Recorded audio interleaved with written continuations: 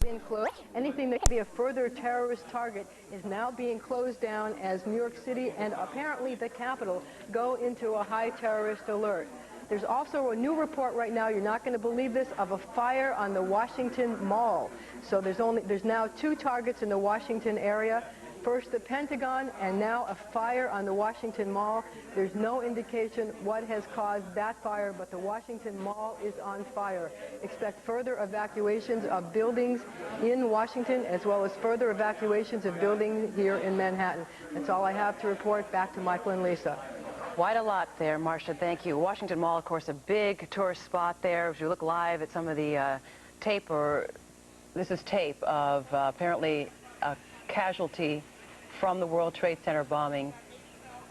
From crews on the ground here, this is rather from the plane crash. Yes, from the plane crash. We had reports, one confirmed casualty. We don't think it's a reach to assume that there will be far more, in that 40,000 people work in the trade centers. As you look, only a live picture on your left as these as the fires continue to burn at the World Trade Center. This is unedited unedited videotape from the ground level. Is this Beth Israel or St. Vincent's that we're looking at? We're trying to ascertain. Of course, St. Vincent's has already received dozens of people coming in. They're expecting hundreds of more. All the hospitals, Beekman Downtown Hospital, all the hospitals are on high alert as well, as you're expecting hundreds, possibly thousands of injuries. Again, ladies and gentlemen, in case you just missed it, the Pentagon has been hit by a plane. Witnesses saw a tail of a plane strike the Pentagon. As you look live at New York City's 2 Trade Center buildings on fire from 2 apparent airplanes going into it. One was, the first plane crash was from an American Airlines 757 out of Boston that had been hijacked. The second airplane we're trying to get beat on as far as what type of aircraft that was, also a large plane. Logan Airport in Boston has been closed because of it, as are all of our airports, no doubt, our subway system as well. As we look live on the right side as well, that is flames and black smoke billowing from the Pentagon as that aircraft was hit just a few moments ago, 9:40 this morning. Should point out as well that there's also a fire reported in the Washington Mall. No confirmation as to the cause of that. And the west wing of the White House and the Capitol buildings have been evacuated amid the concerns over terrorist threats. Sure. You heard the president addressing the nation briefly just moments ago after only the 2 plane crashes. I shouldn't say only, but before we had word of the Pentagon plane crash. He spoke to the country briefly. We have those remarks for you. Perhaps we can take a listen, and if you're just joining us, you can get caught up with what the president had to say. Let's go to Michael Slattery live on the scene. Michael, take it away. John Slattery, I'm sorry. John? John Slattery. Are you ready? Okay, we were told John was ready. We're going to continue on with our coverage. As you look at a split screen, folks, at an unbelievable scene. Marcia Kramer, what's an update for us? She's in our newsroom. Well, we just have a little bit more information, Lisa. Apparently that plane out of Boston that left Logan Airport had sent out a radio transmission, a probably coded radio transmission to air traffic controllers that it had been hijacked. That's why the FBI was investigating it, and eventually that was the plane that crashed, the first crash into World Trade Center 1. Again, the plane that crashed into World Trade Center 1 had previously sent out a radio transmission that it had been hijacked. But given the fact that Washington, the route from Boston to New York is a very small one, the FBI probably didn't have enough time to stop the plane before it crashed into World Trade Center 1. They simply didn't have enough time with the radio alert to stop the plane or get another plane into the air to head it off before it crashed into the World Trade Center. As we've told you, there are now three airplanes that have crashed into major landmarks in our country, 2 into the World Trade Center, 1 into the Pentagon. Again, there's a fire on the Washington Mall. We don't know at this time if the fire was caused by another plane or it was set by somebody on the ground. We're also closing New York City, and federal investigators are in a high terrorist alert. There's a no-fly zone over all of Manhattan. All the bridges and tunnels are closed. The subways in lower Manhattan have been closed. And there are other evacuations expected as this story develops. Lisa and Michael, back to you. Okay, Marcia, you're recapping very well for us. So all of this happened unbelievably. It's starting right before 9 a.m. Mr. Bush is down in Sarasota, Florida, and he called this an apparent terrorist attack before the Pentagon was hit. Talk about that a little bit more in just a moment. In the meantime, Rose Walia, one of our reporters, joining us now from what we believe is very near the scene. Rose? Well, Michael, right now there is bedlam here at Bellevue Hospital. They're expecting many, many patients. So far, 2 have arrived here. It seemed that the injuries were minor. I was inside the hospital just a short time ago, and alarms were going off. Right now, they're on external disaster, a very high alert at this hospital. Everybody gearing up for this disaster. And here on the FDR, continuously there are sirens just whizzing by, police cars, fire department, and ambulances. And here, right across the street, we can see the plume of smoke coming from Lower Manhattan. Certainly very visible here. They're expecting, as I said, many, many patients. Could be thousands of patients, hundreds of patients. As I had mentioned, administrators scrambling for additional staff right now. It's crazy inside of the emergency room. Everybody's standing outside of the emergency room doors, waiting in anticipation for ambulances to arrive here. We'll have much more for you later on today. We're live at Bellevue Hospital. Rose Walia, CBS 2, back to you. Okay, Bellevue. Rose, we Okay, wanted to know Rose. where we were. We didn't hear you. So we're still efforting John Slattery. Marcella Palmer also on her way down there, trying to set up and give us the latest details. We're going to check back with Rose in just a few moments. The FAA has shut down all aircraft takeoffs across the nation because of this. We just were told that, according to the Associated Press. The FAA has shut down all aircraft takeoffs across the country, nationwide, because of 2 airplanes hitting World Trade Center Tower number 1 and number 2, as well as the Pentagon being hit by an airplane some 12 minutes ago. On the subject of the Pentagon, John Hatcher joining us now from Washington. John, we understand you had some of a view Yes, sir. of what had happened. What did you see? Well, about 9:30 or so, I heard a rumble that shook the windows in my apartment. So I went into my mom's room, and I looked out the window, and I could see this huge plume of smoke going straight up into the sky. So I started freaking because of the World Trade Center. And did you see, and then you saw the Pentagon? Well, yeah, and then I saw on television that apparently, possibly a helipad at the Pentagon had been blown up. And the plume of smoke now stretches from the Pentagon southward towards on the Shirley Highway, which is, I live right next to the Shirley Highway in Arlington, Virginia. Mm-hmm. All right, John, thanks very much. John Hatcher, a witness there near the Pentagon fire where the plane had struck there not too long ago. Right now, let's go turn our attention back to New York City and our own John Slattery, who's got an update for us. John? John, are you there? Fine, I got it. Go ahead. Just tell me when, Jim.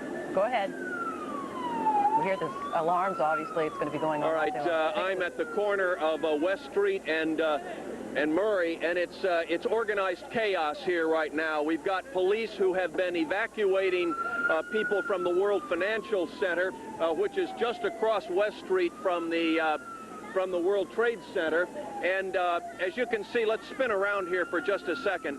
What we've had here are thousands of people. Let's keep going around. Let's keep going around. We've had thousands of people who have been evacuated from various buildings around here. And what we heard about 20 minutes ago from a man who identified himself as a member of the White House advance staff, he came up to me and he said that he'd heard that a 3rd plane was coming in.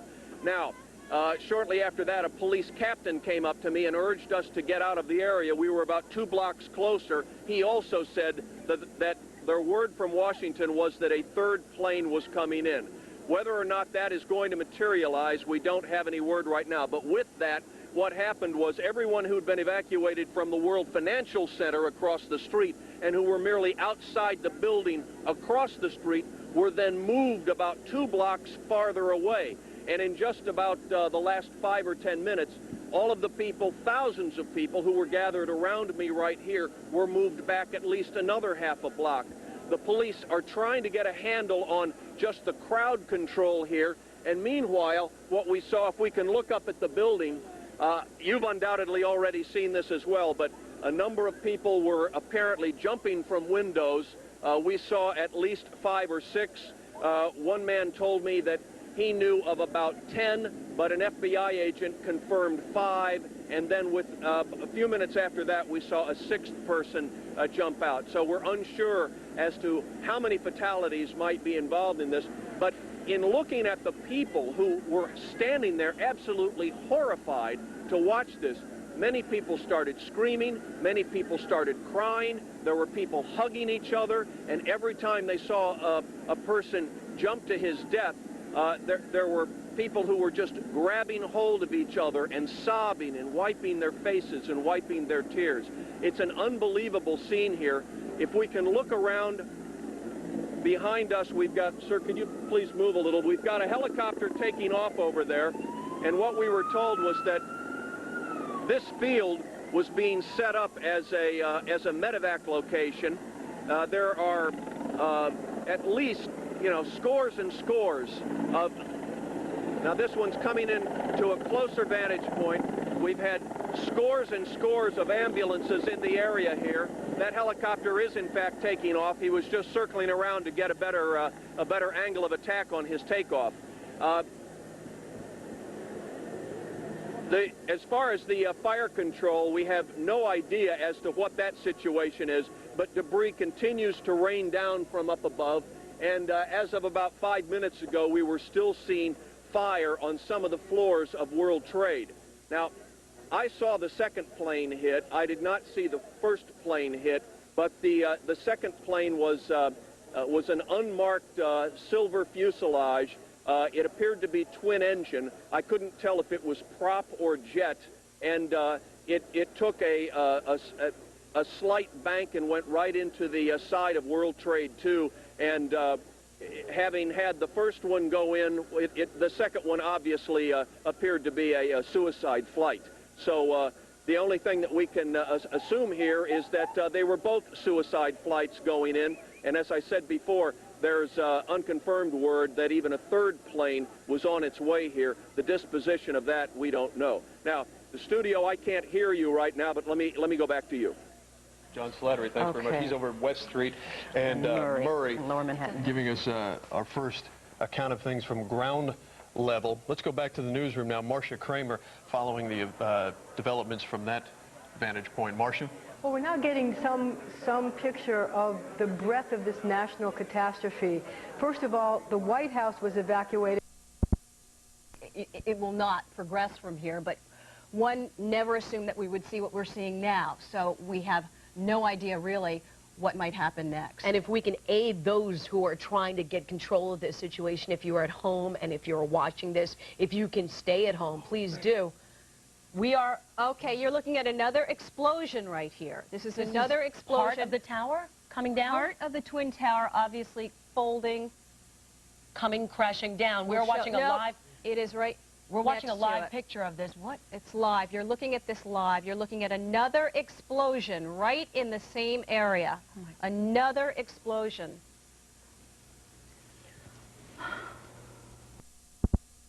Trade Center number 2, the one that is on the south, that is difficult to make out through the debris and smoke, but it does appear that a portion, the top portion of the building, has collapsed down to the streets below. Oh my gosh. Unbelievable what we have seen here. The debris and smoke just covering the entire portion of lower Manhattan. Oh my gosh. Jim, we know this is terribly difficult for everybody. We're asking that you please stay with us, hold your shot, stay with us on audio. We should tell people our crews have been running from that scene, as have everybody, and the entire area has been under an evacuation for some time. And just moments ago, you saw it here live from Chopper 2, a horrific scene as one of the towers there appears to have collapsed from what had happened earlier. A quick chronology as you continue to look live. Just before 9 o'clock this morning, word of a plane crash into Tower 1 that had been confirmed. A 757 hijacked out of Boston was the first impact. 18 minutes later, a second plane impacted Tower 2. Not long after that... Videotape of that second crash. Not long after this second impact that you will see here on tape, happening 18 minutes after the first impact, and then was the fire at the Pentagon. Right, about 9:30 this morning. Also confirmed, and this is the collapse. We're from the showing you, Associated this is the Press. collapse, ladies and gentlemen, on videotape. The collapse that just happened. Unbelievable. Let's go to Marcia Kramer now in the newsroom as she watches what you're seeing at home right now. Marcia? Well, the real concern right now for New York City emergency rescue squads is to get people on the ground away from that scene as soon as possible. If you live in the area, if you live in Battery Park City or any of the other housing developments in that area, you should leave the area. You should evacuate the area and get away from the scene. Right now, what police have to determine is whether that explosion was caused from the initial impact of the plane or whether it was something that was exploded on the ground. Generally speaking, for a building to collapse in on itself like that, it would seem to indicate, obviously this is just early speculation, but it would seem to indicate that there could have been an explosion, a bomb planted on the ground that would make the building collapse within itself. But nevertheless, a collapse did happen, and they need to get as many people away from the scene as possible. If you live in the area, if you live in Battery Park City, the best thing that you can do for yourself to keep yourself safe is to leave the area as fast as possible. The important thing now is for people, emergency service people, all the firemen, the policemen, the EMS technicians to be able to get to the scene and to help as many people as possible, people who are still alive and people who possibly could be evacuated from the other World Trade Center building that's next door. They want to minimize the amount of loss of life as much as possible. Again, I can also tell you that the entire nation is on a terrorist alert right now. FBI offices all across the country are on alert. Washington, pretty much all of Washington has been evacuated. The White House, the State Department, the Capitol building, and the Treasury have been evacuated. Here in New York, the UN and the Stock Exchange have been evacuated. And in Los Angeles, it's on tactical alert. They are evacuating buildings in Los Angeles as well, mostly high-glass structures. And the FAA has ordered all airplanes, all airports across the country to close down. There will be no more air traffic because they do not want to allow any more planes to strike a target in our country. That's all for now. Back to you, Lisa and Michael. All right, Marcia, we've been told that, of course, parents are concerned because there are some schools down there. There are 3 high schools that are down there. We've been told that the students are still inside and they are safe. Of the 3 high schools, we're trying to get the names of those high schools for you in that lower Manhattan area, but we're told that the students are safe, that they've been kept inside, and they are obviously being hunkered down as far as this is concerned. It's going to be very difficult, though, Michael, for anyone to try to find their way out because of all the incredible amount of smoke on the ground, much less trying to breathe through that as they try to make their way out. Again, stay away from the area. All the bridges and tunnels are closed coming into the city. This is an unbelievable scene. I don't think anybody ever could have imagined something as horrific as what we're seeing right now. It continues to get worse, and joining us, Kyle Beard, who's an eyewitness, joining us now on the phone. Kyle? Yes, hi. What, did you just witness that collapse? My neighbor and I did, yes, but I saw this second plane. I saw it coming in from the harbor, and it was United, and it looked like it was maybe a 757, a 767, one of the mid-range commuter planes. Mm-hmm. And it came in low. It was just over the river, just over the tops of the buildings, and then it made a deliberate turn right into the World Trade Center. Mm. And now we were just looking at my neighbors downstairs. That we saw just smoke, this huge amount of smoke when the building collapsed. Sure, that's what we're seeing now. And it's been over. I'm in the Carroll Gardens section of Brooklyn, and it's been like snow over here. There's just been pieces of charred paper, whole pieces of paper, shattered pieces of paper, but I did see the second plane. It came in very, very fast from the harbor, and it was going along the East River, and I thought, my God, it's going to brush the Brooklyn Bridge. Mm-hmm. And then it got just at the World Trade Center and turned, just the wing just bent, how do you call that, dipped? Dipped, yeah. It just dipped and went right into the building. Mm-hmm. Horrible but scene. It was United, definitely, because it was the 2 shades of gray with a red stripe along the middle. Okay, so you're saying United Airlines. Kyle, we appreciate your insight, though we should reiterate to folks we do not have confirmation on that second plane. We do know that the first one was a 757.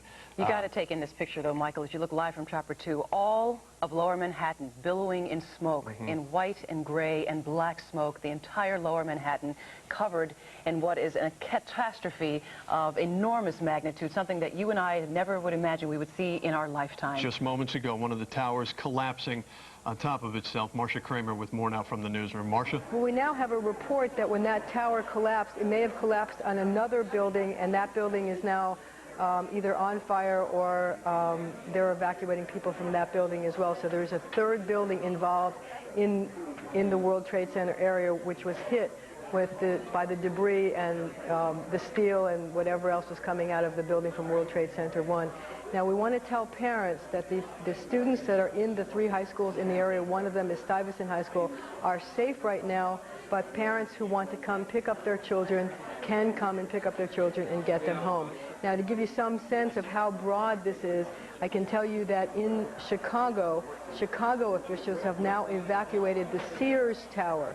So now we have evacuations running from New York to Washington to Chicago to L.A. Again, all airports are closed. Also, the New Jersey State Police have now opened an emergency command center of their own in New Jersey to try to assist New York in trying to deal with this incredible, incredible tragedy. Now, for parents of students who go to schools in the area, there are, in addition to Stuyvesant High School, which is a high school for gifted kids, there are also 2 elementary schools that are in the Battery Park City houses. The children are said to be safe at the present time, but school officials are saying that if parents want to go to school and take their kids away from there, they are welcome to do so. Again, though, those children are safe at the present time. That's all we have for now, Michael, and Lisa, back to you. There's also daycare centers on Wall Street, I know for sure, because my stepdaughter used to go to a daycare center right on Wall Street, right on Wall Street. And you got to worry about those small kids as well as the children at the elementary schools. But the word we're getting is that they're safe and they're being kept in school. But again, parents can come down and get their children if they so desire, which is completely understandable as you look at this scene. New York City, as you see from our breaking news bulletin, is on full terrorist alert. Planes have crashed into the building. The latest incident just happened a few minutes ago, right at 10 o'clock, where the top of the World Trade Center number 2 building, I believe, is that right, Michael? Or number 1 building. Number 1 building was the building that was hit by the bombing in '93. But the building has collapsed, and according to Marshall, we understand that it collapsed onto another building down below. Nearby fires raging. Rose Walia at the scene near Bellevue Hospital with an update. Rose, what can you tell us? Well, a lot of ambulances coming in and out of here at Bellevue Hospital, and they're expecting many more patients now that one of the towers has collapsed. You can see here on the FDR, they have actually shut it down to normal traffic. They're only allowing emergency vehicles through to Lower Manhattan at this point. And we understand right now administrators scrambling to find additional personnel. Right now, cell phones and the phones inside of the hospital are down, so they're having trouble communicating with their internal staff and to find doctors and nurses to come in and deal with this unbelievable situation. Here they are on external disaster, a very high alert at this hospital, but they're doing their best.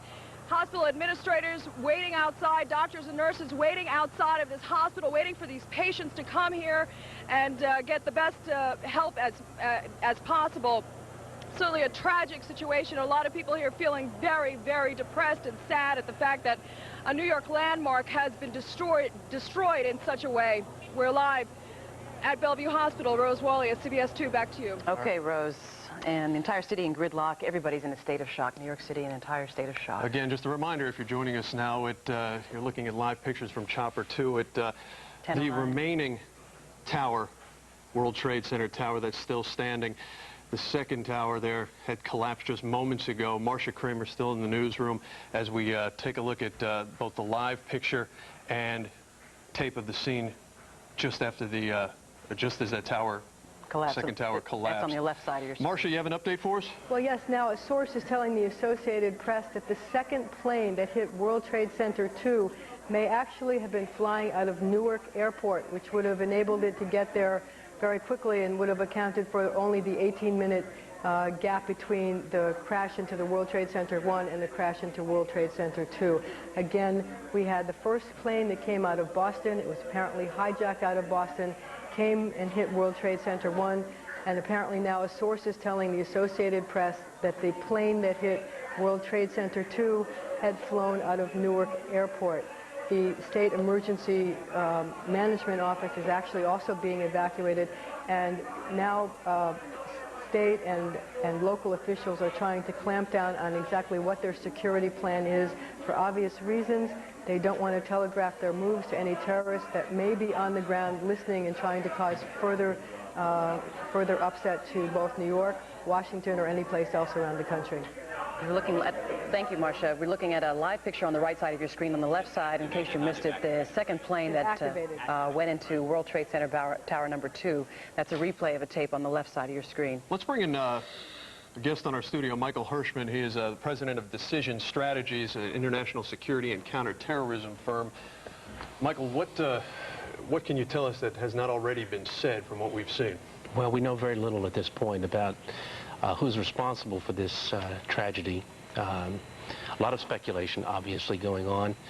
It has the markings of a Middle East act of terrorism. Why do you say that? Well, often in the Middle East, when there's a bombing, a suicide bombing or a car bombing, you'll find a second bomb going off when the emergency response crews respond to cause maximum injury and damage.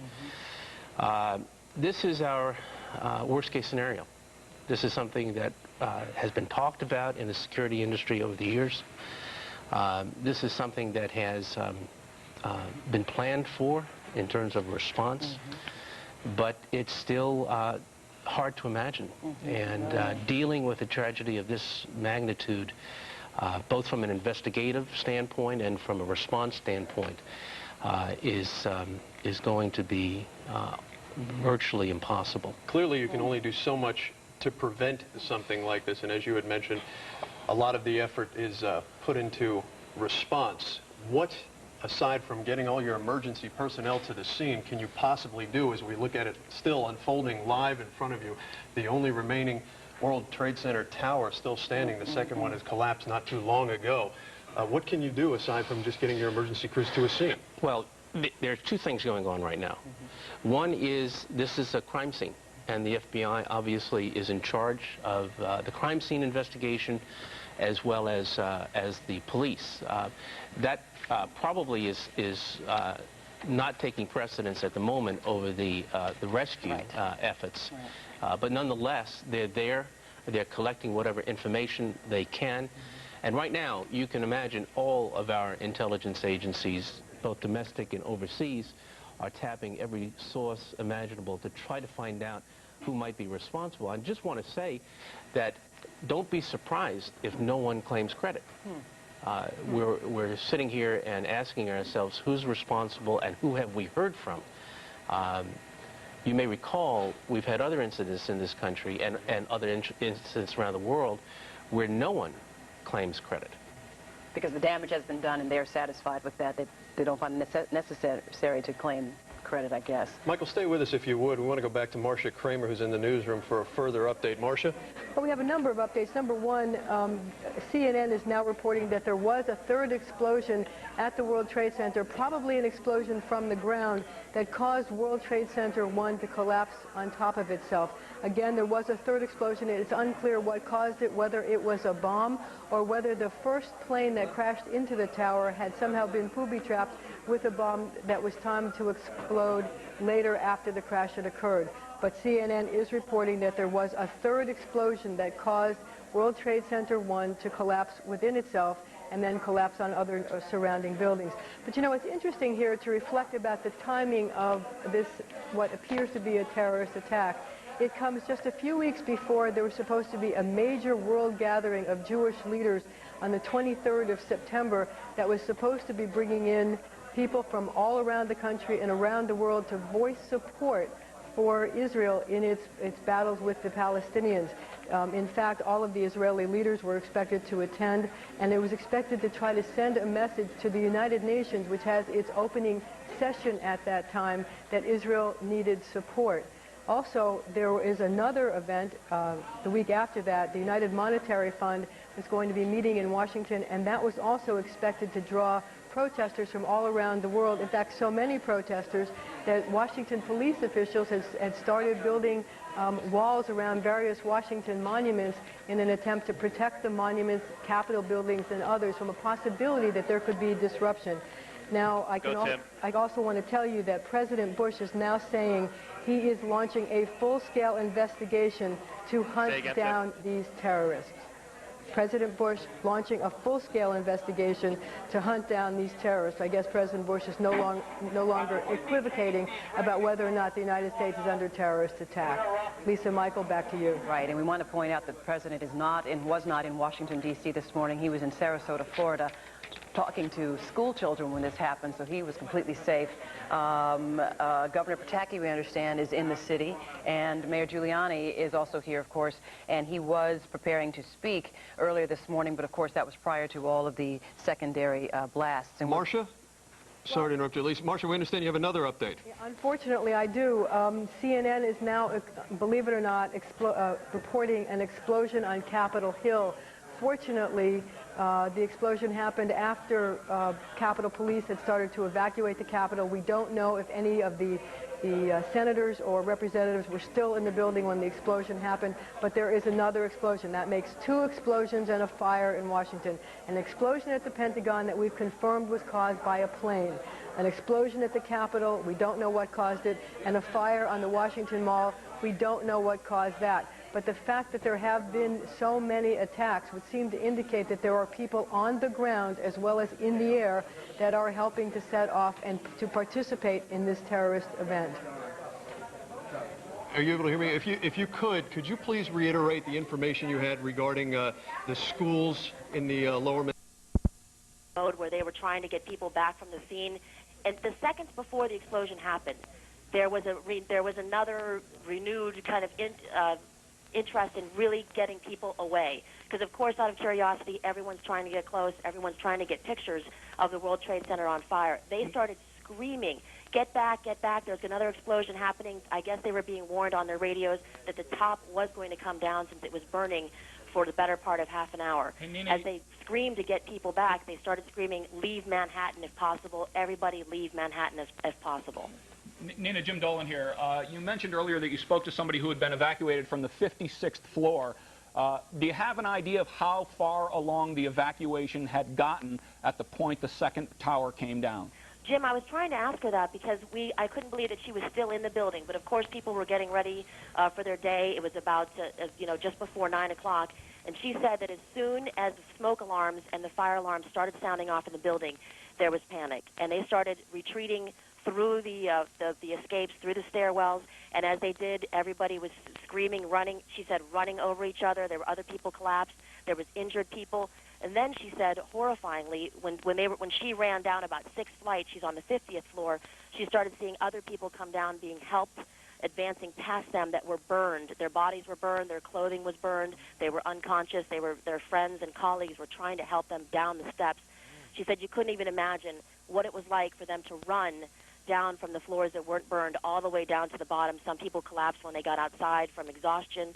Some people are having asthma attacks. And as she said, some people are very gravely and critically injured. They were also being laid out on the sidewalk there by the World Trade Center.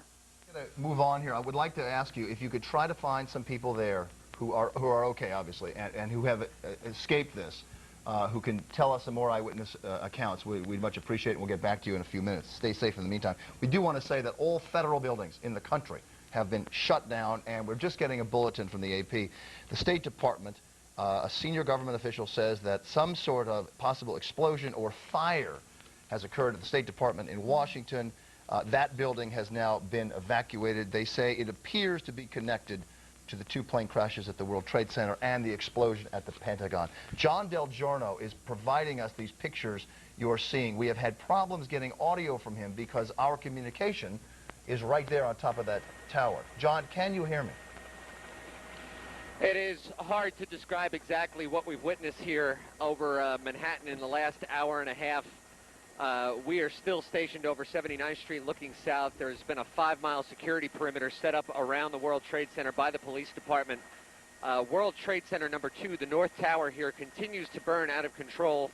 And initially, remembering that the first plane hit this building at 8:45 this morning, the second plane hit the south building just at 9 o'clock, and then that building subsequently collapsed shortly after 10 o'clock.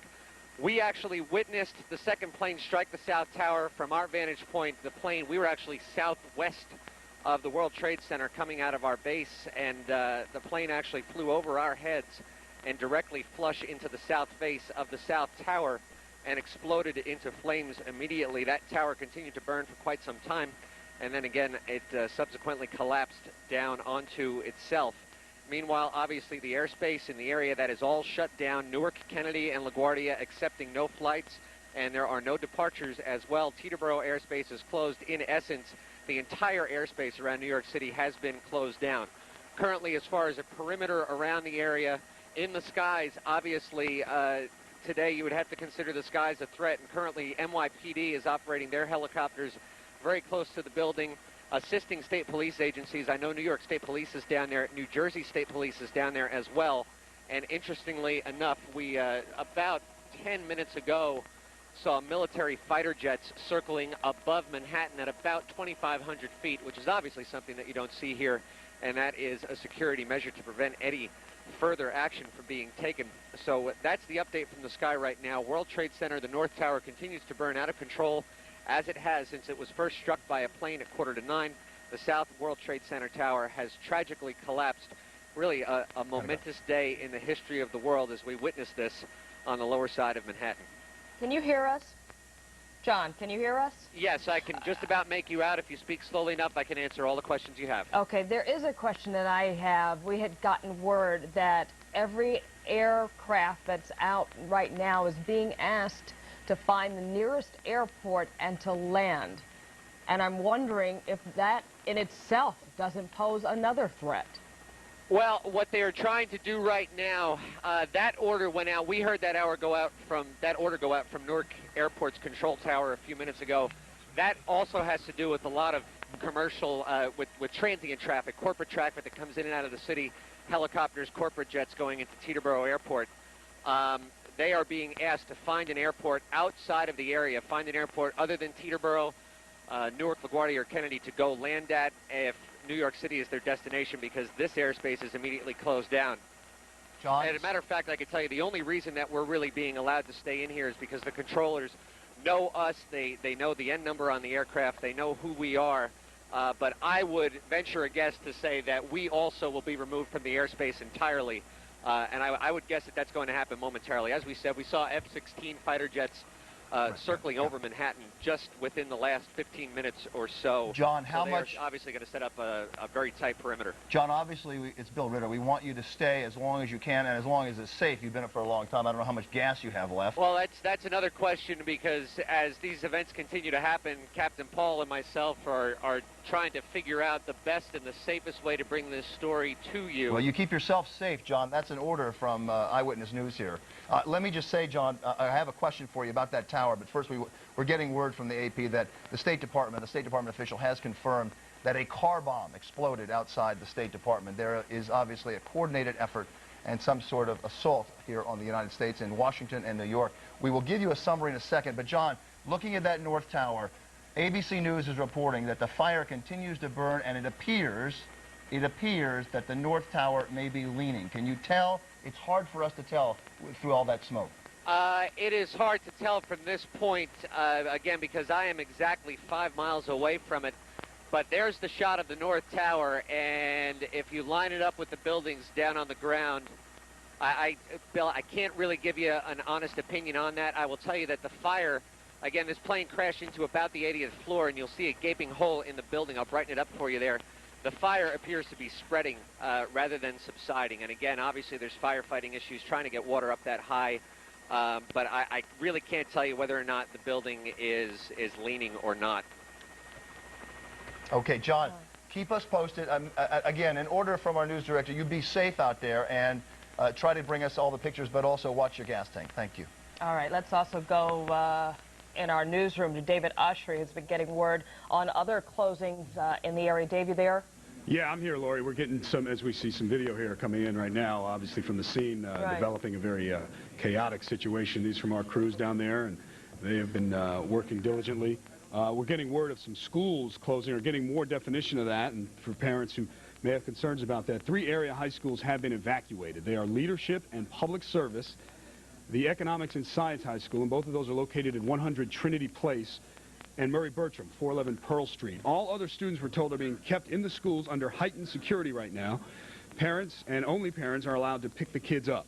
Parents and only parents, so we need to stress that. Parents and only parents being allowed to pick the children up. The following schools have been identified now for triage operations for the treatment of the injured. That's Stuyvesant High School, which is at Chambers and West Side Highway, and PS 234, as well as PS 89. We should also note that we are told that Mayor Giuliani will be having a news conference, although, of course, that's subject to change, but we're told he's going to have it. When he does, we will, of course, have that for you. One other note, police, heavily armed police now guarding the Port Authority offices and the control tower at Newark. Of course, the airports are closed. PATH commuter trains canceled. New Jersey Transit right now continuing to operate trains into New York's Penn Station, but we're told there's no bus service to the Port Authority. New Jersey State Police have their emergency command center up and running. Right now, city and federal buildings in Newark still open, though, again, heavily fortified. That's the latest now. We're going to continue to monitor these developments, particularly with the schools closing. The other tower, as you can see, seems to be collapsing, David, right, as we watch. Unbelievable. This is, it's collapsing inward, and it's imploding. This is a horrific situation you're watching, ladies and gentlemen. If you are a child watching and you do not have a parent there, I don't know what to advise you. If you can understand this. It's hard for an adult to understand.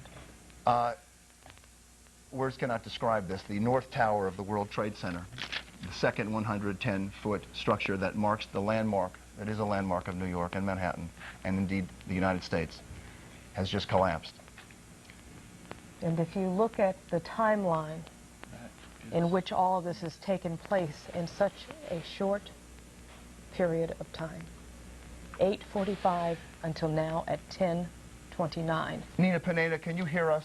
Are you on the line at all, Nina? Nina is just a few blocks from there.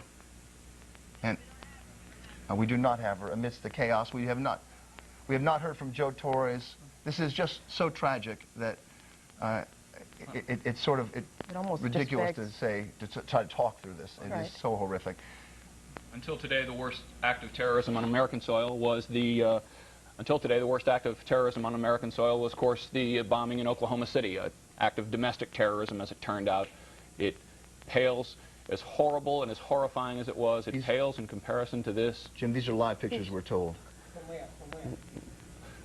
You can see the smoke still on the ground, still filling the air there. This is obviously Lower Manhattan. We're trying to get an exact location. These are not live pictures because there was just an edit in them. So on a Tuesday in September, after Labor Day, the second Tuesday, this is a teeming business district, and it has been turned into chaos. This is earlier. Can we go back to the live pictures if possible? An hour and a half in which the world in the United States has changed dramatically. Sense of security has changed dramatically as at least 4 separate attacks on American soil against 4 symbols of American might. You saw the picture of the Empire State Building standing in back of that smoke. John Del Giorno, can you hear me? John Del Giorno, he cannot hear me. Yeah.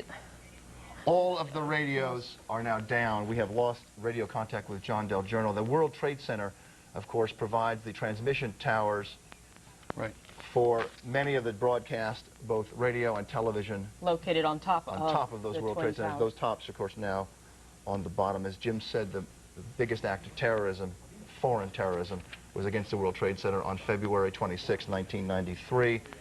6 people died, 1,000 people were injured in that attack. And that also was designed, Bill, to bring down the World Trade Center. It was. Well, someone has done it. A coordinated attack. The timeline, Jim Dolan has the timeline for us. We'll start it at 8:45. In the area, we do not know exactly what they'll be doing at this time. As we mentioned earlier, they are removing all aircraft within the region and enforcing a complete no-fly zone over Manhattan. All right, Jim. Just got a word. I want to go ahead and reiterate that all off-duty firefighters have been ordered to report to duty. All off-duty firefighters have been ordered to report to duty, and you can understand why. I don't imagine there would be a firefighter out there who wouldn't want to come and assist the hundreds, thousands of people who are affected by this incredible national tragedy. You're looking live, ladies and gentlemen, at Chopper 2 at what is the aftermath of both World Trade Center towers having collapsed. Both towers have collapsed. 40,000 people worked at World Trade Center, not to mention the entire financial district down there. It was, and in the process of being evacuated, Hopefully, thousands of people were able to get out of that lower Manhattanville area. But you got to imagine, Michael, all the people who live there, all the people who work there, the children who go to school there, the children who are in daycare there, the support staff, doctors, of course, and the hospitals in the area are going to be inundated. This is something that you and I never, ever expected to see. Sadly, we've had to bring you these pictures live as the situation across the country right now continues to develop. And we should tell you, if you're trying to get into the city, nothing is open, as would be obvious. However, I know there are parents out there who are concerned about their children. Again, word from the schools that the children in that area are okay. Of course, the schools are on lockdown. The children will not be released without their parents being there to pick them up. As you look live at the scene from Chopper 2 at what's left of the Manhattan skyline, just a smoky blur from New York Harbor. The two just largest about every building covered in smoke. Landmarks, both the World Trade Center towers collapsing. Not very long ago at all. The first instance that we had was the plane crash just before 9 into the first tower, a second crash into the second tower, 18 minutes later. Third blast brought down one tower, and then just moments ago, the second tower collapsed. Let's go back to Cindy Shoes in the newsroom for another update. As you look at the second tower collapsing right there on the left side of your screen. Cindy, take it away. All right, Michael and Lisa, I'm just watching. This is so hard to watch. New Jersey Transit has canceled all their transit that they're having right now. And talking about schools, Stuyvesant School is being used for triage. Again, Stuyvesant School used for triage. And we do have information on the first plane that went into the World Trade Center. It was the American Airlines Flight 11 from Boston to LA. American Airlines Flight 11 from Boston to LA, which is believed to have been hijacked.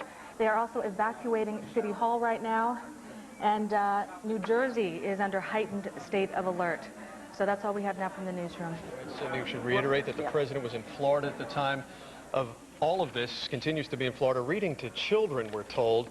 When his aides came in and told him just what happened, he did come into the country, though very briefly, just moments after 9 o'clock, after the second explosion, saying only that the government, and clearly it's an obvious remark at the time, didn't know how obvious it would be that the government is going to be investigating this, as I'm sure they have been from the moment this began to unfold, and that the full weight of the federal government would be behind the victims and their families.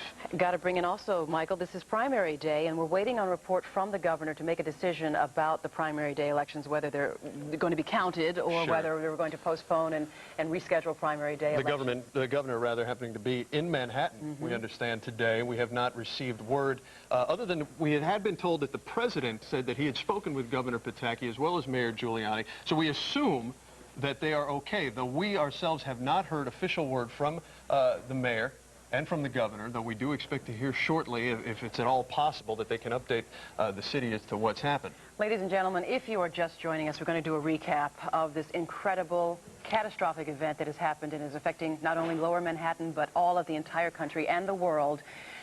We have had a plane crash into the tower of World Trade Center number 1. That plane has been identified as an American Airlines 757 flight number 11 from Boston on its way to LA that had been hijacked and went into and crashed into World Trade Center Tower number 1 shortly before 9 a.m. this morning.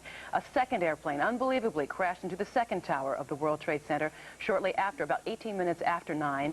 And then President Bush made his comment. He called it an apparent terrorist attack. Shortly after that, ladies and gentlemen, we understood that an aircraft crashed into the Pentagon in Washington about an hour after the attacks in New York. And then shortly after 10 o'clock this morning, World Trade Center Tower number 1 collapsed, and then at 10:30, World Trade Center Tower number 2 collapsed. And one of the stories we're also staying on top of for you is that we had received word that there was an unidentified aircraft that was now approaching an airport somewhere in northern Virginia. All we know is that the plane is unidentified. Now, as we told you earlier, the FAA has shut down all aircraft takeoffs nationwide. All inbound international flights have been diverted to Canada. And as we continue to wait for word on this developing story, as we told you, that unidentified plane flying to one airport, we're not told which one, somewhere in northern Virginia, we can only reiterate the developments that have happened at this point. Speaking of developments, Michael, I can't admit what happened in Washington, D.C. beside the explosion of the plane going into the Pentagon. We heard earlier that there was an explosion at Capitol Hill. We're relieved to say that it did not exist, that did not happen. There was no explosion at Capitol Hill, but we did hear reports earlier that there was a fire at the very popular Washington Mall in Washington, D.C. Cindy Hsu is in our newsroom. She's keeping up abreast of late-breaking details. Cindy. Okay, Lisa, we're hearing, you know, I'm sure a lot of people are making calls down to friends, Lower Manhattan. The phones in the city are overloaded. Do not be surprised if you cannot get through. We're having a lot of trouble on the phone lines. We have an update on the schools. Now listen carefully. PS and IS 89 and PS 234, the students there are being walked to PS 41 at 116 West 11th Street. Let me say that again. PS and IS 89 and students from PS 234 are being walked to PS 41, which is located at 116 West 11th. We also have PS 150. The students from PS 150 are being walked to PS 3, and that's located at Christopher and Hudson. PS 150, the students there are being walked to PS. As you can imagine, the news is flooding into us, and we're trying to get out to you best we can, bits and pieces. But again, I would just urge you, stay calm. All right, John, let me interrupt you if I may, because yes, we have a further development. We're told now that from people in Washington that the Pentagon has undergone a partial collapse. As we've been telling you, the Pentagon was the third location struck by terrorists. And we understand that the Pentagon has collapsed at least partially. Mike Emanuel, are you there? Yes, I am. What can you tell us about this latest development? It's just been a crazy day here in Washington. I mean, it's one of those days where you run in one direction, hearing news breaking in one area, and then it seems like something's happening in a different area. We can tell you that apparently a jet has crashed into the Pentagon. Personnel in that immediate area have been evacuated. There have been some reports that possibly another plane may be heading in that direction. Again, it's breaking news, so things have been, details have been kind of sketchy, but we can tell you the United States Capitol has been evacuated. The West Wing of the White House has been evacuated. There are reports of a possible car bombing outside the State Department here in Washington, D.C., so it's been a wild news day here in the nation's capital, as it has been in your city. And so emergency crews are scrambling everywhere. And we can tell you veterans of Washington, D.C. have said for the first time they can ever remember they've seen military planes flying over Washington, D.C., patrolling the skies after the Pentagon was hit. Eyewitnesses saying that they believe it was a U.S. Airways plane that came in low over the city, hitting a portion of the Pentagon. We have not gotten any numbers in terms of injured or possible fatalities, but we will get you those as soon as possible. But simply a crazy day here in Washington, as it has been in New York.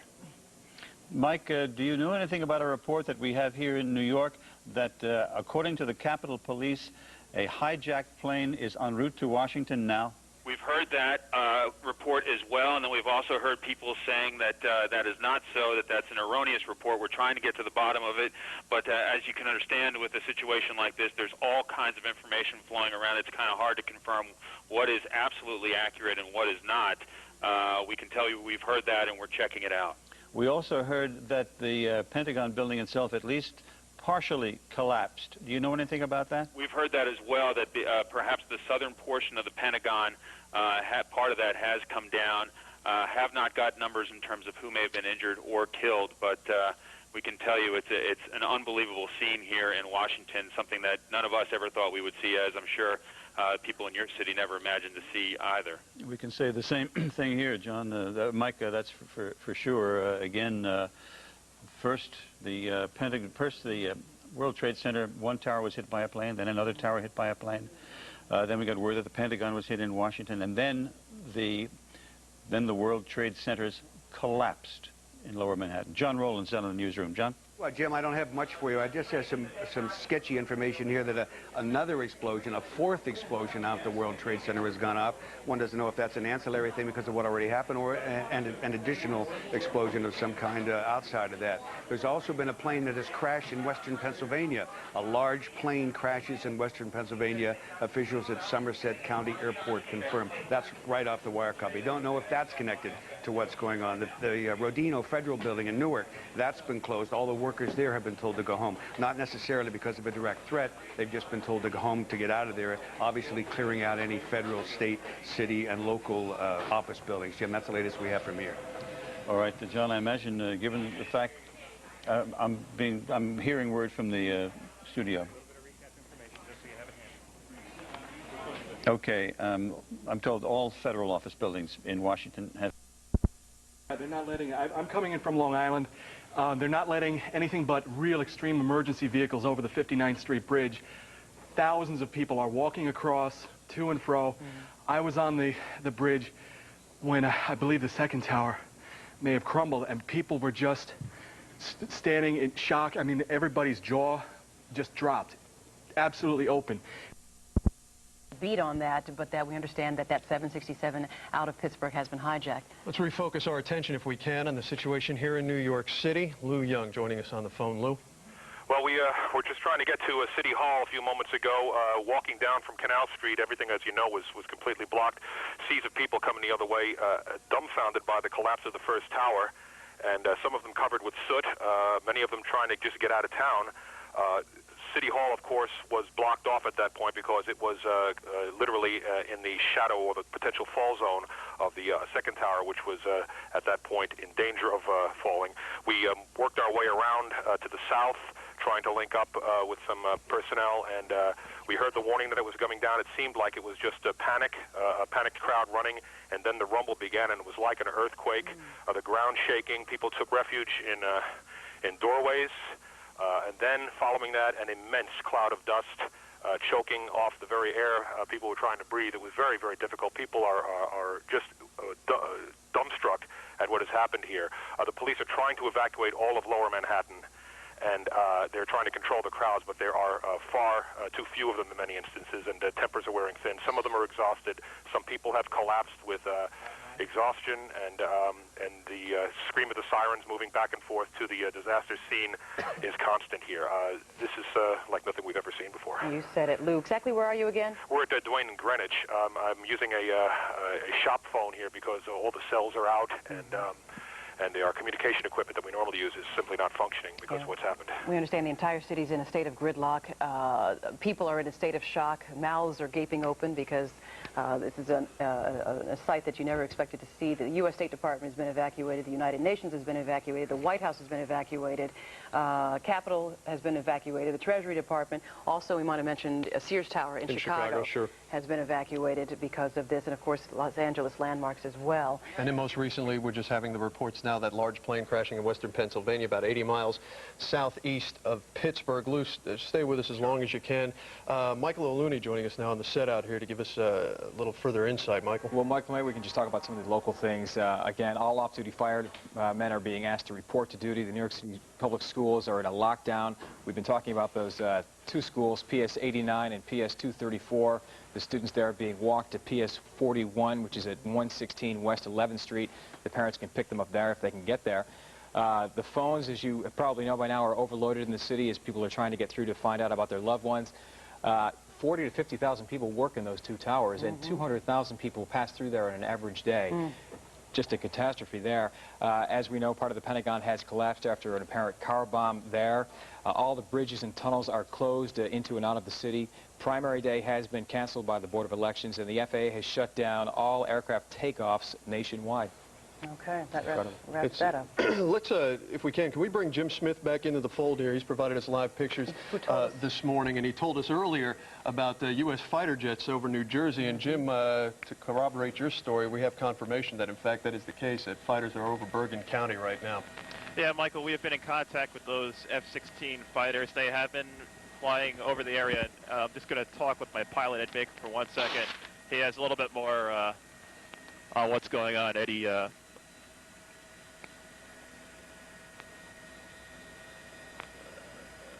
right, we understand there are military aircraft in the area, and every aircraft in the area is being scrutinized. As we heard earlier, no planes are being allowed to take off. Nationwide, all planes that are in flight in this area, in this region, are being checked out thoroughly, and once those aircraft are removed from the area, they will not be allowed to take off at all. Virtual no-fly zone, no aircraft within any distance of Manhattan at this time. That's completely understandable. Jim, we know you're about 5-6 miles away from downtown Manhattan, but from your vantage point, what update, if any, can you give us on what you're seeing along the streets there? Well, Michael, we can tell you that some of the smoke, dust, and debris is starting to clear out.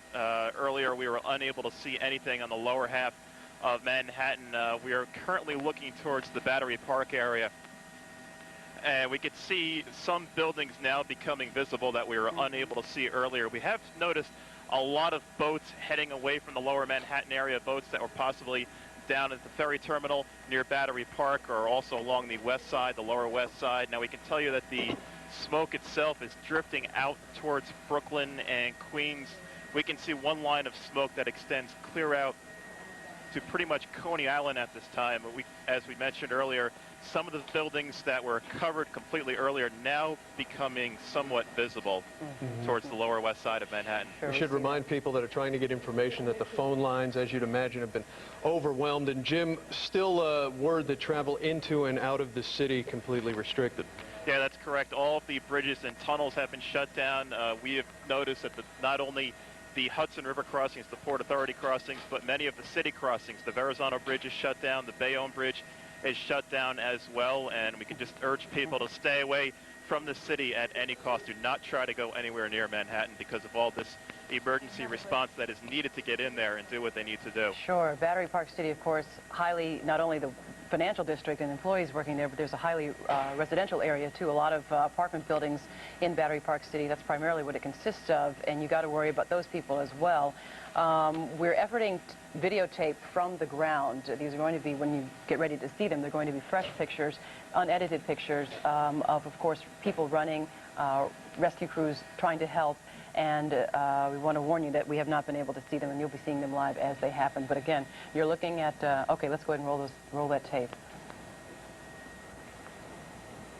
Oh, this is tape of the initial explosion of World Trade Center 1 on your left side of your screen, and that's the collapse there earlier today, about 10 o'clock of World Trade Center 1. Yeah, very difficult to keep track of time in these types of events. However, we can tell you, of course, that the first crash happening before 9, the second one 18 minutes later, and then, of course, a third explosion and collapse of one tower, followed by an explosion of another. Now, here is that unedited tape.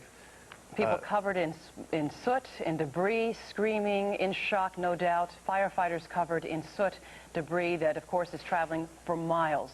The two towers, 110 stories tall each, and as Michael O'Looney reported a moment ago, 40 to 50,000 people working in those towers every day. A national alert. All federal buildings in Washington, D.C. have been evacuated, and of course they're trying to evacuate all the buildings in lower Manhattan, no doubt. All firefighters, off-duty firefighters have been called, and you're looking at incredible debris, pieces of glass, of paper, parts of the buildings covering it looks like a desert almost. Looks like the aftermath of an earthquake. We heard from Lou Young a few moments ago who said that it felt like an earthquake. Now, Marcia Kramer is standing by at our information center, and Marcia, you've got more details for us. Well, actually, Lisa, they're very grim details. We're hearing from intelligence sources that there were actually 8 planes that were hijacked and that 5 are still in the air. So that means that we've only heard from 3 planes, the 2 that hit the World Trade Center, the 1 that hit the Pentagon, and there are still 5 planes in the air. We don't know where they were hijacked from, and we don't know what their intended targets are. But right now, intelligence sources tell us that the Air Force is scrambling to try to identify the locations of the 5 other planes that have been hijacked and to see if they are intending to hit other targets in the United States. What we're also being told is that the likelihood of this attack is that it's a coordinated attack that was brought together by various Middle East groups that were acting together, possibly in concert with Osama bin Laden. So far, no group has claimed responsibility, but it's clear from the breadth of these attacks that it had been in the planning for quite some time, months, possibly a year, and it's probably in retaliation for U.S. support for the Israeli government. Again, there are 8 planes, American planes, that have been hijacked. 5 are still in the air. 3 have hit, 2 here in Manhattan at the World Trade Center, and 1 at the Pentagon in Washington. Marcia, we had reported a moment ago that there was a large plane crash in western Pennsylvania, about 80 miles southeast of Pittsburgh. Would that just be a horrific coincidence? Well, actually, we had reports about 20 minutes ago that there was a plane that had been hijacked in Pittsburgh and was headed for either Northern Virginia or Washington. That may have been the plane that crashed. If that's the case, then there's still 4 more planes in the air. But again, the report is that a total of 8 American planes have been hijacked. The Air Force and military intelligence are scrambling to try to take these planes out of the air before they can do any damage. It's possible, obviously this is speculation, but it's possible that the plane that crashed out of Pittsburgh may have been targeted by a military missile to try to take it down before it could crash into an American building. Okay. John Slattery, we're worried about you. He was in Lower Manhattan right near the World Trade Center. We understand he escaped this and is now set up near the scene. John, can you hear me? Plugged into this thing, I don't know. All right, he's having difficulty We'll hearing go back us. to John in just a couple of moments. Let's talk again with Michael O'Looney, who's joining us here on the set. Give us some further Michael, information. the big news that Marcia just reported about 8 planes hijacked today, 5 still in the air, and their whereabouts unknown at this point. Fighter jets scrambling over New Jersey. There's a virtual no-fly zone throughout the country, especially in this area. No planes being allowed to take off nationwide. The AP reporting that a large plane crashed in western Pennsylvania. CNN reporting that a hijacked 767 is now circling an airport near Northern Virginia. And again, those 2 towers came down this morning, both hit by planes. Tower 1 hit around 9 o'clock, Tower 2 at 9:18. Both towers later collapsing. And again, as we've been saying, 40 to 50,000 people working in those 2 towers on an average day. 200,000 people passing through that complex each day. Apparent car bomb at the Pentagon. Part of the Pentagon has now collapsed. City Hall has been evacuated. All off-duty firefighters here in the city are being asked to report to work. New York City Public Schools are in a lockdown now, although PS 89 and PS 234, which are in that downtown area, the students there are being walked to PS 41. They've probably been walked out of there by now. Sure. The parents can pick them up. That school is located, again, PS 41 at 116 West 11th Street. All bridges and tunnels closed into and out of the city. And primary day, which had been such a big story this week, now fading. That's canceled by the Board of Elections. Absolutely. And as Michael had mentioned, the FAA shutting down all aircraft takeoffs nationwide. All inbound international flights have been diverted to Canada. Cindy Hsu in the newsroom with a further look at today's developments. Cindy? Okay, Michael and Lisa, well, we're just hearing that Israel has evacuated all its diplomatic missions around the world. Again, Israel's evacuating all its diplomatic missions throughout the world. And then we're also getting state by state the way each state is reacting to these attacks. New York State specifically, security has clamped down across our state, and there were plans to increase security at border points. Governor George Pataki has canceled his New York City events. Let's go to New Jersey, where airports and river crossings to New York City are closed. Traffic is reported snarled on the Jersey Turnpike. Path commuter trains canceled. And Newark International Airport, there are officers with shotguns block the road leading to Port Authority offices and the air traffic control. There is no service into New York City on the LIRR or Metro North. And again, we've told you that subway service is shut down here. Now, as far as I know, people trying to find out about their loved ones, we keep telling you that the phones in the city are overloaded, so we're having a lot of trouble getting through to people. But a lot of what's happening is people are being brought to New York, the downtown hospital, NYU downtown. Set up by the fire department for firefighters to take off their bunker gear and to try to get the soot out of their noses, out the powder out of their noses, out of their mouths, and off of their heads and their eyes. There are people that still, there are cars around that are covered with this thick soot. And Carol Marin from 60 Minutes was one of those inside. I'm going to hand this over to you now, Carol. John, I can't hear, so I don't know who I'm talking to. I just came out of and around Battery Park. After the second tower went down, I was trying to make my way to a CBS crew or to try to help CBS crews if I could. And then, I don't know what it was, John, but another explosion, a rolling blast of fire, a rolling column of fire towards us. If my respect for fire and police already knew no bounds, given the danger, it now exceeds what I thought it could, because a firefighter threw me into the wall of a building, covered me with his body as the flames approached us. And another police officer in New York named Brendan Duke, wherever he is, got me through smoke that neither one of us could see more than about a foot ahead of us. There are still people in there, excuse me, I've breathed them. Fair amount of soot. The personnel, the police and the fire working in there. are doing so against really dangerous odds, and they still don't know if there's something else left to explode, John. Where were you at the time? I was, not being a New Yorker, you'll have to help me here. I came around Stuyvesant High School, and that street is North End, and I came up and asked if anyone had seen a CBS crew. And I was directed by a firefighter who said, walk down the middle of the road because you don't know what's going to come down, at which point we heard a rumble like I've never heard before, and a firefighter ran towards me. We ran as fast as we could. I lost my shoes.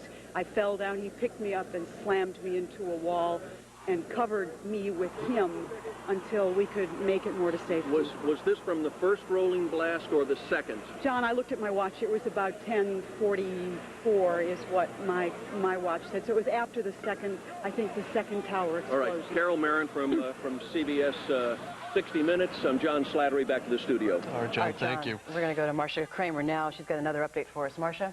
Well, you know, we're trying to keep track of those 8 hijacked planes. We now have word that one of those planes may be in the area near Dulles Airport. Again, one of those hijacked planes may be in the air near Dulles Airport. We seem to have been able to account for a total of 5 of the planes. There's the one in the air right now near Dulles. There's one that we now have unconfirmed reports that crashed near Somerset County Airport in western Pennsylvania, and there are the 3 that have struck American targets, 2 at the World Trade Center and 1 in Washington at the Pentagon. That's 5. The question is, where are the other 3 planes and where are they headed? Again, we do have a report that one of the 8 planes that have been hijacked is on its way somewhere near Dulles Airport, some target in the Texas area. Back to you, Lisa and Michael. Okay. Marcia, thank you. Just to quickly recap, if you're just now joining us, you're looking at live pictures on the left side of your screen of a scene that cannot be described. The World Trade Centers hit by hijacked planes, exploding, collapsing. You're looking at crews as they scramble to help anybody at all. 50,000 people work at the trade centers. 200,000, Michael O'Looney reporting, move through that area every day. And we spoke a moment ago with John Slattery, who is just north of the trade center site at West Street and Murray. David Diaz also on the phone. He's down in Lower Manhattan with further details. David? Well, this is the situation. Some people remember the phrase in the movie The Day the Earth Stood Still. Well, it was kind of like that for New York City today as I was making my way down the streets. The people standing still, pouring out into the streets, looking in awe, amazement, shock, and grief and anger at what they were seeing in front of them, what used to be the World Trade Center towers up in smoke. The streets full of people also running, however, so not everyone was standing still. People were running north, people bending over from exhaustion, other people just hyperventilating from the shock of it. Other people around phone lines, in front of phones, some of them on the phone, crying hysterically, others trying to calm them, other people very anxious and getting very upset, trying to get to a phone to find out whether any of their loved ones were in the area as they suspected they were. You had other people coming to their aid, comforting them, having them sit down, bringing them water.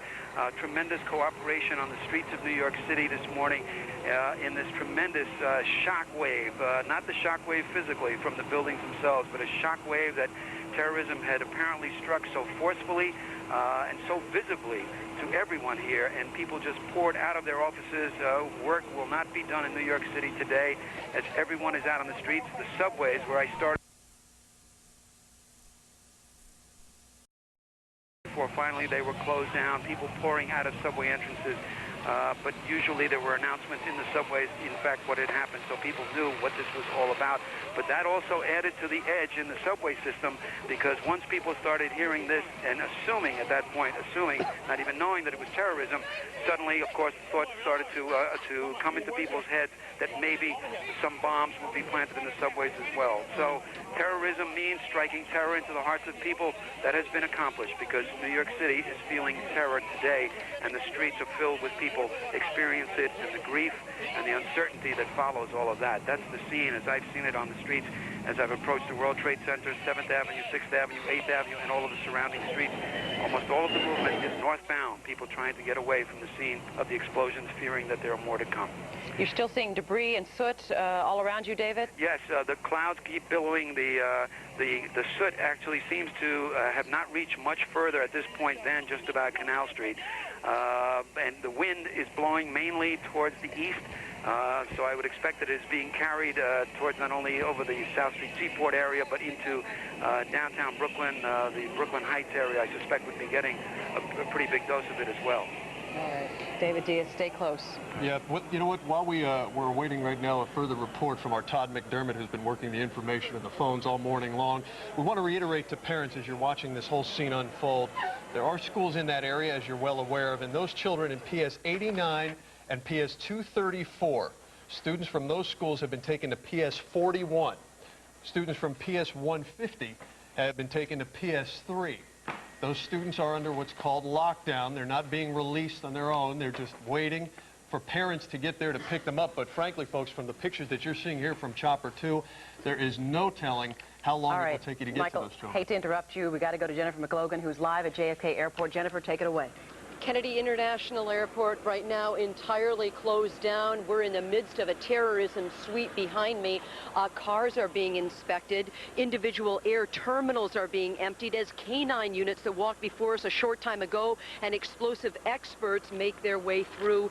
Gridlock on the ground. Skies are empty of planes, but billowing smoke from those towers can be seen. It's very, very visible here.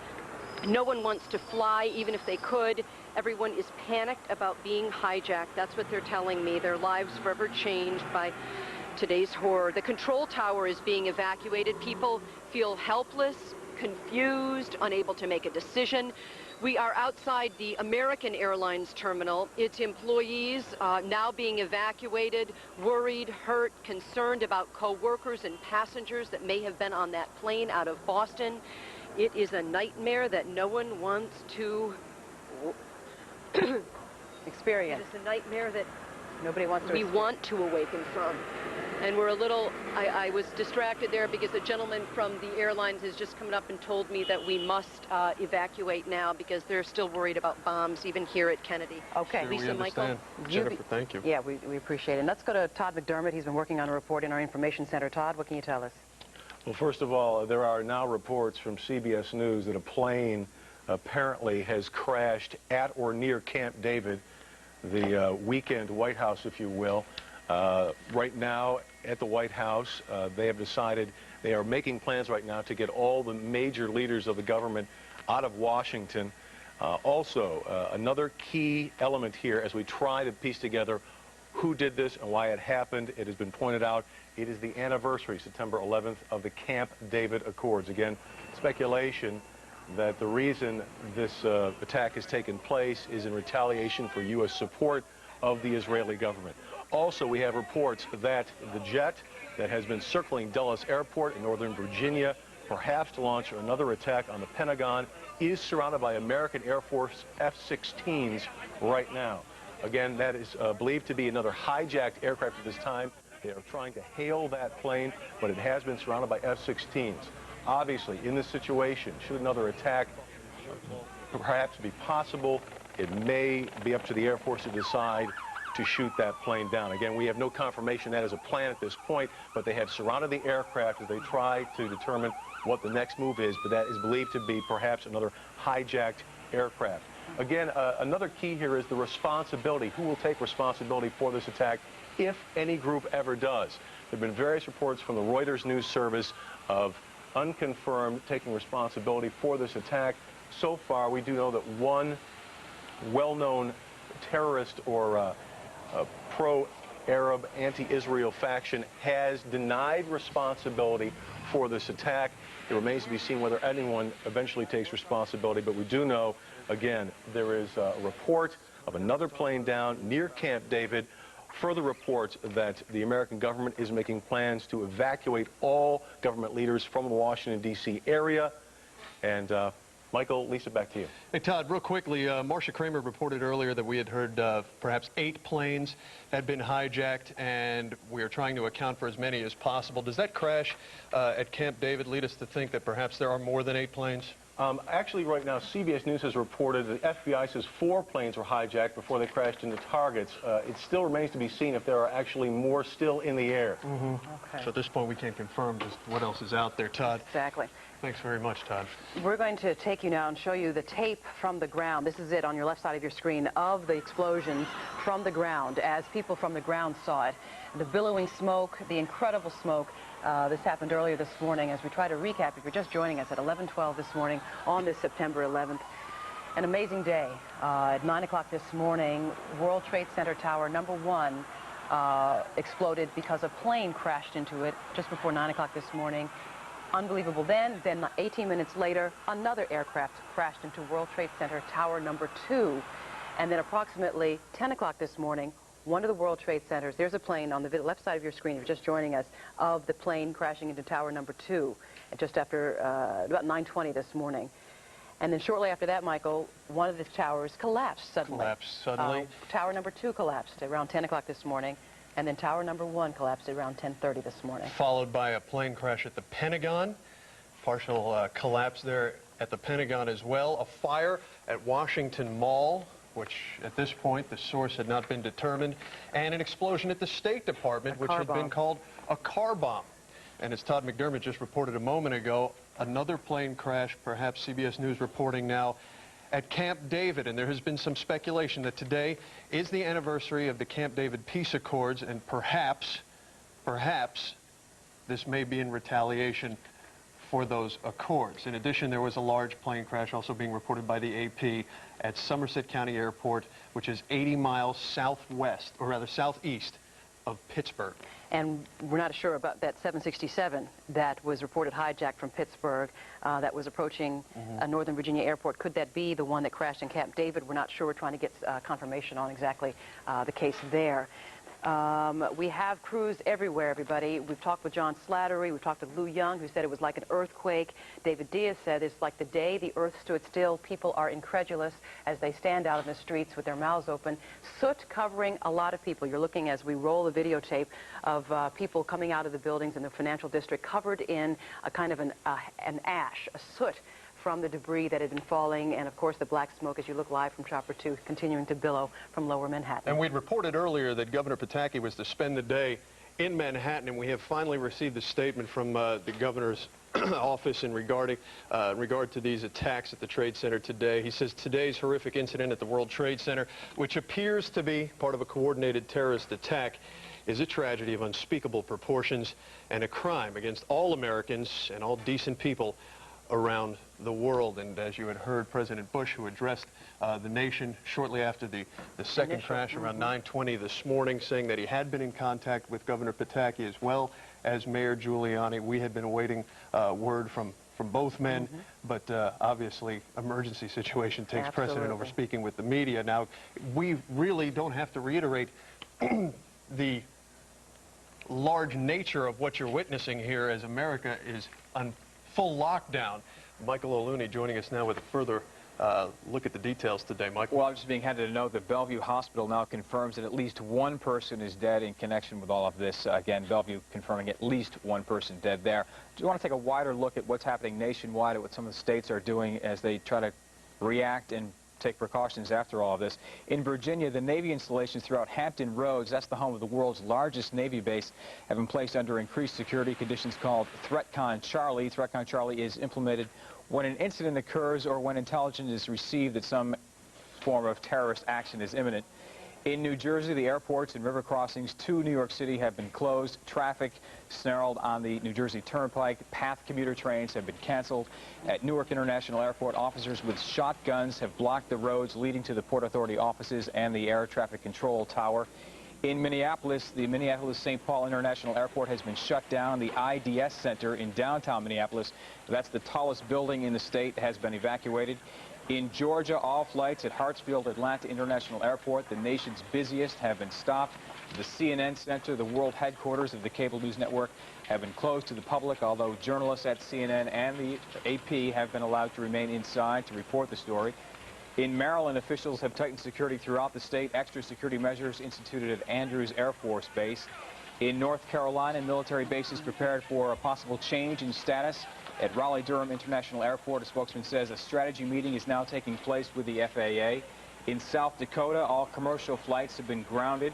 In Pennsylvania, the Philadelphia International Airport has been closed. The National Park Service officials are meeting to determine whether the city's high-profile tourist attractions like the Liberty Bell and Independence Hall should be closed. In Colorado, city and state officials have stepped up security around government buildings.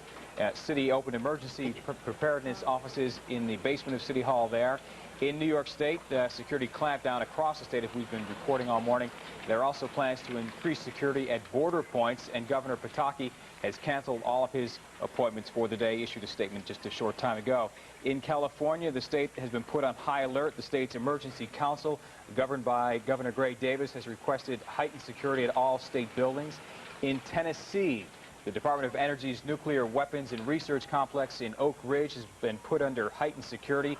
All flights from Tennessee's major airports have been grounded, and planes were not allowed to land. In Kentucky, the Southern Governors Association has canceled its annual fall meeting, so governors of Arkansas, Georgia, Louisiana, Mississippi, Tennessee, Kentucky, and West Virginia could head back to their states to take care of this crisis. And in West Virginia, a chemical plant, security has been heightened there. Flights out of Charleston's Yeager Airport and at West Virginia's largest, they have been suspended there as well. Again, a no-fly zone virtually across the country as the FAA shuts down all takeoffs as they worry about these 8 hijacked planes that we've been talking about. A few still, their whereabouts unknown. The 3, yes, we understand. Finally receiving word, by the way, from Mayor Giuliani, his first remark only saying that he has a sense of the horrendous number of lives lost. And to that end, let's go back to Marcia Kramer, who's in the studio with an update. Marcia? Well, what we have now is we have eyewitness reports of F-16 fighter planes circling the Capitol to protect the Capitol, but we also have reports of major loss of life at the Pentagon. That's a development that could cripple our ability to respond to this terrorist act in a quick fashion. CBS News is reporting that the FAA does have a recording of some of a message from the terrorist in one of the planes that crashed into the World Trade Centers. The message was apparently made just before impact. And also, I can tell you that Canada has now shut down all of its airports as well. Again, we are still looking for 4 of the 8 hijacked planes. We don't know where they are. And there are no reports as yet about whether the president and members of the key leadership of the Congress have gone into the underground bunker that exists in Washington to protect leaders in times of crisis. Thank you, Marcia. Let's go to Paul Moniz, who is live at Bellevue Hospital. Paul, give us the latest there. Well, Lisa, as you can imagine, this is a chaotic scene here. We are just on the side of the building. Let me tell you, what you're seeing are people walking from the World Trade Center and around the World Trade Center. These people are not injured, but badly shaken up. They say it is a horrendous situation down there with smoke, chaos, and they just wanted to get as far north as possible. Now, as for the injuries, we are being told that there are 30 minor injuries here at Bellevue Hospital, 5 major injuries, and 1 DOA. The person joining us now is James Saunders. He is the press officer for the hospital, and I understand, James, that there is a need for blood. Tell us about that. We're making an appeal right now for folks to come in and donate blood. We'd like to just invite anyone who's available within this surrounding area to come on in. We have our blood donor room set up, and we'd like to also invite phlebotomists to come in and also help us to help draw that blood from those volunteers. At this time, I'd like to introduce you to Mr. Carlos Perez. He's the Senior Vice President and Executive Director of South Manhattan Healthcare Network in Bellevue Hospital. Carlos, the concern people have is the numbers of potential people who could be injured. Is this hospital ready to accept this large number of people? The answer is yes, and you can help us by passing that word out immediately. We have full coverage of physicians and nurses. Other HHC facilities have volunteered and are sending significant number of nurses as well as buses to bring them here. So we're all set. We've set up a temporary burn unit. We also have a backup at Jacoby Hospital's burn center as well. So help us to get the word out that we can get more patients to be treated here. Few questions for you. Obviously, people concerned at home about their loved ones. Where should they go if they suspect the loved ones might be here? We have set up 2 areas where they can come to the hospital, and we can provide them with any and all the information that's available to them at this time. And you are also setting up triage centers in front of the hospital so they don't even have to come into the emergency room? That is right? correct. That is correct. Okay, again, more blood needed here at Bellevue Hospital. An urgent situation as more rescues arrive. And, of course, we will keep you posted. I'm Paul Moniz reporting live from Bellevue Hospital. Back to you. Hey, Paul, real quickly, how accessible is Bellevue if they're asking for blood donors? Well, it is accessible. They do have enough blood now. This is just a precaution because they know more people are coming. We saw a lot of people in the front of the building at 27th Street and 1st Avenue willing to donate blood, but they hadn't organized yet, and some of these people were getting a little concerned, saying, hey, I came all this way to donate blood, please take me. Obviously, the hospital is now organizing that and is calling on more people to come here. But again, this is a large level 1 trauma center, the second largest in the country, and it is equipped to deal with large emergencies. But as one person told me who works in the hospital, this will test the mettle of everyone who works here. Okay, thank you, Paul. And to recap, as far as he's concerned, Bellevue Hospital is reporting 30 minor injuries, 5 major, 1 DOA. We're going to go to Whitney Casey in just a moment, but first let's take it to Todd McDermott, who's got an update for us in our information center. Todd?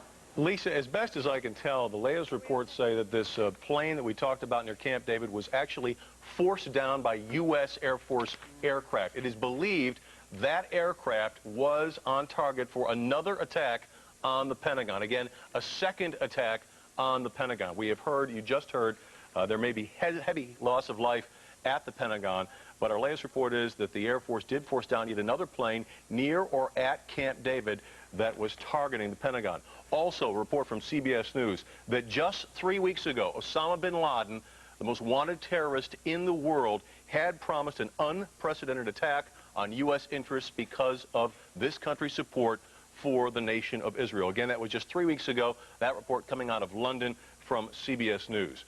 Again, we're trying to keep track here of the number of airplanes in the sky. We do know that the American Airlines is now saying they have lost contact with 2 more flights. 2 more flights that may have been hijacked. They have lost contact with the pilots on both those planes, and we'll get more information as soon as we can. Lisa, Michael, back to you. All right, Todd, thank you very much for clarifying that.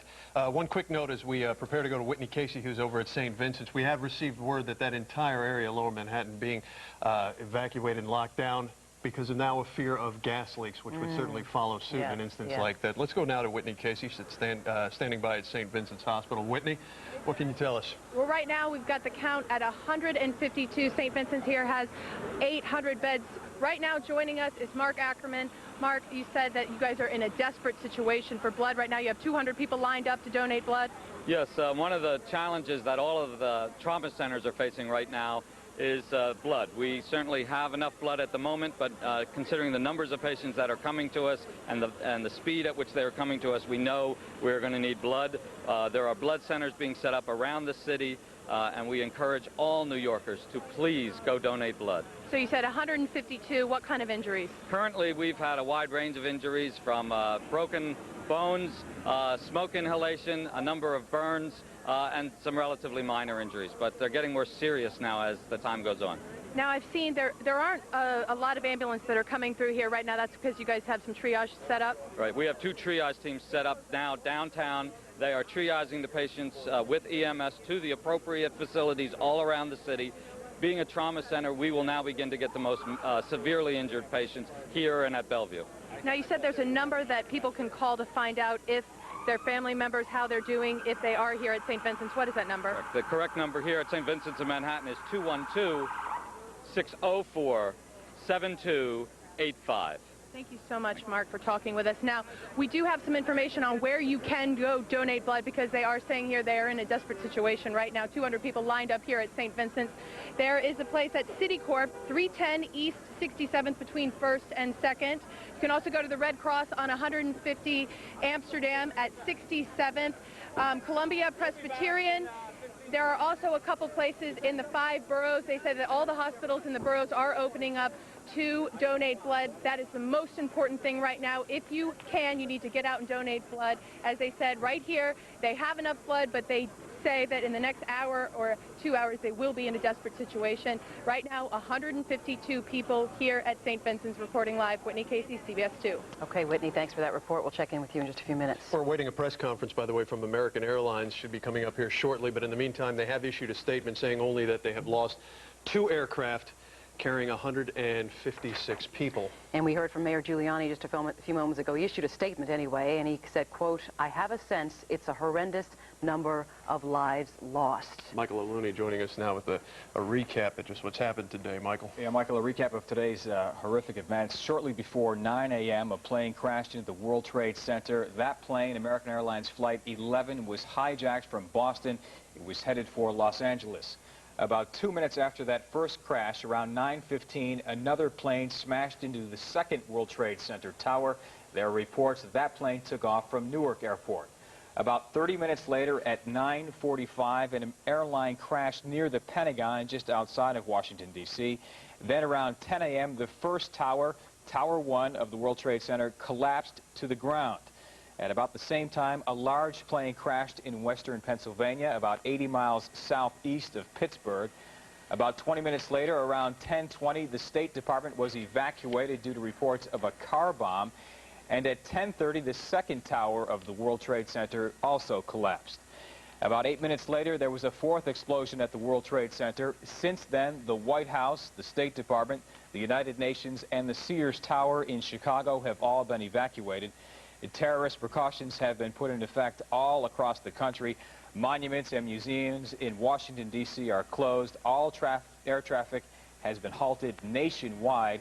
Here in New York, today's primary elections for mayor have been canceled, and the SEC has been closed. All the financial markets shut down.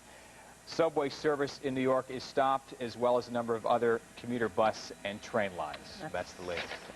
All right, thank you, Michael, for that report. Let's go to Cindy Hsu. She's been in our newsroom all morning long. She's got an update for us as well. Cindy. Okay, we're getting more updates on the actual planes involved in these crashes. Number one, American Airlines says it has lost 2 aircraft carrying 156 people. Again, American Airlines, and we had mentioned that the first plane was the American Airlines Flight 11 from Boston to L.A. We're also hearing from United that it is missing 2 planes. One of them is Flight 93, which is from Newark to San Francisco. Again, United Flight 93 is missing from Newark to San Francisco. We're also getting word from the emergency rooms at NYU Downtown Hospital, and we're hearing that the victims are telling doctors that people were falling off buildings and that they were seeing death all around them. And very quickly, I just want to go over what is closed in the area once again, and that is the Lincoln Tunnel, the Holland Tunnel, the GW Bridge, all airports, the Queens Midtown Tunnel in Manhattan, the Brooklyn Battery Tunnel in Manhattan. All subways are now closed. The Empire State Building and all other landmarks. The SEC has closed all financial markets today, and New York City public libraries are closed. And again, we are waiting to hear from American Airlines. A press conference they're supposed to have after 11:30, and they should have a lot to say since it was one of their planes that hit the first World Trade Center. And one other information we're getting from the phone company is do not use the phone unless it is dire emergency, because once again, people are having a really hard time getting through as they try to find, you know, friends or family that were in the lower Manhattan area, or even students in classes. And we have said that the schools are in a lockdown, although some of the students are being moved to other schools where parents can pick them up. And I can quickly go over those schools with you. Again, it's PS 89 and PS 234, and those kids are at PS 41 now, and that's at 116 West 11th. Kids from PS 150 are now at PS 3, and that's at Christopher and Hudson, and that's where parents can pick up the students. Michael and Lisa? All right, Cindy, it's actually Todd McDermott and Lisa and Angela Ray here joining in now. If you are just joining us, we want to recap what has happened today. Again, it has been a terrible 2.5 hours in the lives of all Americans. Shortly before 9 o'clock this morning, a plane crashed into the World Trade Center. That plane, American Airlines Flight 11, was hijacked from Boston. It was headed for Los Angeles. About 2 minutes after the first crash, around 9:15, another plane smashed into the other tower of the World Trade Center. Now, there are reports that the plane took off from Newark Airport. That has not been confirmed yet, though. About 30 minutes later, at around 9:45, an airplane crashed near the Pentagon, just outside Washington, D.C., in Northern Virginia. Around 10 a.m., the first tower of the World Trade Center collapsed to the ground. It was quite a sight to see. And at about the same time, a large plane crashed in western Pennsylvania, about 80 miles southeast of Pittsburgh. Now, about 20 minutes later, around 10:20, the State Department was evacuated due to reports of a car bomb. Again, though, senior law enforcement officials tell CBS News that did not happen. We'll try to get more information on that for you. We do want to break in as we recap for you that Newark Airport has been evacuated. Again, Newark Airport has just been evacuated. As you know, airports across the United States have been shut down. All air travel has been stopped. We do also want to tell you about the plane that was forced down near Camp David. There was an attack on the Pentagon. We do have confirmation now that a second plane that was due apparently to attack the Pentagon was forced down by F-16 fighters. Let's go back to recapping what happened this morning earlier. The second tower of the World Trade Center collapsing. About 8 minutes after that, a fourth explosion at the World Trade Center, perhaps at the base of the building. Now, since then, the White House, the State Department, the United Nations here in New York, the Sears Tower in Chicago, all evacuated. Terrorist precautions have been put into effect all around the country. Monuments and museums, as you might expect, in Washington, are closed. All air traffic has been halted, as Todd mentioned earlier. Any airplane, as a matter, any aircraft that was in the air was being told to land at the nearest airport immediately, if not sooner. Also, the SEC has closed all financial market subway service in New York is stopped, as well as a number of other commuter bus and train lines. The president came out at about 9:30. He's in Sarasota, Florida. He was actually talking to some kids there, and he said that this is obviously an apparent terrorist attack on the United States.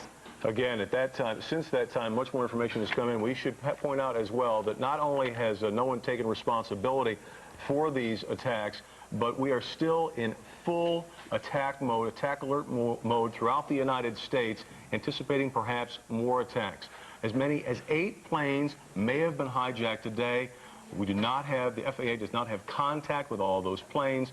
At least 4 are accounted for. We have 2 that struck the World Trade Center, 1 that crashed in western Pennsylvania, and 1 that was forced down by U.S. Air Force fighter jets near Camp David. Again, that plane apparently was on its way to launch yet another attack at the Pentagon. We do believe there are significant casualties at the Pentagon. It has been evacuated. Now, the first plane that crashed into the World Trade Center was an American Airlines flight. We are expecting to hear from American Airlines at any moment. We'll bring you that press conference live. Mayor Giuliani has had very little to say other than this is obviously a great, great tragedy. Angela, I want to go right now to Cindy Hsu in the newsroom with an update for us. Cindy.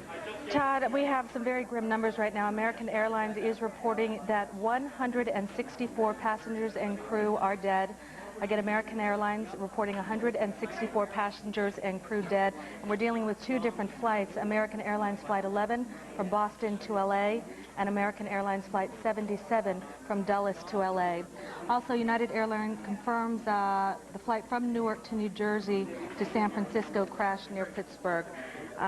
We are waiting to hear more from American, and United Airlines was the other plane, the other carrier that was involved with getting their planes hijacked, and there are 2 flights that are United. All right, Cindy, thank you very much. Thank you. Now, we understand there was major loss of life at the Pentagon with that hospital down to the scene of Lower Manhattan to work on scene. They have been bringing in additional shipments of hospital supplies. I saw 1 truck being unloaded about an hour ago with syringes, additional IV materials, and that trauma center, that makeshift trauma center that I told you about over an hour ago on 7th Avenue is still in place. At this point, they appear to be out of wheelchairs. They're using office chairs covered in sheets to transport patients. They do have some locations where people can go to donate blood. I guess one of the questions will be whether people will be able to reach those locations. On Staten Island, they're asking people able to donate blood to go to St. Vincent's Hospital. In Queens, there are 3 hospitals where people can donate blood if you're in proximity of that hospital: St. Joseph's, St. John's, and Mary Immaculate Hospitals. In Brooklyn, St. Mary's Hospital, and here in Manhattan, St. Vincent's and St. Clair's, desperately in need of blood this morning. Can you repeat those just one more time, Melissa, because that's really important information and it went by quickly. I sure can. On Staten Island, St. Vincent's Hospital. In Queens, if you're within proximity of St. Joseph's, St. John's, or Mary Immaculate Hospitals, you can go there to donate blood. If you're in Brooklyn, St. Mary's Hospital. Here in Manhattan, St. Clair's and St. Vincent's. One more thing I should mention, Edward Cardinal Egan is here on the scene in blue hospital garb, and he just spoke as well with a message for New Yorkers. He invited New Yorkers to join in prayer. He said that this is a tragedy that this great city can handle. He said he's amazed at the goodness of tower collapse. Unbelievable video. It is an image that will be with us forever. There are so many images from these last 2 hours that will stay with us forever. I tell you, I am struck by the shot, the picture from earlier of the F-16 patrolling the airspace around New York. That we would ever come to a day when that would be necessary, when we would have to bring in F-16s to make sure our airspace was clear and safe. We're about to see the second tower, the North Tower, collapse, I believe, in this next shot. And correct me if I'm wrong, but there was a flash right before it collapsed. There was a flash of flame right before it collapsed. Are we going to see this? Yeah. Watch this flash right before it collapses. You'll see it there. And there was a flash. There was definitely a flash there. I'm not sure that it didn't happen after didn't come out after it started to collapse. There is so much weight there. Once the infrastructure is breached, the whole thing comes down. David Usher has been following the closures and the up to the date developments in the city for us. He's in the newsroom. David. Be partially involved. 911 operators and all of its uniformed officers to report to work immediately, and that includes all of the agencies of the NYPD. Once again, all 911 operators, all uniformed officers report to work immediately. The NYPD also wants people to understand, if you had some business to conduct today in Manhattan and you were planning on heading in, please do not. There will be no business conducted today, regardless of what it is, pretty much. Also, if you can leave Manhattan or if you can go home and done with your business, please do that. It will just make things a lot easier for emergency vehicles to get around. It will also make all locations in Manhattan a little less vulnerable. So again, all 911 operators, all uniformed officers, please report to duty. Back to you in the studio. All right, David. That's good advice. We are awaiting a press conference from American Airlines in Boston as you watch smoke still pour. Now, you heard Sarah Wallace earlier say we in the Eyewitness Newsroom have gotten a couple calls reporting an explosion at the Embassy Suites hotels in Battery Park City. Jeff Rossen, at about 11:15 or 11:10, was reporting live and said he heard an explosion. We want to get an update on what might be happening down there because that's new smoke rising. Sarah Wallace, I'm sorry, Control Room, what are we going to? Okay, we want to go to some of the sound bites and sound from the witnesses. Nope, we're now going. Go ahead, Sarah. A live news conference right now in Boston. We've closed the airport to all arriving and all departing flights. We've increased our security measures. We've shut down all the construction sites within Logan Airport, both airside and landside.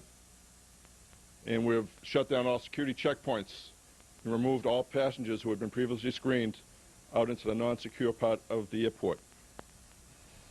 We've activated our Family Assistance Center. Bound from Washington's Dulles Airport to Los Angeles, and the plane that's down southeast of Pittsburgh is a United flight.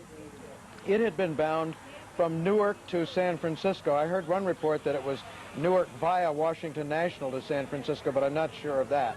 Let me tell you the flight numbers. The Boston takeoffs were American Airlines Flight 10. It had 92 aboard. That's one of the ones that hit the World Trade Center. Bob, let me just interrupt you there for a second, because we've been reporting all morning that it was American Airlines Flight 11.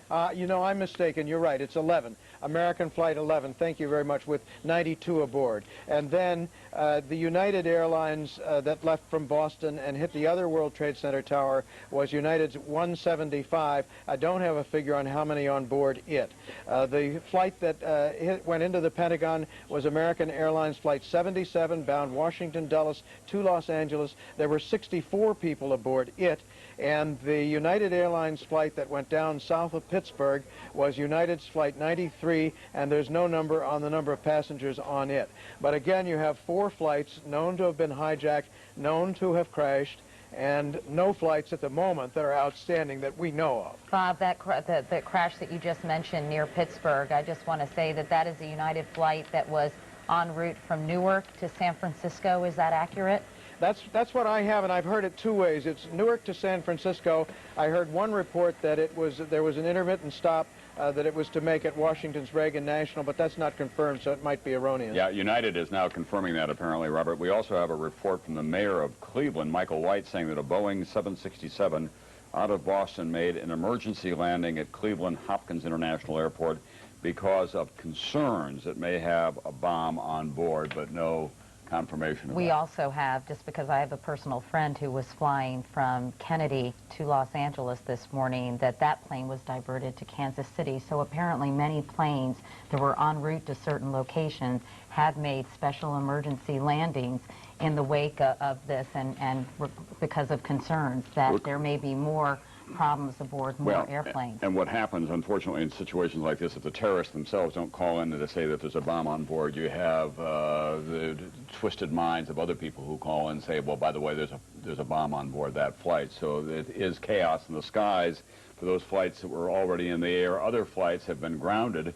This country has been immobilized in terms of where its attention now is focused on New York City and Washington, D.C., the tragedies in Pittsburgh as well. No air travel, no financial markets. All national monuments are being evacuated.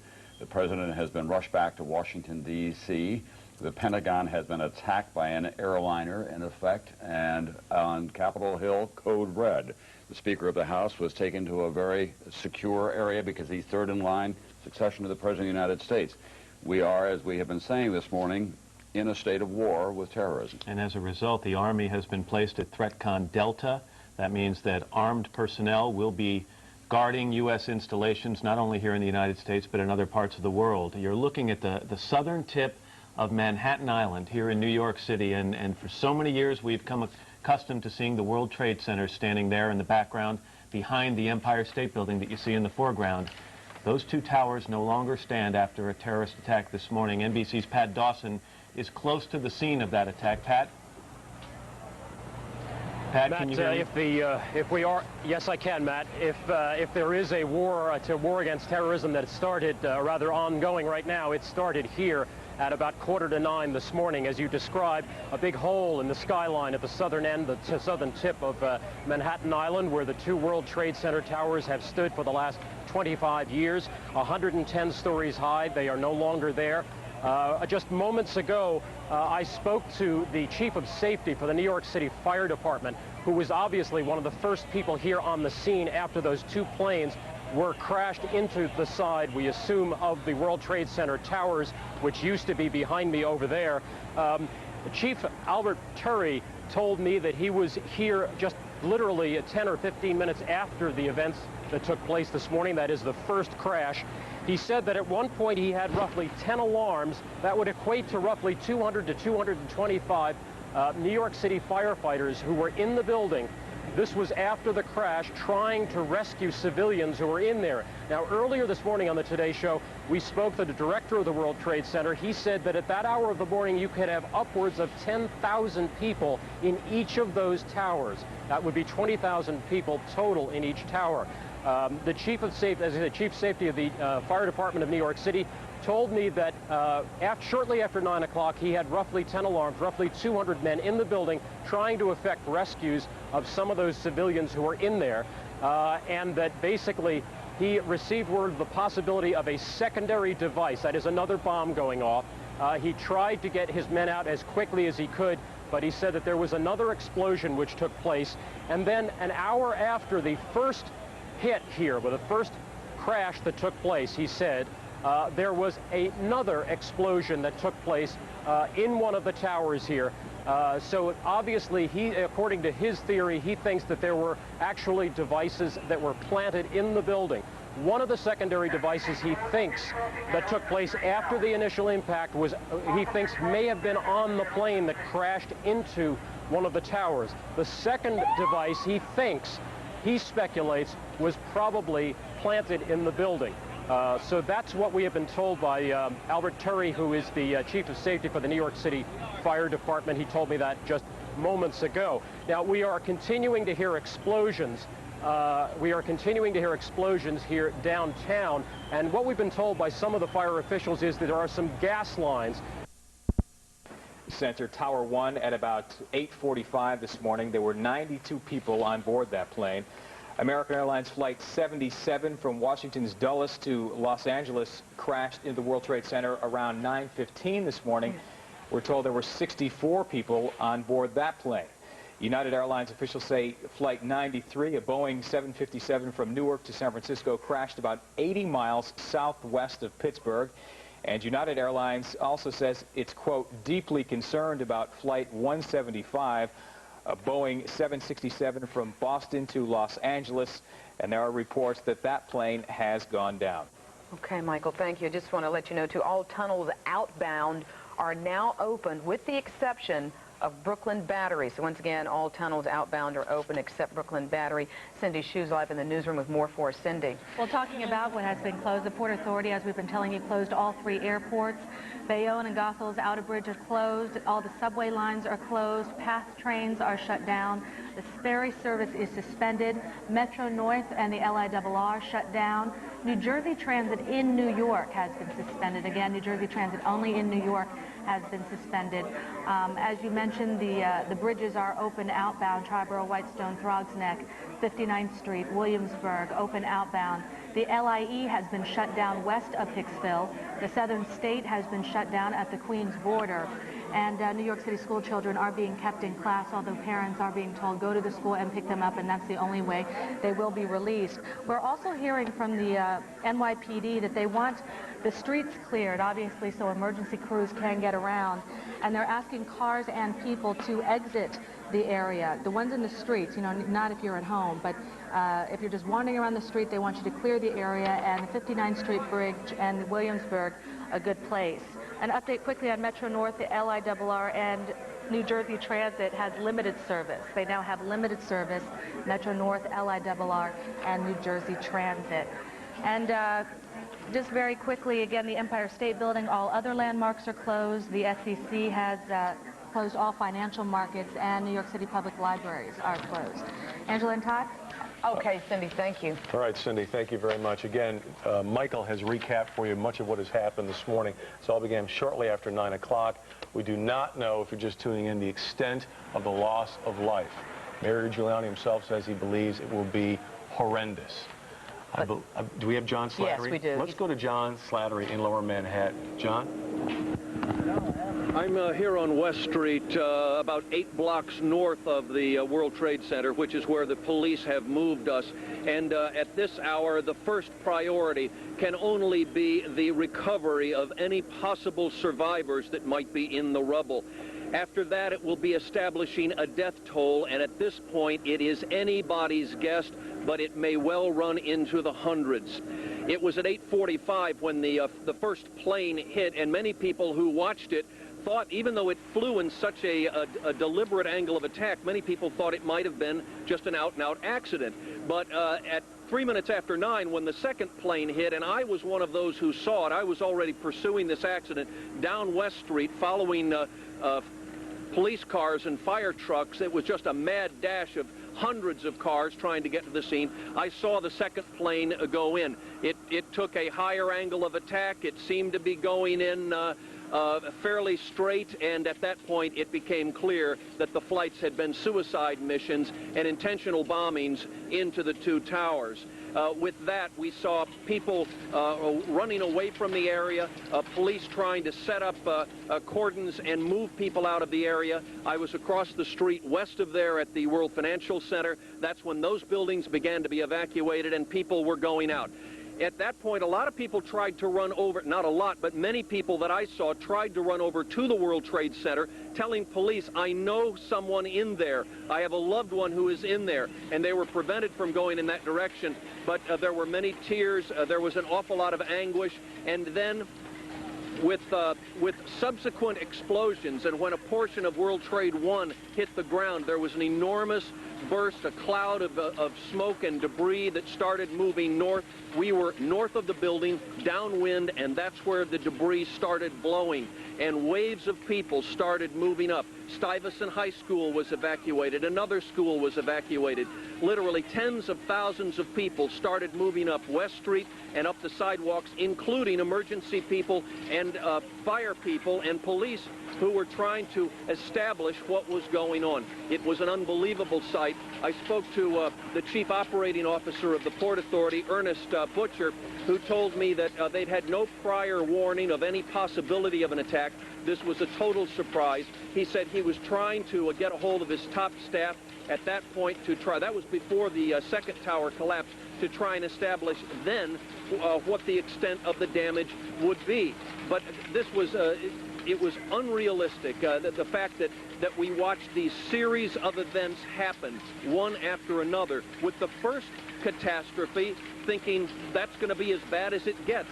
And then this subsequent wave, people just couldn't believe their ears. People were running away, running from the dust, trying to get in the clear, many people crying, many people worried about loved ones and worried about friends left behind, not knowing what the status was. And you have to remember, a lot of the police and fire who were the first to respond undoubtedly were still in the building. A lot of the police and fire bosses who get right at the base of the building had to be there when the buildings went down. One police lieutenant I spoke with said he said that their communication was down. He was trying to find out by word of mouth how many bosses and who might have been down at the scene. Still, authorities are trying to establish that now. While around me right at this moment, it's rather calm and orderly. At the scene, they are still trying to figure out what went on. This is John Slattery reporting live from West Street. All right, John. That is John, just a few blocks from the World Trade Center. We also want to point out that a temporary morgue has now been set up in the area of the World Trade Center. Also, while travel in and around Manhattan and all of New York State has been somewhat limited, the LIRR is now running limited service, and I believe, Angela, you mentioned that some outbound routes out of Manhattan are now open. Now open except for the Brooklyn Battery. Joining us now on the set is Emmy Award-winning and Peabody Award-winning journalist Carol Marine. Sorry, Carol. She is a correspondent with 60 Minutes and 60 Minutes 2. She is used to covering the news and doing a heck of a job covering the news, but today you almost became the story. Tell us what happened. Well, I, along with so many other people, Angela, I was in the CBS 60 Minutes 2 offices when we saw on TV that the World Trade Center had been hit. And where are those offices located? They're right across the street here on West 57th Street. And I grabbed a cab to get as close as I could because I knew there were crews converging on the scene and I wanted to go help the field producer and do what I could. As I was making my way around Gramercy Park toward the Trade Center, I saw, I believe it was the second tower blow or go down. And as I continued on my way and I was approaching the Trade Center, we saw a ball of flame come towards us. A firefighter and others yelled, "Run." We ran. I fell. One of the firefighters picked me up. We ran some more. He slammed me into the wall of a building and covered my body with his until we were clear. I don't know how we got clear, to tell you the truth. Carol. And then we ran some more. By that time, when you see, Angela and Todd, all of that gray, billowing smoke, it was of a thickness that you could not see if you stretched your hand out to your hand. A New York police officer grabbed my hand and we tried to see our way through, and for a while thought we weren't going to. It was so hard to breathe. You were breathing like construction material. And then finally we made it to the light. Another firefighter put an oxygen mask on me for a moment. And then I kept running, trying to find the CBS truck. So. And you were alone until this firefighter found you at the moment that the fireball hit? I was simply looking for CBS crews to try to help out because, you know, before I worked for the network, I worked in local news for a long time, and your instinct when something happens is to say, we've got to get there. And so that was my instinct. I've got to get there and do whatever you can do. And I've been in situations that were dangerous before. I've never seen one like this, and I've never seen, as I walked towards the World Trade Center, and thousands of people were walking the other way. They were crying. They were. I want to reassure the American people that the full resources of the federal government are working to assist local authorities to save lives and to help the victims of these attacks. Make no mistake, the United States will hunt down and punish those responsible for these cowardly acts. I've been in regular contact with the Vice President, Secretary of Defense, the National Security Team, and my cabinet. We have taken all appropriate security precautions to protect the American people. Our military at home and around the world is on high alert status, and we have taken the necessary security precautions to continue the functions of your government. We have been in touch with the leaders of Congress and with world leaders to assure them that we will do whatever is necessary to protect America and Americans. I ask the American people to join me in saying a thanks for all the folks who have been fighting hard to rescue our fellow citizens, and to join me in saying a prayer for the victims and their families. The resolve of our great nation is being tested, but make no mistake, we will show the world that we will pass this test. God bless. President Bush speaking now about the situation. He talked about faceless cowards. He said that freedom will be defended. He also was very strong in pointing out that we will hunt down, as he said, the United States will hunt down and punish those responsible for these cowardly acts, as he said. And he also mentioned that appropriate measures are now being taken to protect people in this country.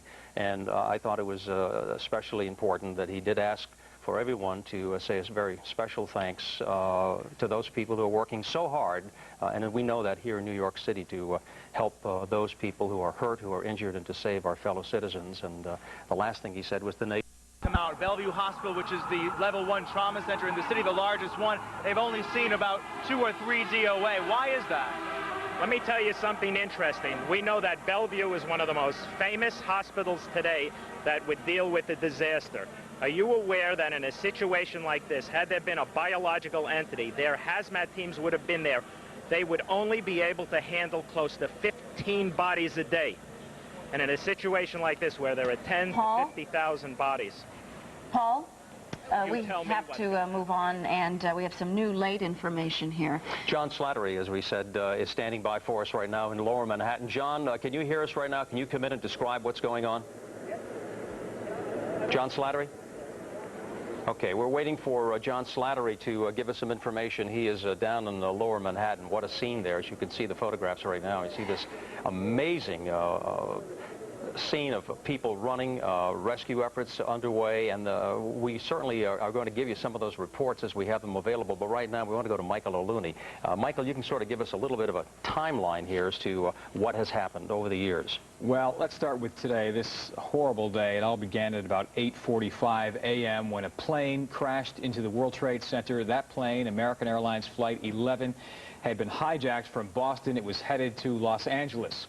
About 20 minutes after that first crash, at about 9:15, another plane smashed into the second World Trade Center tower, Tower 2. And roughly 30 minutes later, at 9:45, an airplane crashed near the Pentagon, just outside of Washington, D.C. Then around 10:05, the first tower of the World Trade Center collapsed to the ground. At about the same time, a large plane crashed into western Pennsylvania, about 80 miles southeast of Pittsburgh. It was a United Airlines flight from Newark headed to San Francisco. About 20 minutes later, around 10:20, the State Department was evacuated due to reports of a car bomb. And at about 10:28, the second tower of the World Trade Center also collapsed. About 8 minutes later, there was a fourth explosion at the World Trade Center. Since then, the White House, the State Department, the United Nations, and the Sears Tower in Chicago have all been evacuated. Terrorist precautions have been put into effect all around the country. New York City is on full terrorism alert. Monuments and museums in Washington, D.C. are closed. All air traffic has been halted nationwide for the first time in history. Here in New York, today's primary elections for mayor have been canceled, and all of the financial markets have been shut down. Subway service in New York is stopped, as well as most other mass transit.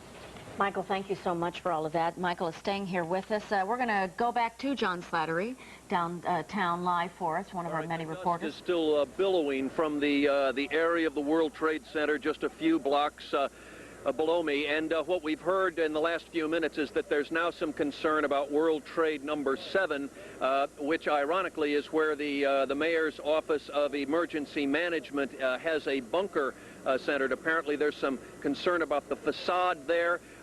They're not occupying that location at this time from what we hear. All of the west side of Lower Manhattan is closed down to only emergency vehicles right now, as it has been since just before 9 o'clock this morning. When the towers came down, you can imagine the chaos and the thousands of people that were evacuated, not only from the World Trade Center, but also from the surrounding office buildings, including the huge World Financial Center, which is just off to the right. One man came out of there. He was running up the street. He was trying to get ahead of the billowing smoke. And at one point, he just stopped and he started crying. And I said, sir, are you okay? He said, yeah, I'm okay. But he said, I'm worried about my wife. And I said, where is she? And he said, she works in the World Financial Center. I said, well, you don't have to worry because that building has not been affected and everybody has gotten out of there okay. But he was just one of thousands of people who were expressing concern about friends and loved ones who live or work in the area and who may have already have gone into one of these buildings. Most of those who had gone into the buildings this morning were the emergency people, police and fire. And it's not known at this point how many people, especially many of the top brass who had been early to respond here, how many of them were in the building or in the area of when the building collapsed, and there's no telling how soon it will be before they're able to determine that. One police officer that I spoke with said that he knew there was a large number of people down there, and he was just shaking his head, wondering how many officers could have been affected. John, I know that there were several people that I spoke to, firemen in particular, guys who had to sit down and just try to catch their breath. They were covered with soot, and said about how they had gone up in the first wave in elevators, but then were unable to use elevators to come down. Came down in the elevators, came down the stairwells by foot, and were trying to pull people out of the lobby in what they said was pitch black because of the billowing smoke.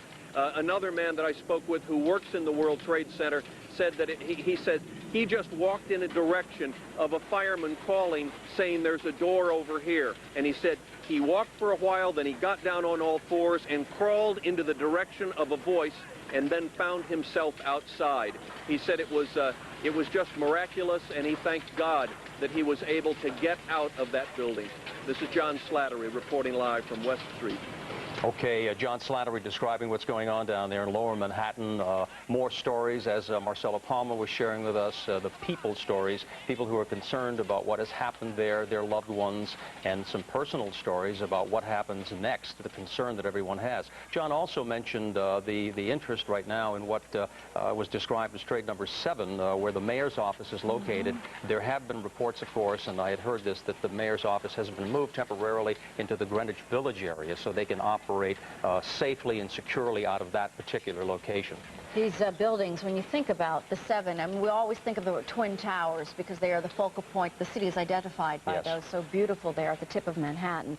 think about the number of people in those buildings. More Well, than 100 floors, 40,000 That's right. people 40 to 50,000 people every day. work there. And as we go through this day, it is 1:26 in the afternoon. They're starting before 9 this morning, and our hearts going out to the families of those who work in those buildings. And I think that's exactly, Dana, what we're looking for, and that is that once we get past this and we can get some of the stories and some of the pictures of what's going on with the people, we'll be able to bring that to you. Right now, we do have Amy Nuzzo standing by at Newark Airport with a report as to what's going on there. Amy, can you talk to us?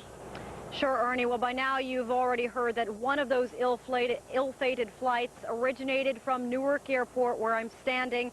We have more information on that flight for you. It was United Flight 93, a Boeing 757, left Newark around 8:01 this morning, crashed around 10:30 in western Pennsylvania in the Pittsburgh area. It was bound for San Francisco. We don't know the details of how that plane went down, but we assume it's one of those hijacked planes.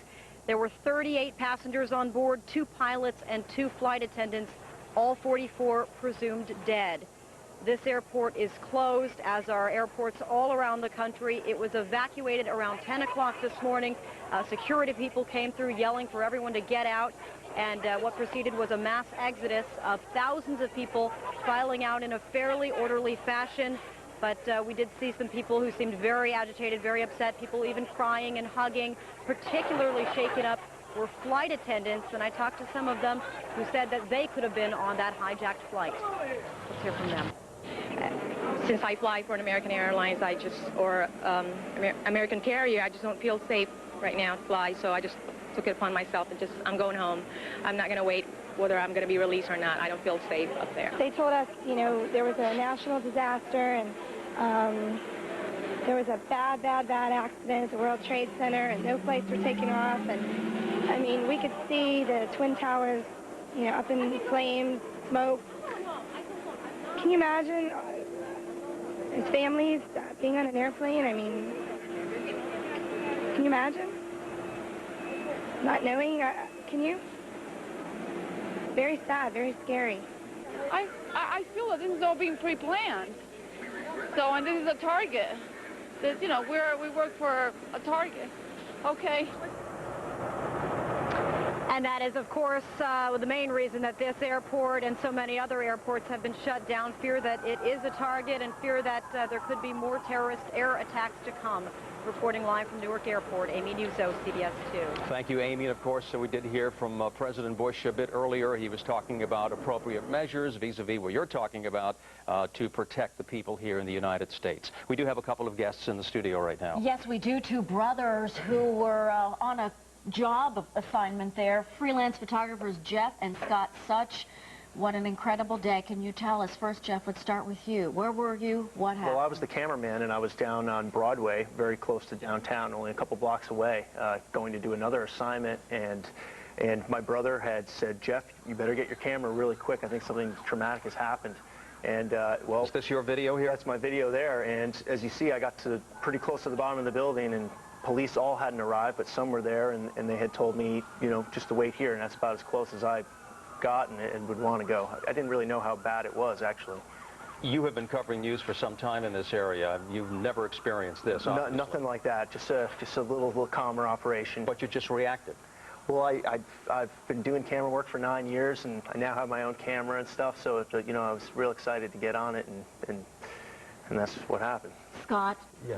The incredible story, I mean, it has many layers, but that you were with your brother there. Right, I saw the plane go by, and like you were saying earlier, like I thought it was a movie being shot here in town because it was so low, and just went, you could see American Airlines right there, and then boom, you heard it, and then we ran down there, and it was just really, really horrifying. Now, were you there? Were you there for both of those crashes? Yes, and that's, I don't know if you have that, the footage of when the other plane hit, the debris was just coming down all around us.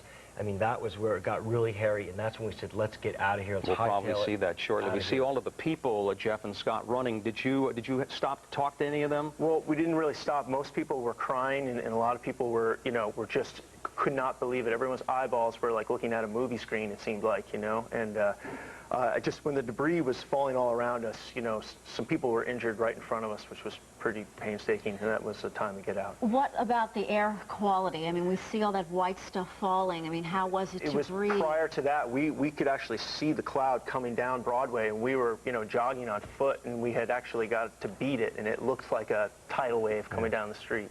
Because we weren't downtown at the time when the building collapsed.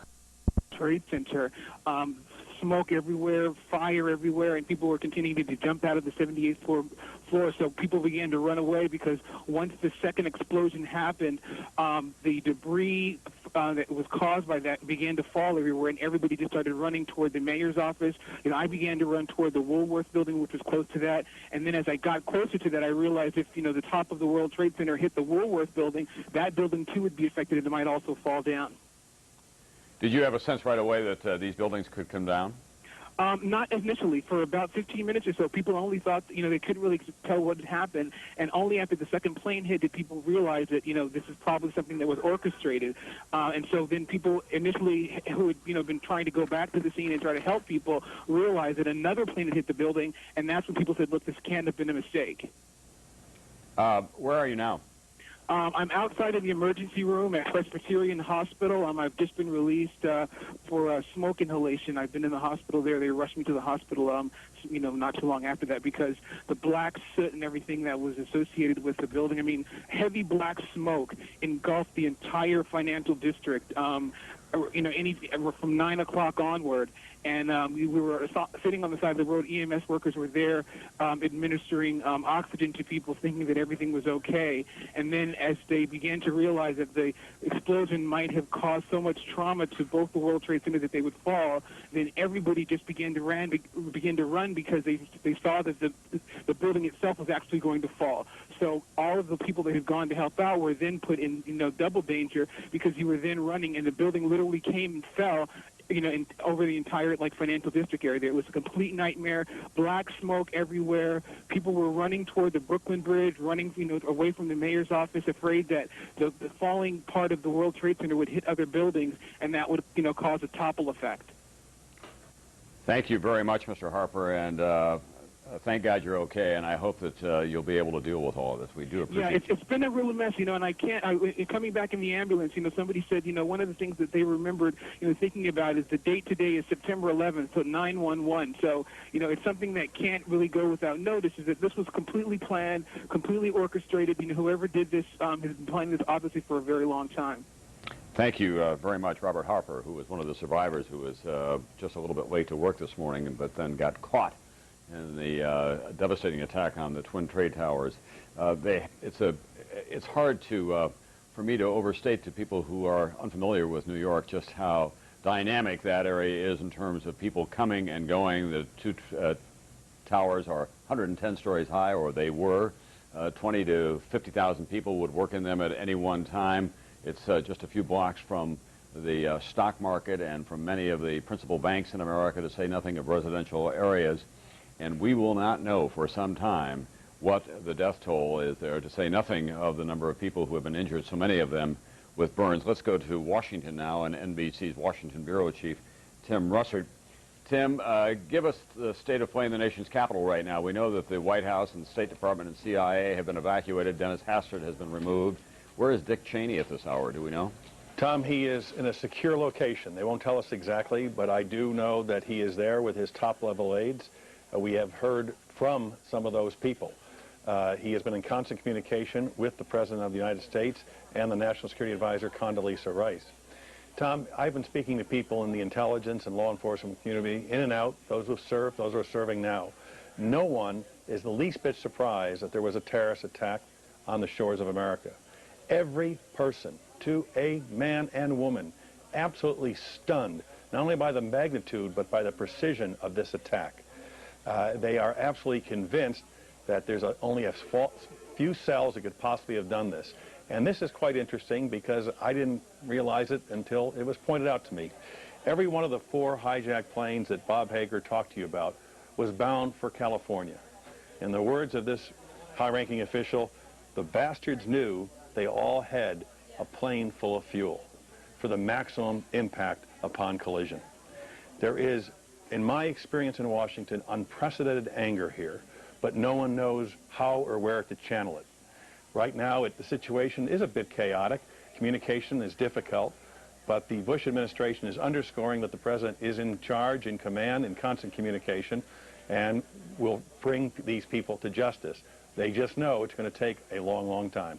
Tim, it's also going to be a test of the political maturity, if you will, of Washington. It's a city that has been so riven by what many would describe as petty political disputes. But this is one nation on this day. Suddenly, the Social Security lockbox seems so trivial, Tom. One official said to me, Tim, your life is going to change, but more important, your son's life is going to change forever. America will never be the same after September 11th, 2001. The levels of security, heightened tension, the way we look at each other and look at our institutions will in fact be altered. That will bring some gratitude, if you will, to the terrorists. And that's why we as a nation, Democrats, Republicans, Independents, are, as they talk with one another today, are absolutely unified in their attempt to strike back, but also try to put salve on the national psyche so we don't become an armed camp resisting an enemy we really can't identify and never know when is striking. Because the consequences psychologically for this country are every bit as great as they are physically for America as well. It is worth pointing out, I suppose, that we all breathed a great sigh of relief when the Cold War came to an end with the collapse of communism. And yet there was nothing as devastating as this for this country during that long, cold twilight that we faced down communism in Moscow with its considerable nuclear arsenal, which it still has in place, obviously. You know, Tom, it's a very important point because all during this past few weeks, the debate about missile defense systems, many people were saying publicly, even those proponents or the detractors, well, you know, we're a long way from research on this, but there is a potential threat of a rogue nation launching a missile or an accidental launch from Russia or China modernizing their force. But everyone kept saying the true risk, the real risk is terrorist attack, and we plain don't know how to defend ourselves. But again, and let me underscore this, people are absolutely stunned, disbelieving that something so well coordinated, something is with a tick-tock like this, 4 hijackings within a matter of an hour, and then being able to take those very planes and drive them into the World Trade Center and the Pentagon. And there is growing suspicion, Tom, here that the plane that landed, it crashed in Pennsylvania, was most likely headed for the Capitol or White House. That's the operating theory of many of the people I've spoken to today. Thank you very much, NBC's Tim Russert. The equation has changed for all of us, personally and professionally, in the course of the last several hours, and we'll be dealing with this for a long, long time. But first we want to take you through the eyewitness accounts of people who were witness to what happened here on a very sunny early fall morning in New York today. Some of the eyewitnesses. I spent a year in combat. I never saw anything like this. Before, a lot of people died. Nothing this devastating. We carried a bunch of people that we found laying in the debris. There was complete darkness. We stumbled over some people. We picked them up and carried them across the street. You could hear the rumbling. When you looked up, you could see the top of the building just humming. Then there was a haunting story from an eyewitness that we heard from a few moments ago of people in wheelchairs who were unable to get out of the building as he ran down the stairs, and he was obviously overcome with emotion as he described that for us. We don't have any numbers for you. We're trying to be as circumspect as we can be. All public officials are saying that they expect the final death toll to be horrendous, but this business of determining how many people are still in the rubble will take many, many hours, if not days, to determine. Here is a quick summary of what we have been through today in this country on the 11th of September, the year 2001. At 8:42 this morning, first one plane that had been hijacked crashed into the World Trade Center. Then, not too long after that, a second plane. About an hour later, the Pentagon was attacked by a hijacked airliner, and then came word that another hijacked airliner had crashed outside of Pittsburgh, Pennsylvania. When we saw the first reports and witnessed, those of us who live in New York, of the World Trade Center being hit by an airplane, at first all of us thought, I'm sure, that it had to be some kind of a terrible accident. And then, when we heard that a second plane, and you could see it flown deliberately into the World Trade Center, the horror of this terrorist war began to unfold, and it continues to unfold here now almost 5 hours later. And we'll be continuing to cover this across America and in the nation's capital. NBC's Pat Dawson has been not too far from the World Trade Center throughout most of the day, where it has been chaotic and terrifying. Pat? Tom, as you point out, we try not to exaggerate very much in this circumstance, and yet in many ways it's hard not to exaggerate just the things we have been seeing and the things that we have been told. I think it is fair to say that the task that now confronts rescue workers here is Herculean, a very, very difficult task, and it is of two parts. It has been about 3 hours since what we might call the last catastrophic incident in a morning of catastrophes. That is since the North Tower of the World Trade Center, which used to stand behind me just about 10 blocks south. Right below there, it used to tower above the buildings, which you can see, and obviously it is no longer there, nor is the South Tower. 3.5 hours since that happened. There have been no catastrophic incidents since then, but it has affected the rescue effort clearly because they are afraid of what could happen, what still might happen, since there were a sequence of catastrophes, if you will. That has made the rescue very, very difficult. At this point, we are being told unofficially that there may be as many as 200 to 300 rescue workers who are actually down there. We have seen pictures of some of them.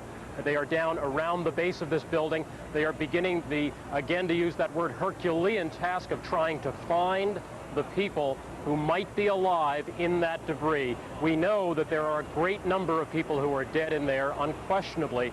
What they are hoping to find is survivors, and at this point they really can't speculate on how many there are, how many there could be, and I don't think it really serves us at this point to speculate on the numbers that it could be. One of the tasks, though, is to try to get this rescue effort in its entirety going, and as you can see behind me down here, there are probably hundreds of New York City and New York State and federal rescue people who are involved, fire, police, emergency service, quite a few.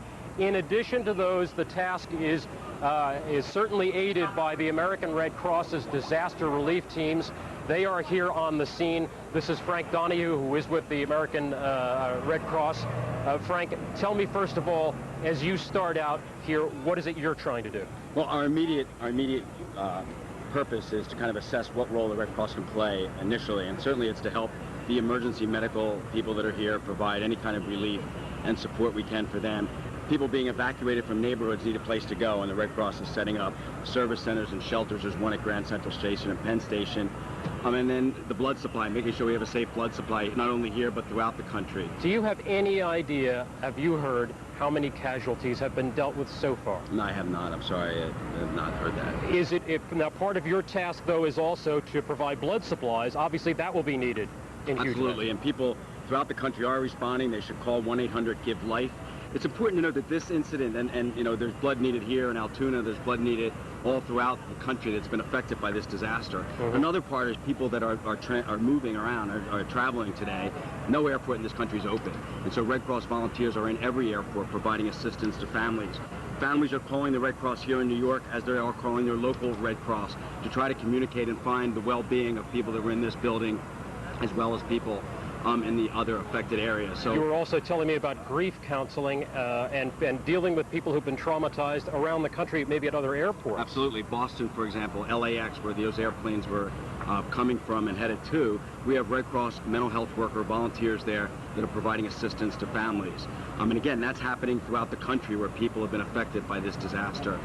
Here in New York alone, the Greater New York Red Cross has had lots of experience at the World Trade Center a number of years ago. Today, there's about 1,200 local Red Cross volunteers here in New York providing food and shelter, direction, and support to people that are incredibly affected by this incident. And how many Red Cross workers do you think around the country? Oh, a number of thousand, a couple thousand for sure. I know in Philadelphia, where I came from, we're on standby working with emergency management.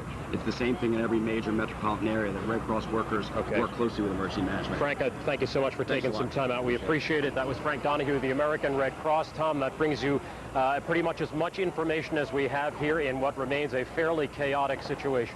Tom? All right, thanks very much, NBC's Pat Dawson. As the shock begins to wear down, we're going to all of us are going to have our patience tested as well. As we await these reports, we'll try to deal with it as factually as we possibly can. It does now appear that the wave of attacks is over. We could not be certain of that just a few hours ago, as there were these reports of planes that were still in the air, some that had been hijacked, and their destinations were uncertain at that time. This is a live picture of Lower Manhattan, missing two of its most familiar profiles, obviously. The twin trade towers of the World Trade Center, iconic buildings here in New York, really representing, symbolic, if you will, of the enormous economic strength of this country. They sustained an attack in 1993. They were reopened. The country came back from that, and we went about our merry way again, thinking that in Fortress America this couldn't possibly happen. But of course it has. Neil Livingston is one of the most widely recognized experts on international terrorism. Mr. Livingston, we keep coming back to the same issue. This was a very sophisticated attack. This was not just a lone suicide bomber of some kind. 4 hijackings simultaneously. Obviously someone in the cockpit who knew how to get the plane to the targets that they wanted to get them to. And it had to have happened over a long period of time, and they were all transcontinental flights loaded with fuel. Tom, this is our worst case nightmare scenario, the one that we've hoped would never happen, and that would be a multiplicity of targets with a multiplicity of highly sophisticated bombs, in this case aircraft, and very symbolic targets. And so this great deal of thought went into this, a great deal of time and money. This kind of thing doesn't happen overnight.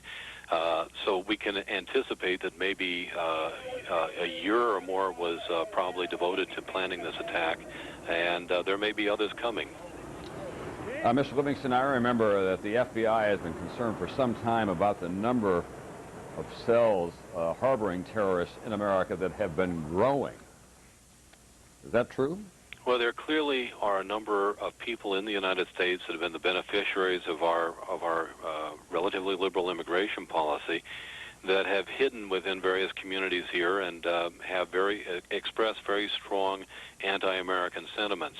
Whether that can be translated into terrorism at this point is open to question. I would suspect that what we will see in this case are perhaps foreign nationals who have arrived in the United States strictly to carry out this mission, hijack these aircrafts, and take them to their targets. Very similar to what we saw in that millennial potential attack when a man was arrested at the border in Washington State, who was going to carry out bombing attacks in the United States. He was an outsider who had been sent here to do that. All right, Neil Livingston, thank you very much. I also have on the phone now Anthony Lake, Tony Lake, a former National Security Advisor to President Clinton, who's been a longtime student of the prospect of terrorism in this country, recently wrote a riveting fictional account of the various scenarios that the United States may have to deal with. But even in your most wildest imaginative days, Tony, you could not have anticipated something like this. No, it's terrible. It's hard to say you can be lucky in any respect in something in such a catastrophe. But one of the great dangers still lurking out there is that it could have involved some kind of weapon of mass destruction. But at the same time, it's hard to understate the amount of damage that has been done here physically, and certainly. Again, we're taking a look now at the towers collapsing, but you're a pilot, and eyewitnesses initially began to tell us about the size and the scope of the airplanes, that they saw it making a beeline towards these towers. And at that point, we, couldn't imagine that there would be a pilot that would actually be doing that. Now, we know now that these are 2 United States aircraft. The pilots obviously the regular pilots were obviously not at the controls at that point. One would assume that whoever took command of the planes also took control of the planes with some basic knowledge of aviation. What I will tell you is that as you look at that cascading wreckage of the collapse of the World Trade Center, that somewhere in that wreckage are 2 cockpit voice recorders and 2 flight data recorders. And they may be the most vital clues in this investigation, because whatever was said in that cockpit for the last 45 minutes of the flight is going to be recorded and retained. Those things are designed to withstand crashes. And odds are they'll be found by investigators, and clues will be in that tape, particularly the cockpit voice recorder. There's no mystery about the flight. We know exactly what happened. So the flight data recorder will only confirm what we saw with our own eyes. But the cockpit voice recorder will have in it unless these guys were sophisticated enough To disable it? to pull the circuit breakers and the cockpit voice recorders, but they may have wanted to leave a message. So I would say, as we think about along two tracks here, we're thinking, of course, about trying to rescue the people who are still alive, trying to save as many lives as possible from this terrible attack on our country. The other line of thought is, who did it and what do we do? This is a whole new chapter in a war of terror on this planet, and I think that certainly those voice recorders are going to be a very high priority item for any investigators. There was also some speculation, I should caution, from an author who has followed terrorist acts very closely and has done a lot of reporting and writing about them, and she suggested that this was geared for maximum media attention. Well, certainly, and if that's the intention, it generally is in acts of terror. It worked. We have no choice but to cover this hideous tragedy, and certainly the sequencing of the planes into the World Trade Center when all attention was fixed on the first impact, to see the second plane strike as dramatically as it did. Well, you couldn't have, if you were planning it as a terrorist, you couldn't have planned it better. In fact, the nation's air system right now is basically paralyzed, shut down. So there are a lot of people outside of New York who are affected by this tragedy because they will not be getting to where they wanted to go right now, as we look once again at this amazing home video shot in fact by a Dateline producer as the World Trade Center tower collapsed right in front of his eyes. He's lucky to have survived that. Well, his description of what he did, he ran along with some police officers who were right by him. They ran, they turned a corner, became black as night, and he dove underneath a car, and that is the only thing that saved him. Omar Wassau's with us here. He was actually in the area and felt the explosion, and I see, this had a rather profound effect on you, Omar. You saw firsthand, up close, exactly what happened and how terrifying that explosion was and the collapse. I was in the area, and before the buildings collapsed, there were lots of people standing around basically looking at the explosion, and we were sort of talking to each other, amazed that it hadn't collapsed, and then all of a sudden there was this thunderous crack, and you saw the building start to, sort of move, and everybody just in a sort of riotous tumble began pouring down the street.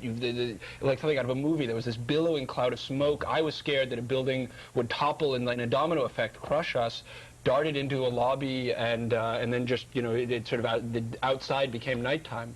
You were actually, at one point, outrunning the smoke behind you, or trying to outrun, weren't you? Exactly, and it was quite scary because there were all these people who had been watching now sort of trying to run away, and so people were stumbling over each other, and you could look behind you and see. I mean, I was convinced that one of the buildings was tumbling in part because there was smoke billowing out of it, and so not just the World Trade Center but buildings around it, and it was quite frightening. And as I understand it, you actually there was somebody who was injured, and you then carried them someplace to get them treatment. Well, the people who were in the sort of the doormen of the building were quite professional. They put us in the basement, and while we were in the basement, I noticed a gentleman was bleeding from his ankle, and me and another fellow carried him out of the building. When we got outside, it was as if it were nighttime. You were breathing all of this dust and smoke, and we sort of carried him to a Duane Reade, where they offered us some stuff, and then finally got him to a nurse far away. But it was quite terrifying, not only because you couldn't see very well, but because there was the sound of the airplanes coming overhead, and of course, when you hear the airplane, you think it's another terrorist attack, and then there would be more sort of wild cracking sounds, and so every now and then everybody would start to charge down the street, fearing that another building was collapsing. We know the World Trade Center towers are gone, which is difficult to believe. But what did you see, Omar, in terms of other damage to other nearby buildings in this very tightly packed part of Manhattan? Well, when I first got down there, all you saw were sort of scattered papers and the kind of fire and smoke coming out of the building, and so it seemed like it was going to be contained to that. When we got out, it was so dark, so dusty, you couldn't see anything. I mean, you were happy to see 20 feet in front of you. As we've been watching all of these scenes, there have been many instances of certainly heroic efforts, not only by the policemen and the firefighters, but certainly by passers-by in the street just simply trying to help one another to escape this horrid situation. That was actually one of the inspiring things, was that people were making water available, people were really trying to be helpful, and so there was a kind of civic response that was, it was inspiring.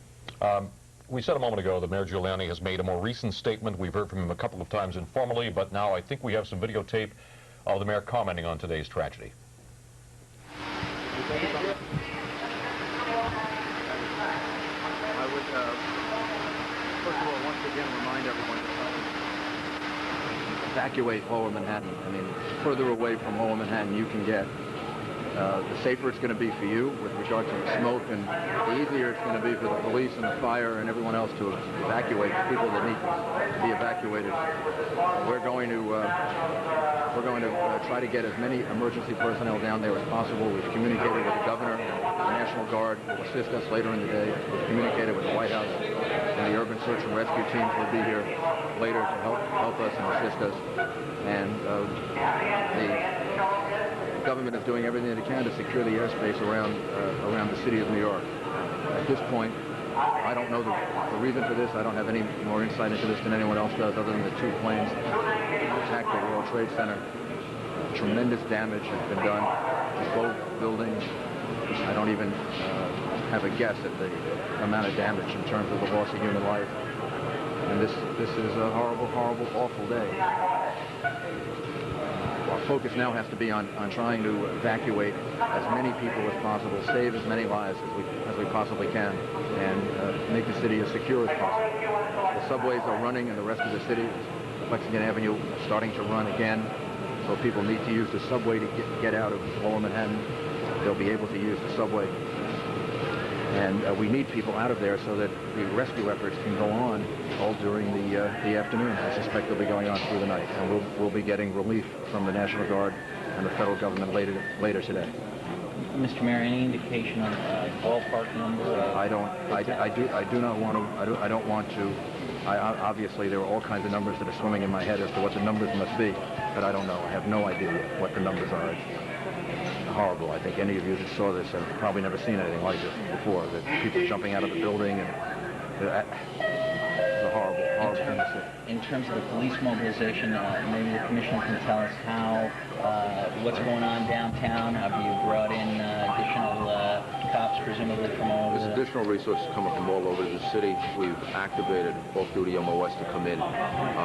We're getting the assistance of New Jersey and the outer line counties, and they're all kind of pushing in toward Lower Manhattan. Are either of you hearing anything from the federal government with regard to either what's going on in Washington or intelligence or anything out of federal law enforcement? The only thing that we've heard is what I guess is publicly available, that the Pentagon was attacked, that there were other apparent attempted attacks in other parts of the country, some of which were stopped. And I'm not sure I know how accurate all that information is, but it appears as if there have been either attacks or attempts to attack various parts of the United States. Commissioner Bonnet? Well, the mayor there was flanked by the police commissioner, Bernard Carrick, fire commissioner, Thomas Van Essen, three very stone-faced, sober-looking men who are coping with a massive tragedy in their city, our city. September 11th, 2001, in the words of Franklin Delano Roosevelt after the attack on Pearl Harbor, it's a date that will live in infamy. And we're looking at it right now. This is the, perhaps, signature shot. Well, look at the bridge. We've got people who are evacuating themselves from Manhattan on foot. I'm not sure what bridge that is. The Brooklyn Bridge, okay. Which, of course, is a downtown bridge. Lots of people who work on Wall Street are probably just taking that bridge. Manhattan Bridge. 59th Street Bridge also, we're told, is open to pedestrians, only for pedestrians. There are some other bridges that are open now outbound, the Verrazano, the Goethals, the Outer Bridge. The following open to Queens, but not the Bronx or Manhattan. The Whitestone, the Throgs Neck, and the Triborough Bridge open to Queens, but not coming back into Manhattan. That's only outbound. Right. For people who want to get home, get out, obviously. Speaking of attempting to get home, Pat Battle is in New Jersey at the site of the ferries, and an awful lot of people have not only been coming home that way, but they've used it to transport some of the injured, Pat.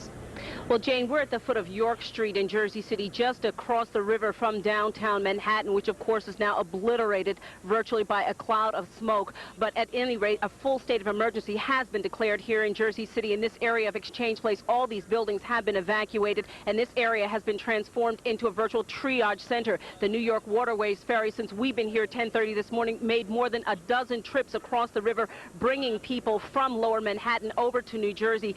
All of them are in shock. Many of them injured, all of them just trying to get out of Manhattan. At this point, we can tell you that the ferry has stopped running for the moment. There were also tugboats bringing over the injured. A lot of those people had to be taken out of here on stretchers. There were children among them, firefighters, New York City firefighters, New York City police officers. It was just an incredible scene down here. Emergency service personnel waiting there on the dock to get those people off the ferry and take them to safety. Many of them just wanted to get somewhere and get home and get away from this. A lot of them were given oxygen on the scene, being treated for incredible respiratory problems. People were choking. There were lots of people bringing down water so that they could simply rinse out their mouths, get the smoke out of their hair and their lungs.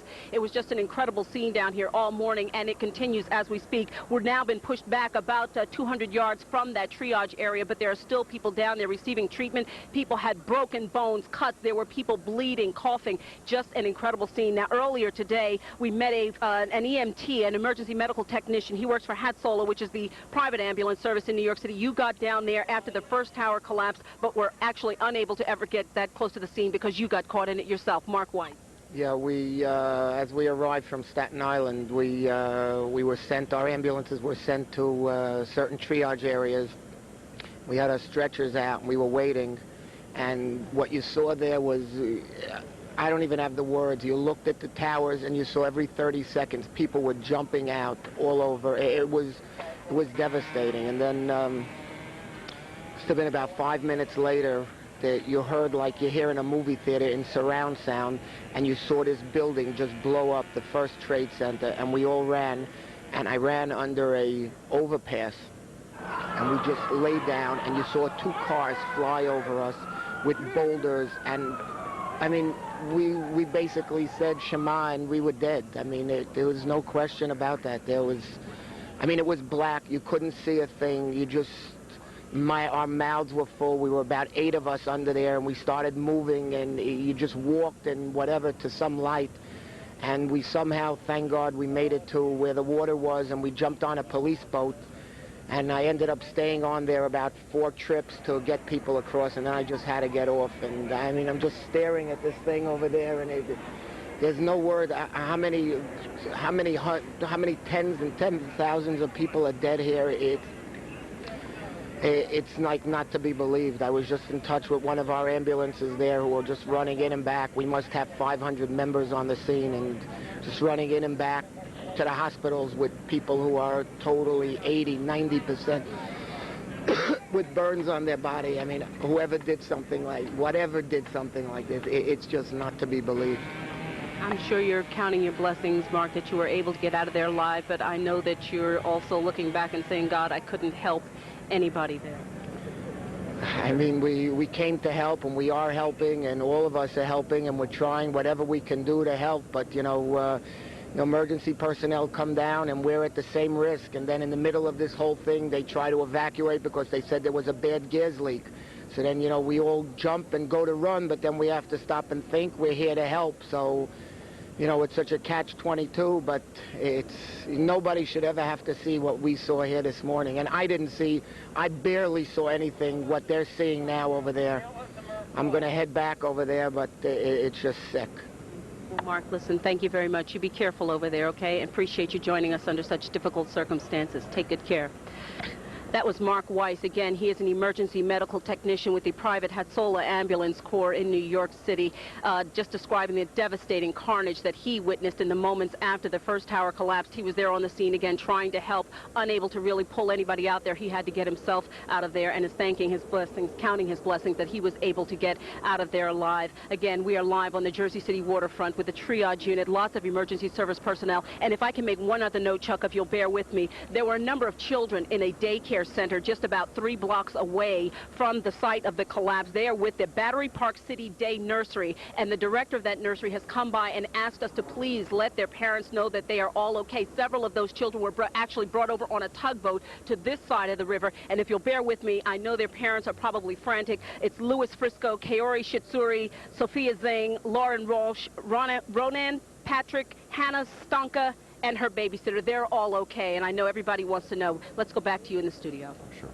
That's a relief, and that does, of course, evoke memories of the attack on the Murrah building in, what was it, 1993, that where so many children were killed in the nursery in that building, and that terror, which turned out to be a domestic act of terror. Yes, it did, and yes, it certainly was, but all of this. There is a military effort underway in terms of trying to protect New York, if such a thing can be done. There are 2 aircraft carriers that we're told are steaming their way towards this region, the JFK and the George Washington. Governor Pataki also said that he called out the State National Guard to help in this rescue effort, because obviously New York City's rescue personnel are going to be inundated and overwhelmed, so the National Guard will be coming in to Manhattan to help in the aftermath. You may ask why they station aircraft carriers. Because you don't have to take off from an airport in the United States to attack the United States. These planes are international. And following this, one has to take precautions against a plane departing from some other destination, some other country, and coming in here. All domestic flights, we are told, have landed now, and of course, air travel is at a standstill in this country and in Canada. The airports are closed, flights are grounded. Until further notice. Yep, and we have no idea when they will permit them again, but I guarantee it will be some time. Rob Morrison is in Lower Manhattan right now. Let's go to him. Rob? Well, guys, I'll tell you, I was just listening to what Pat Battle was saying, and that certainly is good news about that daycare, because here in Lower Manhattan, we've talked to a few parents who had children in the daycare, and they were frantic. They weren't really getting any information, so if what Pat just reported is true, then that certainly is great news. Look over my shoulder. It's the scene we've been showing you all morning where the Twin Towers used to stand. That ominous cloud just billowing, smoke and debris and dust still billowing out from ground zero there.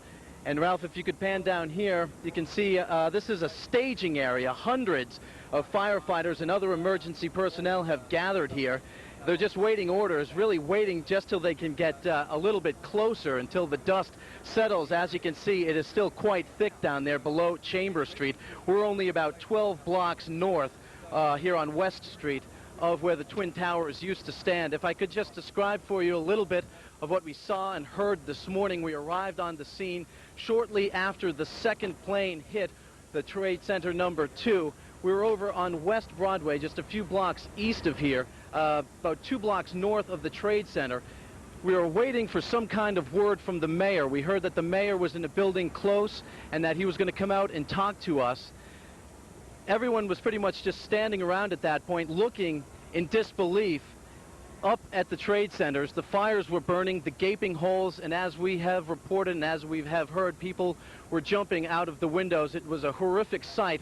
People were just staring in disbelief. They didn't think it could get any worse when all of a sudden the ground just started to tremble. We took cover behind a building, so we were shielded on the north side, thankfully.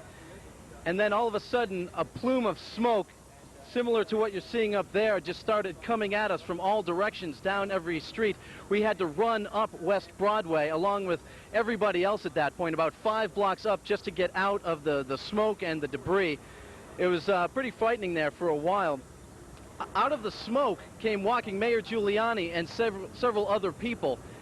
We went up to him and we walked and talked with him for a while, and he was simply just as stunned as everyone else at that point.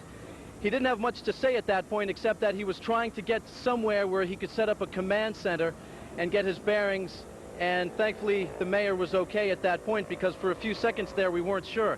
Then we started to make our way west here, and that's when we saw the top of World Trade Center number 1 come down, and that's when that plume of smoke started coming right up here on West Street. We were actually south of Chambers, south of that bridge that you're seeing there right now. And I think we were on the air at that point. Walter Perez and Ralph Patterson, the photographer, were on the air at that point. And the smoke was coming at them and actually overtook them and our vehicles. Luckily, they were able to get out okay, and everyone here is all present and accounted for. Right now, we're simply staying here. Everything south of here has pretty much been evacuated. And as I said, these emergency workers are just waiting for orders to get in and get close. The Red Cross is also on the scene, and I'd like to bring in right now Frank Donahue from the National Disaster Response Team. Frank, hello. Thank you for joining us. It's good to be with you. First of all, I want to ask you about something that's been reported this morning, and it's about a shortage of blood. What can you tell me about that? Any incident like this is a reminder that we need to keep our blood supply safe and we need to keep it full. People in New York have been very responsive, but people throughout the country can call 1-800 and give life, 1-800-GIVE-LIFE, and schedule a blood donation. I understand that the blood banks here in New York have been overwhelmed with people, coming forward to give blood, and they should continue to do that. Is there a type that you're most interested in? Yeah, certainly O positive. It seems to be what they're calling for, what I've heard from your folks, actually. But again, people anywhere in the country that want to give blood should call their local Red Cross or 1-800-GIVE-LIFE. Okay. As far as the disaster relief you're providing on the scene here now, just describe it for me. What efforts do you have underway? Well, here as well as everywhere in the country, airports are shut down, so Red Cross workers, mental health workers are there. At LAX, they're in Boston, they're here at airports, providing support to family members who are expecting people in these planes, and also providing food and shelter for people that are stranded throughout the country. A few blocks from here, the Red Cross has its first service center. There's one at Grand Central Station and Penn Station. We literally have over 1,200 local volunteers here in Greater New York responding today. Working with the disaster at the World Trade Center is no stranger to the Red Cross here at Greater New York. Have an incredible relationship with emergency management and continue to work in providing kind of emergency response when these kind of disasters happen. Obviously, there's the medical aspect of what you do. What about the mental counseling you provide as well? We have throughout the country a large number of mental health workers who volunteer that are, as I said, standing by with airports, providing support to family members who cannot get in touch with loved ones. We're suggesting that everyone in the country that may have known somebody that was in the World Trade Center and wants to find someone that can't get in touch with them, to call their local Red Cross, and they will begin the process of trying to track those folks down. All right. Frank Donahue from the National Disaster Response Team, thanks so much for your time this morning, and good luck to you. Guys, that's what's happening here on West Street, just north of Chambers, about 12 blocks from where the Twin Towers used to stand. I'm going to send it back to you in the studio. All right. Thank you, Rob. Thank you. As we've been discussing all day, we have 4 aircraft hijacked, 4 airplanes involved, and that is leaving family members of passengers and crew members desperate for information.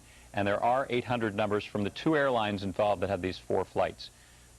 There you're looking at the list of flights. United's Flight 175 from Boston to LA, and it's Flight 93 from Newark to San Francisco.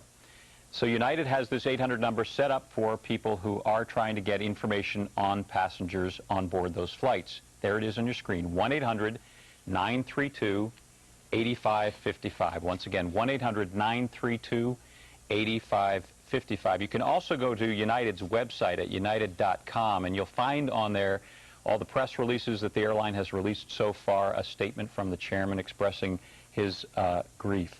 Now there's the American Airlines information. American Airlines Flight 11 from Boston to LA. It's believed that was the flight that crashed into Tower 2. And then American Airlines Flight 77 from Dulles to Los Angeles.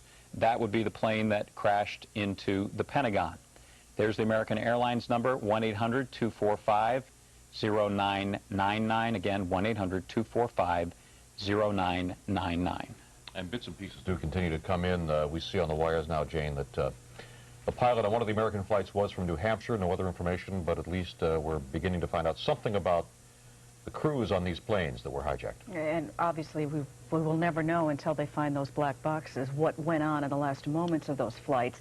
The manifest lists from them, which of course the airlines are apparently already giving to the FBI, will provide many clues, perhaps, because those hijackers had to get on board those airplanes. Which will raise all sorts of questions, already has, about security. What went wrong with our security in terms of the nation's airlines. And how difficult is it now going to be for all of us to fly? And we took it for granted. It became fairly easy. It became fairly trouble-free to get to the airports, despite cash terrorist attacks. Look at that roadway. That would be the Grand Central Parkway. That would be LaGuardia Airport. There is nothing going on.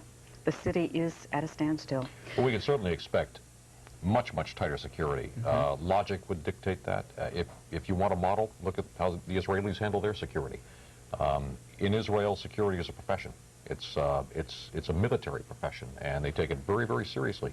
The Israelis I think, have established a model for this. You go through a lot of checkpoints and delays. It takes a lot longer to take off, but you do feel fairly secure once you get on board those flights. I don't recall hearing an incident with one of their airplanes in a very long time. We should also point out that we've had some word from Con Ed that because of some equipment problems in Lower Manhattan, they have suspended most service, gas and steam service in the area below, between West Street and the Hudson River, and it's below Chambers Street. And of course, we heard the mayor earlier say, evacuate Lower Manhattan so that the rescue workers can get their work done. Key also is he said that the subways are starting to run again, so that will be a way for people to get around. And you're looking at a crawl at the bottom of your screen with other transportation information, which does keep changing as the day wears on. So just stay tuned, and we'll give you the information as we get it. Obviously, the first priority when there was a terror attack was to close down the bridges and tunnels because they are the lifeline of Manhattan. And one has to assume, when there's been an attack, that they would be highly likely targets. Right. To blow up the bridges and tunnels would leave the island completely isolated and then devastated. So they were closed down. Now, as the situation is beginning to resolve, the threat seems to be abating.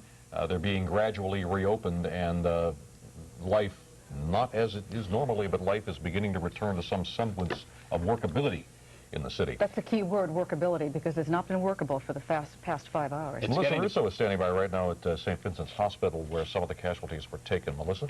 Chuck, hospital officials here at St. Vincent's are describing what they call an atmosphere of controlled professionalism, as the situation here becomes increasingly grim. Ambulances are continuing to arrive. Of course, St. Vincent's is one of the two main trauma centers that's taking in victims at this hour, the other being Bellevue. And at this point, St. Vincent's has taken in at least 209 people, 18 at this hour, maybe more. This is as of the last briefing. 18 in critical condition, 3 have died. And there are a lot of family members, of course, who have been trying to get through for information to see if one of their loved ones might be here at St. Vincent's.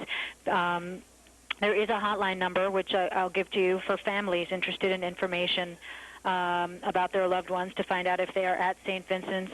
You can call 212-604-7285. Now, hospital officials, as you heard earlier, are saying that there is still a desperate blood shortage at this point, a desperate need for blood. And they are asking people, although there are 500 people here at St. Vincent's now waiting online to donate, they've brought in New York City public buses to start transporting some of those blood donors to other sites. They're completely overwhelmed here. They don't have the capacity to take any more blood, but they do need it. So here at St. Vincent's, they are boarding donors onto buses and taking them to other locations.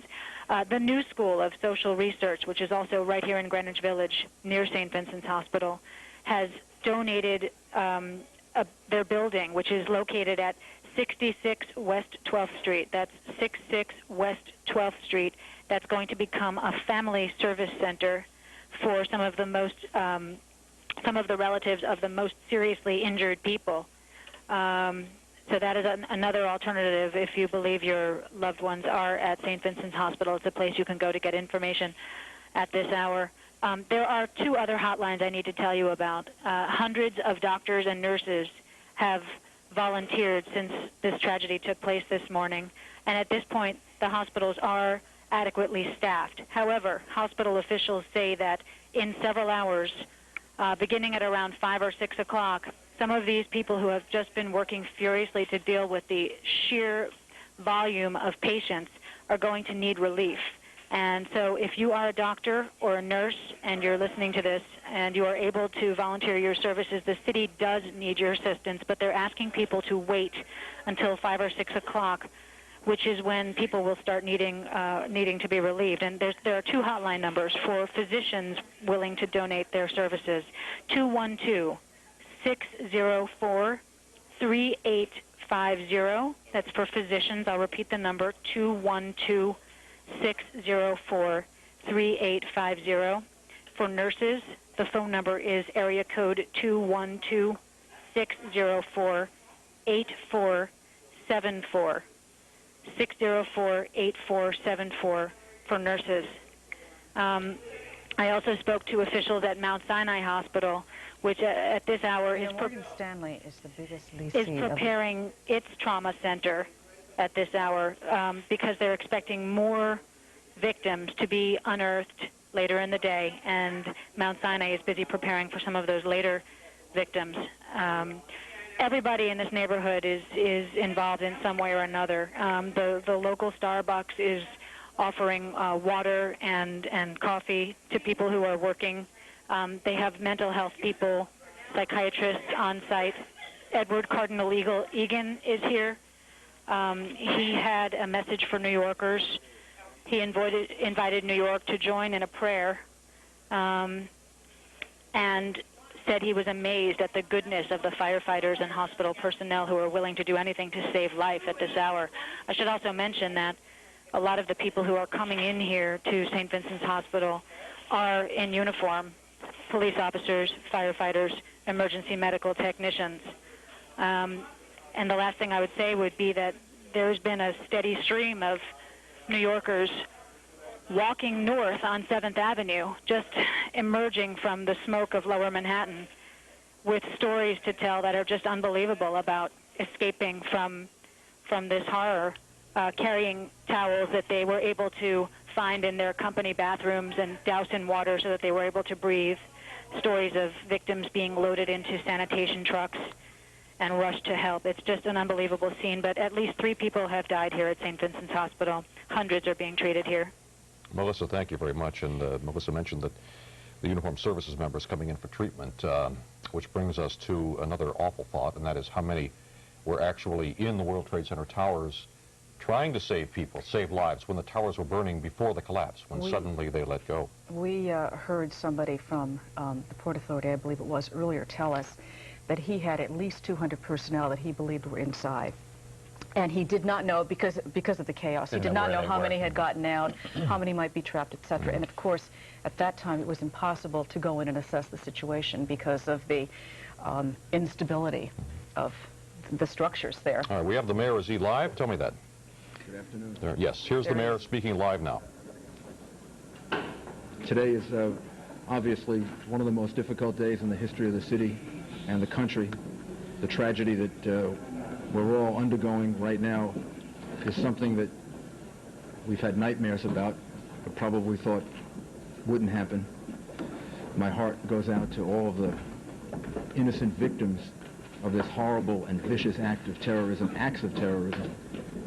And our focus now has to be on saving as many lives as possible. We have hundreds of police officers and firefighters who are engaging in rescue efforts in Lower Manhattan. I want to thank Governor Patagi for the incredible cooperation and coordination, and including deploying the National Guard that will be available to relieve our police officers and firefighters and emergency workers in the next couple of hours. The governor and I just spoke to the President of the United States. The coordination with the federal government from the time of the first attack has been excellent, including closing off the airspace around Manhattan and doing everything that can possibly be done in the face of this barbaric act to make the city secure.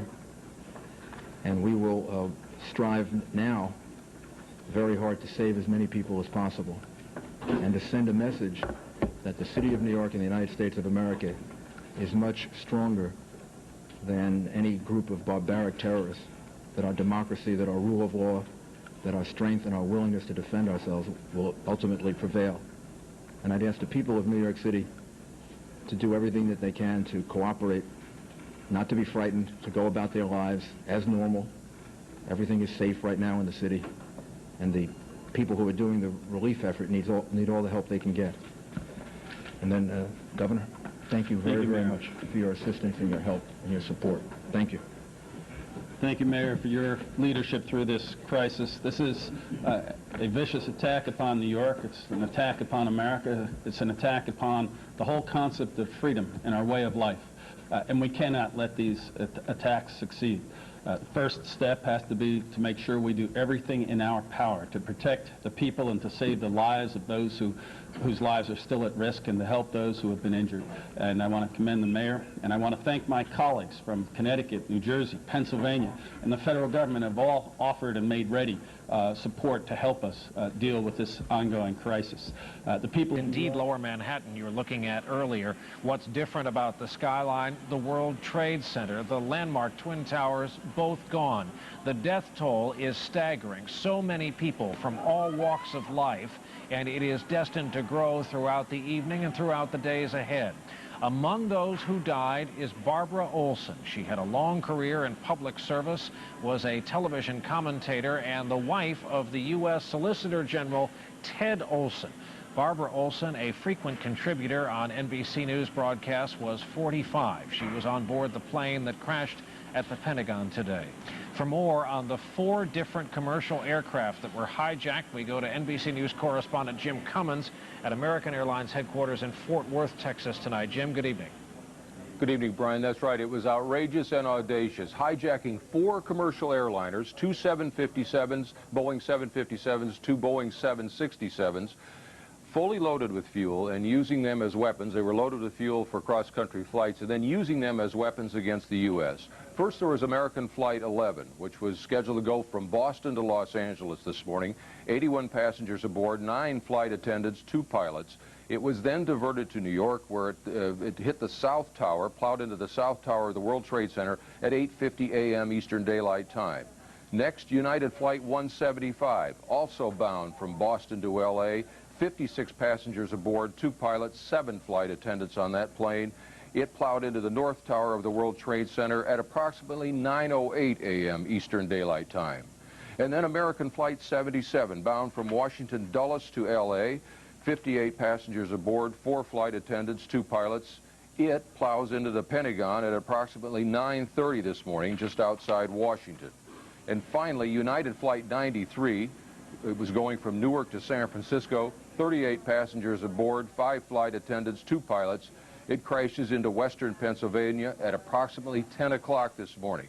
Immediately, the government shut down all commercial air traffic until at least noon tomorrow. It disrupted trains, Greyhound buses, commercial boat traffic. The borders were closed, and so it is shut down transportation in this country virtually, Brian. And cowardly strike on the United States. Terrorists send mighty skyscrapers crumbling to the ground. Many innocent people are dead. The president vows the killers will pay for this attack on America.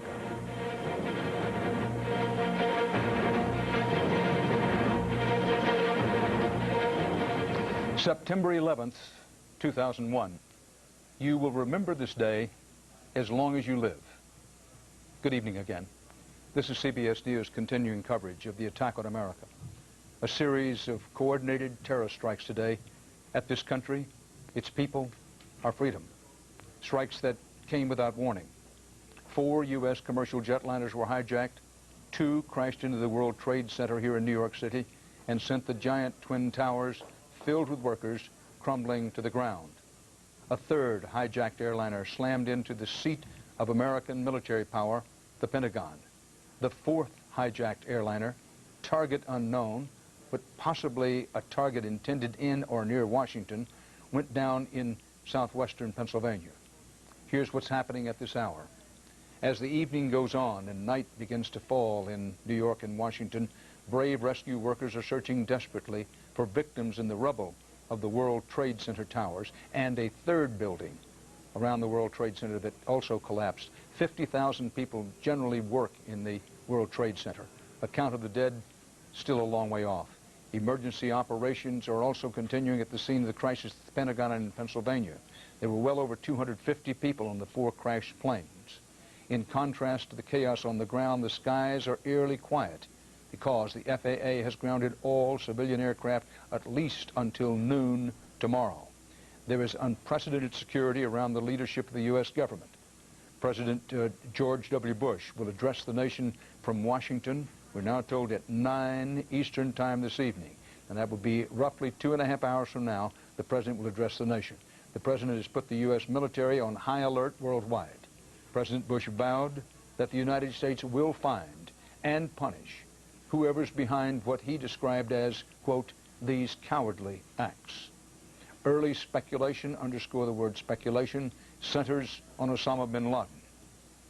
We have mobilized the full resources of CBS News to bring you clear, accurate coverage of this day that will live in infamy. CBS News correspondents and producers are deployed throughout the country and around the world. We begin here in New York City, ground zero for the attack on America. This day's horrific events began with the familiar turbine whine of jet engines over New York City, but this Boeing 767 was too low and not in the regular flight pattern. It was aimed straight for the massive twin towers of the World Trade Center. CBS's Byron Pitts is on the scene tonight. Byron? Dan, without exaggeration, this part of Manhattan looks like a battlefield. We have seen blood. We have seen body parts. We have watched people die in front of our eyes. This was terrorism, like we in America have never seen before. 8:48 a.m. Mayhem in Manhattan. We saw a plane coming very low, and everyone said, wow, that plane is very, very low. I was walking to work, and all of a sudden, I see a jet crash into the first tower. An American Airlines flight loaded with 92 people crashes head-on into the North Tower of the World Trade Center. And then we heard the crash. We ran to the window. Into the building. It went into the Trade Center. Hit the Trade Center. We saw the shrapnel fall, and then we said, get out. And minutes later. Oh, there's another one. Another plane just hit. Right. Oh, my God. Another plane has just hit.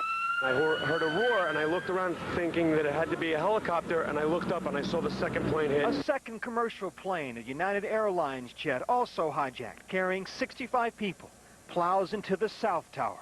First one we thought was an accident. When we heard there was a second one, we definitely thought it was terrorism. On the ground, witnesses could not believe their eyes. 70 stories up with the building burning. Reason gave way to desperation. New York's bravest never had a chance. We really never even got to that close to the building. An explosion blew and it knocked everybody over. Less than an hour later, the South Tower came crumbling down. It collapsed. The top floors collapsed down. I saw it blow and then ran like hell. Thank God. I'm 69, but I can still run. But it was far from over. Tower 2 collapsed into Tower 1. Within minutes after that, we were ordered out. When the dust settled, signs of life started to emerge. Chaos. It's just chaos out here. It really is. So the Twin Towers fall. It's amazing. It's crazy. I can't believe this shit is happening. I really can't. It's nightmares. Armageddon right here. This was the worst act of terrorism on U.S. soil, but not the first attack on the World Trade Center. 8 years ago, terrorists set off bombs in the basement in an effort to take down the two towers. They failed. Today, mission accomplished.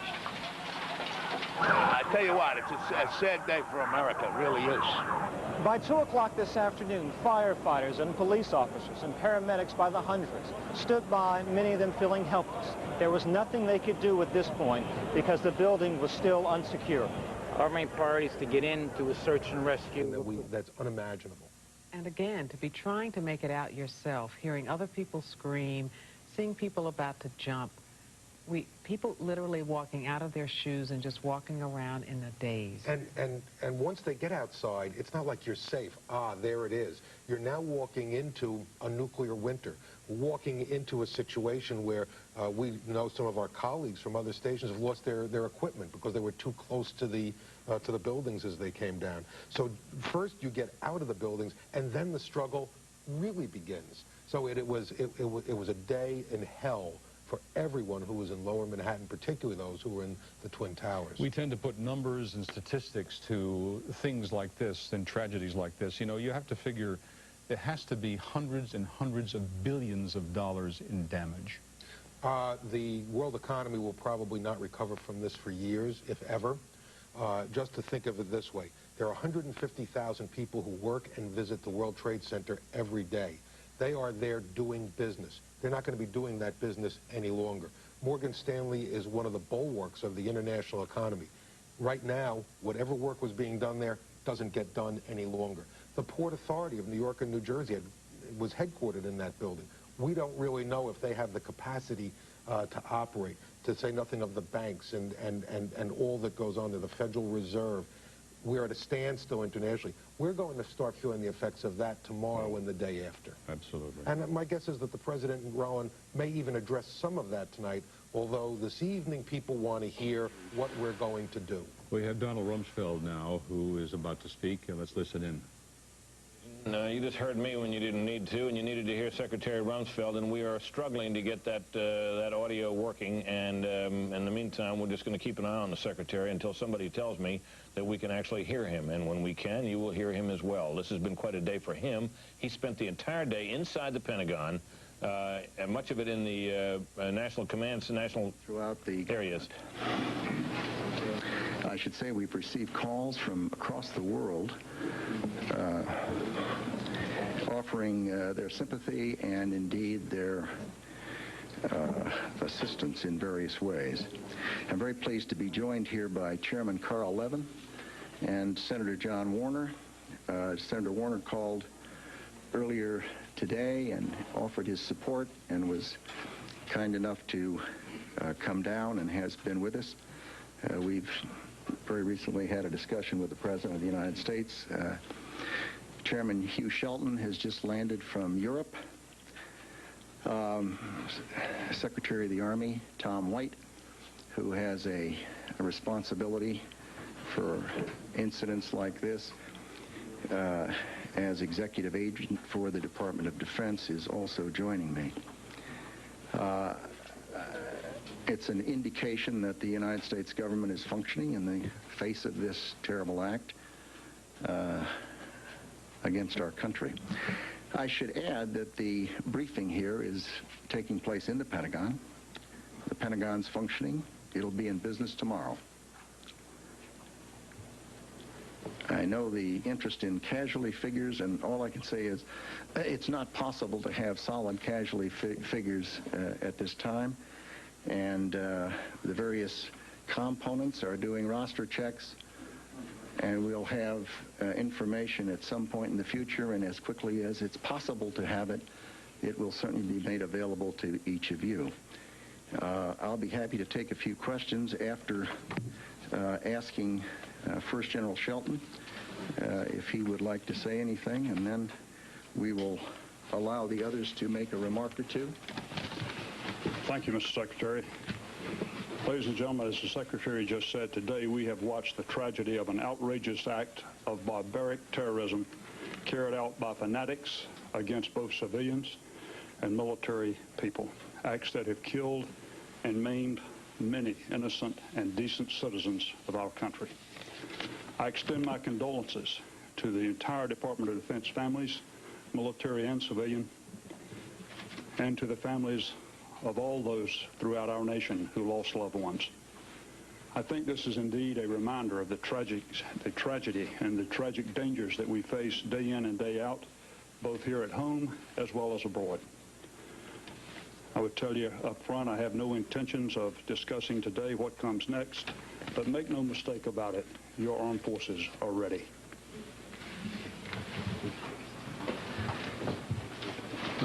Chairman of the Senate Armed Services Committee, Carl Levin. Our intense focus on recovery and helping the injured and the families of those who were killed is matched only by our determination to prevent more attacks and matched only by our unity to track down, root out, and relentlessly pursue terrorists, states that support them, and harbor them. They are the common enemy of the civilized world. Our institutions are strong, and our unity is palpable. Senator John Warner. Thank you. As a past chairman preceding Carl Levin, I can assure you that the Congress stands behind our president, and the president speaks with one voice for this entire nation. This is indeed the most tragic hour in America's history.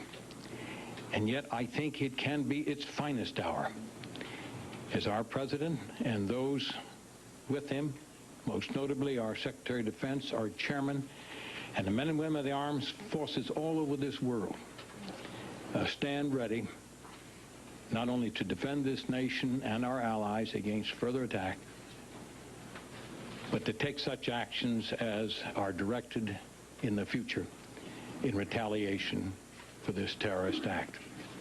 A series of terrorist acts unprecedented in world history.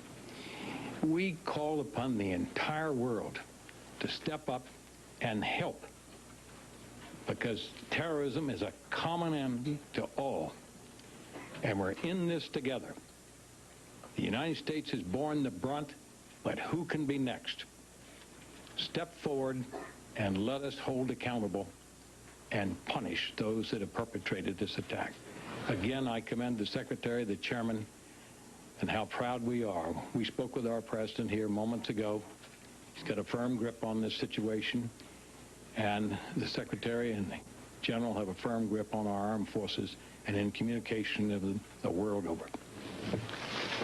Thank you very much. We'll take a few questions and then we'll adjourn. Charlie. Mr. Secretary, did you have any inkling at all, in any way, that something of this nature and something of this scope might be planned? Charlie, we don't discuss intelligence matters. I see. And how would you respond if you find out who did this?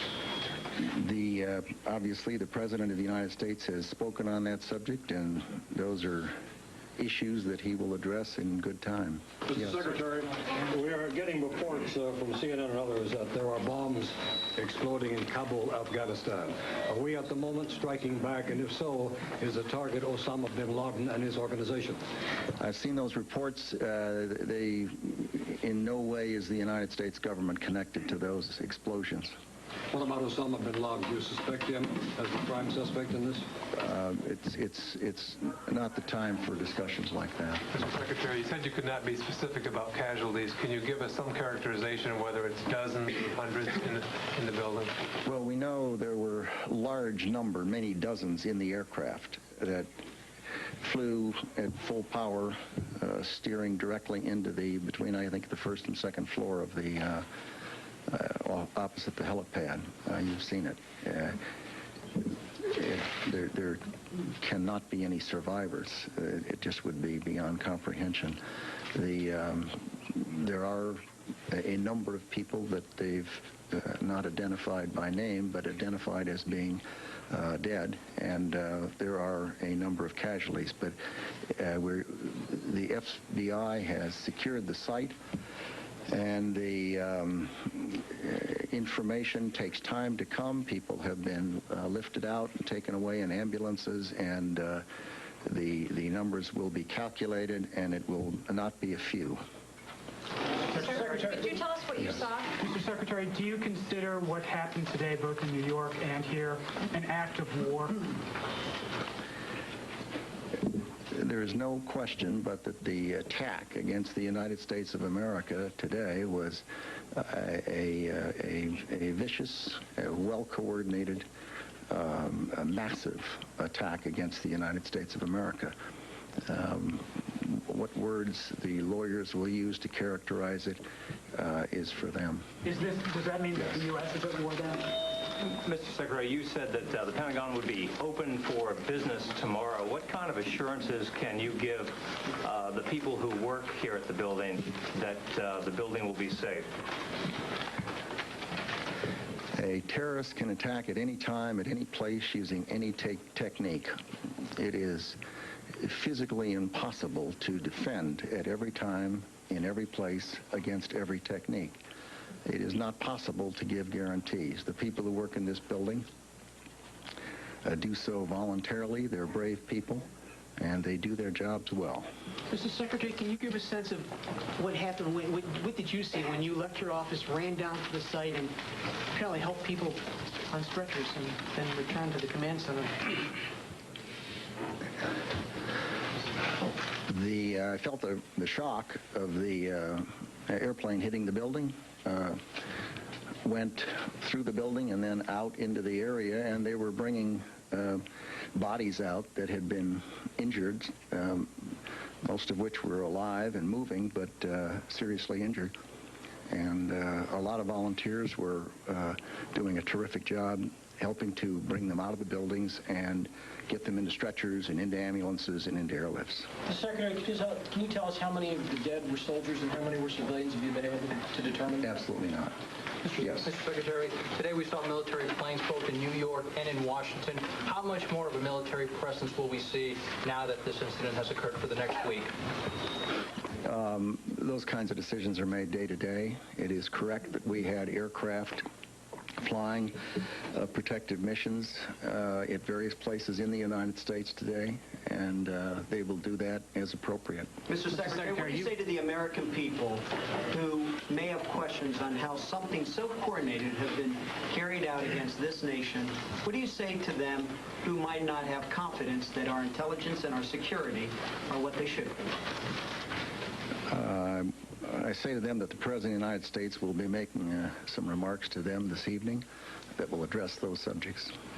Mr. Secretary, you've declared, the Pentagon has declared ThreatCon Delta forces around the world. Could you tell me why? Have you received any threats, or has anyone claimed credit for this?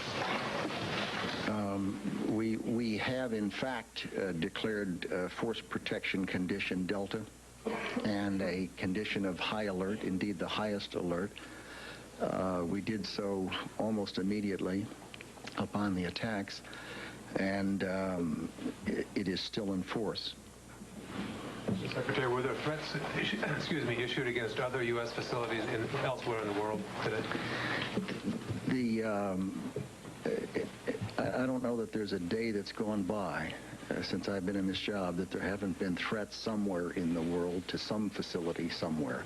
It's one of the complexities of the intelligence business that you have to... That, of course, is we believe that's the President's helicopter arriving on the South Lawn. Sometimes they will bring in more than one, just in case, so nobody knows for sure which one the President is aboard. So we'll watch this with some care as we see the white-top helicopters of the very kind that become Marine One anytime they ferry the President from one location to another. This is the first one to land, and we'll see in a moment whether this is indeed the one the President is aboard or whether some staff member will emerge from it and the President will come on a subsequent one. But that picture is the south grounds of the White House. We saw moments ago, and you might have seen it when we flashed it on the screen, a picture of the dome of the Capitol as a couple of helicopters went by. There were indeed there was a little fleet of them, 4 or 5 helicopters that went by carrying staff, one presumes, military personnel, and no doubt some of the President's security people. The more the better at a time like that in the eyes of security people, because no one can tell for sure which one is actually carrying the President. But this is the first one to touch down there on the south lawn of the White House, so we will watch and see if the President emerges. It will be the first time since this morning that we have seen a live picture of the President of the United States, who has spent much of the rest of the day in the air aboard Air Force One, going from one U.S. military base to another, ultimately declining to go along with the recommendations of some of his security people that he go to the North American Air Defense Command inside of a mountain in Colorado and hover there until people gave the all clear. The President's advisors were not pleased with that request, felt it made the President look in an inappropriate light, and the result of that was the decision to come back here this evening, and that is what we are watching unfold as we speak here. It's not exactly clear that the President is going to speak at 9 p.m., but that was the estimate that was given us, so we will wait and see if the White House in fact confirms that. Joining us here in our studios in Washington is Republican Senator John Kyle of Arizona. Senator Kyle, you've now had a chance to be briefed yourself. You've heard the remarks from the Pentagon by a couple of your colleagues and, of course, by the Secretary of Defense.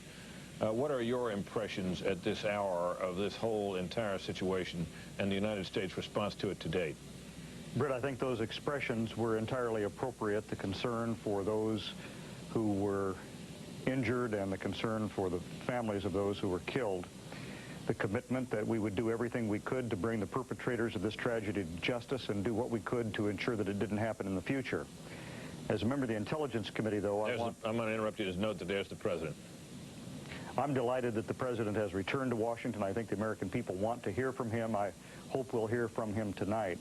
And I also hope that as a result of this tragedy, that the commitment that we all express verbally, we can translate into action, because there are many things we could do to improve our intelligence and our national security, and I'm afraid that, unfortunately, it may take an incident like this to actually force us to do some of those things that we could have done earlier.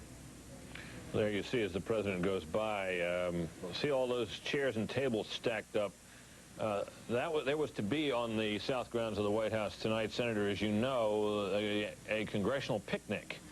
And, of course, plans for that had to be scrubbed because of the obvious circumstances. There the President is walking up that fieldstone path there up to the west wing of the White House, from which he is expected to address the country in just a short period of time. There you see him joined by Karen Hughes, who did the talking for him a couple hours ago. At representative who made his way out of the Washington Police Headquarters this afternoon, or early this morning actually, and suggested that the estimates were that as many as 10,000 lives may have been lost in lower Manhattan. Our correspondent, Catherine Herridge, has been following developments throughout the day. She's with us from one of the hospitals besieged with patients this day. Catherine, how's it going there?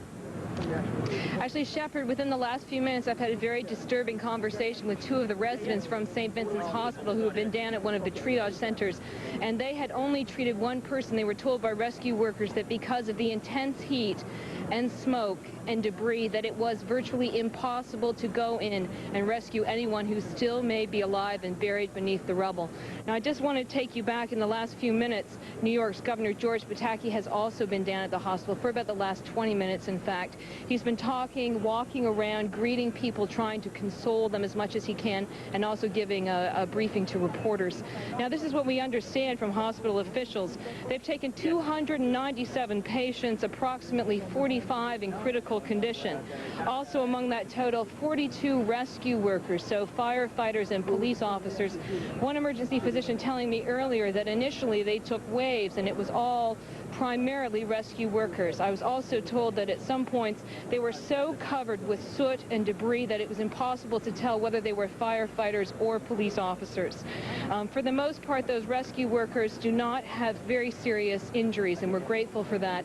They're suffering from abrasions to their eyes because of the concrete dust in the air. St. Vincent officials also confirming to us that they've had 3 deaths. When we asked them the cause, they said severe blunt injuries. Some, in fact, fell to their deaths. The under injuries also include multiple fractures and lacerations. Earlier this afternoon, we did have a briefing from New York's Mayor Rudy Giuliani, as well as the New York Police Commissioner Bernard Kerik. They confirmed to us that the National Guard is on the scene, approximately 200 guardsmen. They're expecting about 1,500 later this evening. Of course, the city remains on a very heightened state of alert. There was one point, though, in the briefing where the New York mayor really praised the people of this city, saying that they had behaved with dignity and calm, and he really thinks that that presence of mind has helped to save lives. And I'm quoting here. The mayor said, "New York City is a lot stronger than this. We're going to overcome it, and we're going to be an example for everyone how to defeat terrorism, and that it's important for people not to be afraid." Just a couple of anecdotes I want to share with you. When I was down near the World Trade Center, one of the firefighters stopped just briefly and spoke to me, and he said essentially that it was just bedlam. It was like a second Pearl Harbor. Those were his words. And I also asked him what he was concerned about most, and he said, you know, there are 8 men in my company that are unaccounted for, and I can't go back in for them now. They're just unaccounted for. I've also been talking to family members out here on the street. I spoke to one man. He was a member of one of the carpenters' unions, and he told me that there were dozens of people from his union who were working in the World Trade Center today. He thought perhaps as many as 200 or 300 working on the upper floors, and they've had no word of them. And this is why he came to St. Vincent's, to see if any of them had survived this disaster, Shep. Catherine Herridge, live with us from the hospital. We will keep watch there. The numbers at an initial look might sound good, that there are just a few hundred people who have been taken to area hospitals, a few hundred people that have been reported to us. There are different ways to read that, of course. The video at which you were just looking was the collapse of the third building there. They call it Building 7 at World Financial Center, a 42-story structure. Certainly a building that would have towered above most skylines across America. It was dwarfed, of course, in the shadow of the World Trade Center, but it collapsed just about an hour and a half or so ago, I believe. That was expected. There had been a lot of shaking on Lower Manhattan. They knew that it would come down. The question was when, and now it has. As many as 50,000 people working in that building. Thousands of tourists on a given day would visit as well, and putting numbers together is something that simply cannot yet be done. Seeing those pictures, knowing that, imagine, if you will, the number of people in the city of New York who knew people who went down with TWA Flight 800. Everyone seemed to know someone. Rest assured, everyone does know someone who was inside the World Trade Center this morning. Of course, there was also a horrible explosion a short time after at the Pentagon in Washington. We now know that it was a Boeing 757. The story of how this evolved is now coming out in bits and pieces of reporting, and in a fascinating article by Don Phillips in the Washington Post, which is out late this afternoon, describing controllers watching their radar screen and seeing this very strange object, a large plane, flying at an unusually high speed without the beeper going, meaning the instrument which tells the tower what kind of plane that is, that it is in fact Flight 77 from American Airlines, that was turned off. And according to the reporting by Don Phillips of the Washington Post, this 757 turned tightly and circled. But before so, it was flying at an unusually high speed directly toward the White House. Direct coordinates for the White House. The tower calls authorities minutes before the 757 turned tightly and circled around to slam directly into the Pentagon. The controllers couldn't identify this plane, as I mentioned, and they are now saying the skill with which the plane was flown, including this knowledge of how to turn off the transponder, raised the probability that a trained pilot was at the controls, possibly a hijacker.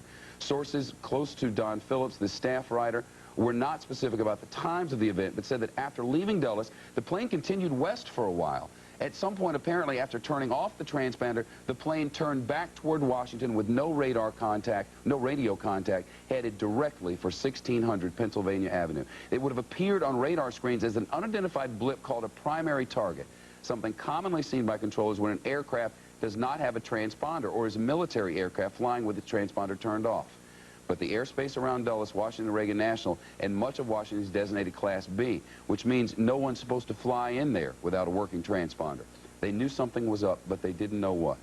And eventually they watched the plane began turning to the right, away from the Pentagon, from the southwest. Then it dropped below radar level, disappearing from the controller's screen shortly before hitting the Pentagon just about 9:30 a.m. Washington time this morning, less than an hour after the two aircraft hit the World Trade Center, flying below 10,000 feet at an extremely high rate of speed. Now it's believed at least, that a trained pilot was at the helm when Barbara Olson and many others on board were crashed into what was largely an unoccupied portion of the Pentagon, a fire which burned throughout much of the day. The fires are still burning in Lower Manhattan. The rescue effort is underway. The 44,000 police officers of this city have not had a moment off since all of this began. You are looking live from our Midtown headquarters now as the smoke continues to rise, and certainly now the emotions go all over the spectrum. In the hours after the Oklahoma City bombing, grief and tears and wonderment, how could such a tragic thing happen? Craft as it was headed towards New York City. Plane took off about 8 o'clock out of Logan in Boston on its way to Los Angeles, climbed to 29,000 feet and cruising at about 450 knots. About that time, 8:28, the flight took an immediate hard left turn due south. The speed initially decreased by over 100 miles an hour and then increased to over 500. And then as it approached the New York area, it slowed to all the way down to about 300 knots. So, and then tragically it impacted in the World Trade Center. American 11 was indeed the first flight, we have confirmed that, of the two. But as ABC's Charlie Gibson points out in this conversation with me just a moment, Charlie, there were 2 rogue aircraft who were out of flight pattern. Well, Peter, the 2 airplanes that hit the 2 twin towers of the World Trade Center were both out of Boston. That was a description of what happened to Flight 11, which was the first one to come into the towers. And just looking at the timing, it's interesting.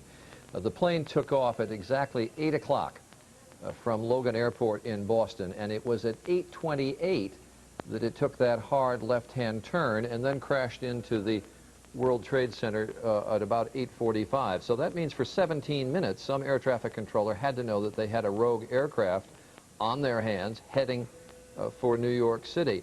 The other flight, the one that went into the second World Trade Center, and that was United Flight 175, a 767 that had taken off for Boston for Los Angeles, took off at 8:15. Then just after it passed the Massachusetts-Connecticut border heading west, just south of Pittsfield, Massachusetts, the flight took a 30-degree turn to the south, left toward New Jersey, then another 90-degree turn. It was heading toward Atlantic City, and then it took another hard turn northeast, basically doing a U-turn over New Jersey, and slammed into the to the building at 9:03.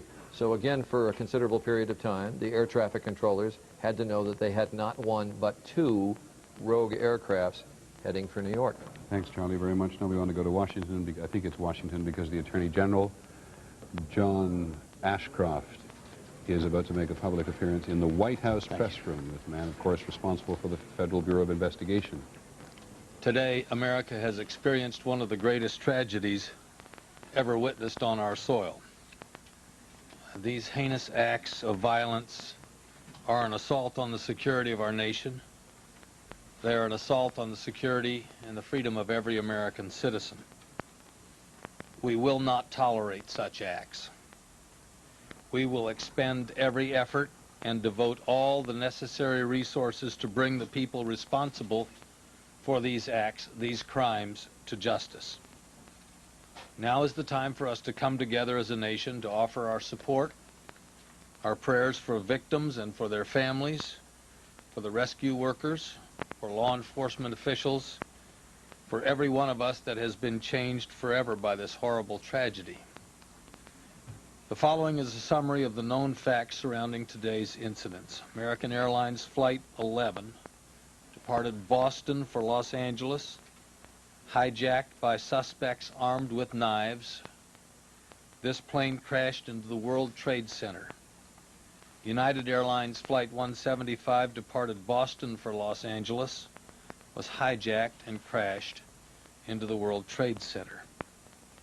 American Airlines Flight 77 departed Washington Dulles for Los Angeles, was hijacked and crashed into the Pentagon. United Airlines Flight 93 departed Newark for San Francisco, was hijacked and crashed in Shanksville, Pennsylvania. Crime scenes have been established by the federal authorities in New York, in Washington, D.C. area, in Pittsburgh, in Boston, and in Newark. The full resources of the Department of Justice, including the Federal Bureau of Investigation, the Immigration and Naturalization Service, the U.S. Attorney's offices, the U.S. Marshals Service, the Bureau of Prisons, the Drug Enforcement Administration, and the Office of Justice Programs are being deployed to investigate these crimes and to assist survivors and victim families. Thousands of FBI agents in all of the field offices across the country and in the international legat offices, assisted by personnel from other Department of Justice agencies, are cooperating in this investigation. The FBI has established a website where people can report any information about these crimes. That address is www.ifccfbi.gov. That address again, www.ifccfbi.gov. Individuals can report any information they know about these crimes to that website.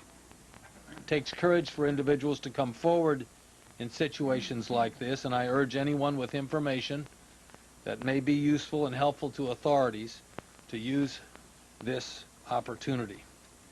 The Office of Victims of Crime has established a toll-free 800 number for family and friends of victims. They can call 800-331-0075 to leave contact information for a future time when more information is available, to find out information about a victim, or to find out information about the rights of victims and the services available to victim survivors and victim families. The determination of these terrorists will not deter the determination of the American people. We are survivors, and freedom is a survivor. A free American people will not be intimidated, nor will we be defeated. We will find the people responsible for these cowardly acts, and justice will be done. Tommy? On Ashcroft. And this is Tommy Thompson, Every the single Secretary of Health American and Human Services. Lost something today. And every one of us at this time expresses our deepest sympathy to the victims of today's tragedies and their families. It is now our mission to begin the healing from this tragedy. From the moment that we learned of these attacks, the Department of Health and Human Services has begun readying teams and resources to be sent to New York City and the Washington area to meet any needs of state and local officials. So far, we have sent 4 disaster medical teams to New York City, and 3 of these disaster medical teams to the Washington, Northern Virginia, Baltimore area. These medical teams each consist of about 35 physicians, nurses, and emergency medical technicians. They are all trained to deal with traumatic injuries and other emergency needs. We've also sent 4 disaster mortuary operational response teams to New York and 3 to the greater Washington area. We're also in the process of shipping a great deal of emergency medical supplies to New York City with the help of the Centers for Disease Control. In short, we're making the full force of the Department of Health and Human Services, both its resources and medical expertise available to the areas that need our assistance. We've also this afternoon activated the United States Public Health Service Commission Corps, which consists of approximately 6,000 health professionals. We also are giving backup assistance to the 500-bed ship Comfort from the United States Navy. Americans all over are calling up and asking what they can do. The best thing they can do is respond to this great call by volunteering to give blood. We need Americans to continue to answer that call. No matter where you live, please do your civic duty and assist us by donating blood. It is our primary job is to make sure Americans harmed by this tragedy get the help that they need. We will remain in constant contact with the governors, the mayors, public health officials, and other local officials to make sure that all their needs are being met. It is a sad day, but America and all of its citizens certainly share tonight in the grief that it's been caused. And as the President and everybody in his administration have said, we, the government, will continue to operate and continue to provide the services to all Americans. Well, it is important for the country. This is, let's just come away from the White House for just a moment, for a second now, and just inadvertently, we get from, it's so important at this point to hear from the representatives of government. Here are the leaders of the Senate and the House of Representatives together. The Speaker of the House in the middle, Dennis Hastert, Tom Daschle, the Senate leader, to his left. At a time like this, no words that we should utter today or this evening can help the hearts and souls and feelings of the victims and the families that were a part of this great tragedy that happened in this country today. The office building that I go to every day is gone. Matt, before you go any further, we were just looking at shots of the countless number of New York firefighters that were on the scene. We are just getting information from a union official of some of the 400 firefighters that initially went into that area. 200 may have perished. Matt, we appreciate your sharing your thoughts with us tonight on this incredibly tragic day of our American history. Let's go back to Wolf Blitzer. Once again, Wolf, New York City officials are not confirming, nor is the Pentagon, exactly how many people were injured here or how many people died. I know Governor Pataki of New York was saying earlier this evening it will be many, many days before we have any of those numbers. Those numbers are being collected, but I'm sure it's way too early, as you point out, Paula, to have even a rough guess how high that number will eventually go. Just to recap once again, President Bush preparing to address the nation in less than an hour or so, around 8:30 p.m. Eastern, an Oval Office address for President Bush from the White House. CNN senior White House correspondent John King is back on the North Lawn of the White House. John, you're back in the briefing room now. John, you were listening to that briefing when we went to the... Money is going to be a big part of it. Many of the airlines are in financial trouble to begin with. It is not a very healthy industry of late. We see that with the mergers and proposed mergers, etc. How much has to be added to the price of a ticket yet remains to be seen, but we do know that there's more demand of those seats than there are seats. And there are people, especially business people, who pay any price to be able to fly and have the convenience, but certainly not willing to pay the price of compromising their safety. Congressman, former President Clinton is apparently in Australia, and he was reached in a telephone interview. He said we should not be second-guessing. We should be supporting President Bush. He says the most important thing is we all have to be strong, calm, good Americans now, rally behind the president.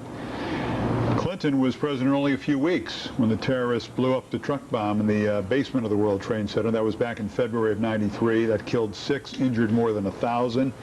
And he also dealt with the April 1995 bombing of the Murrah Federal Building in Oklahoma City, where 168 people died. But the Twin Towers go down, 50,000 people in them, so that is an entirely different situation.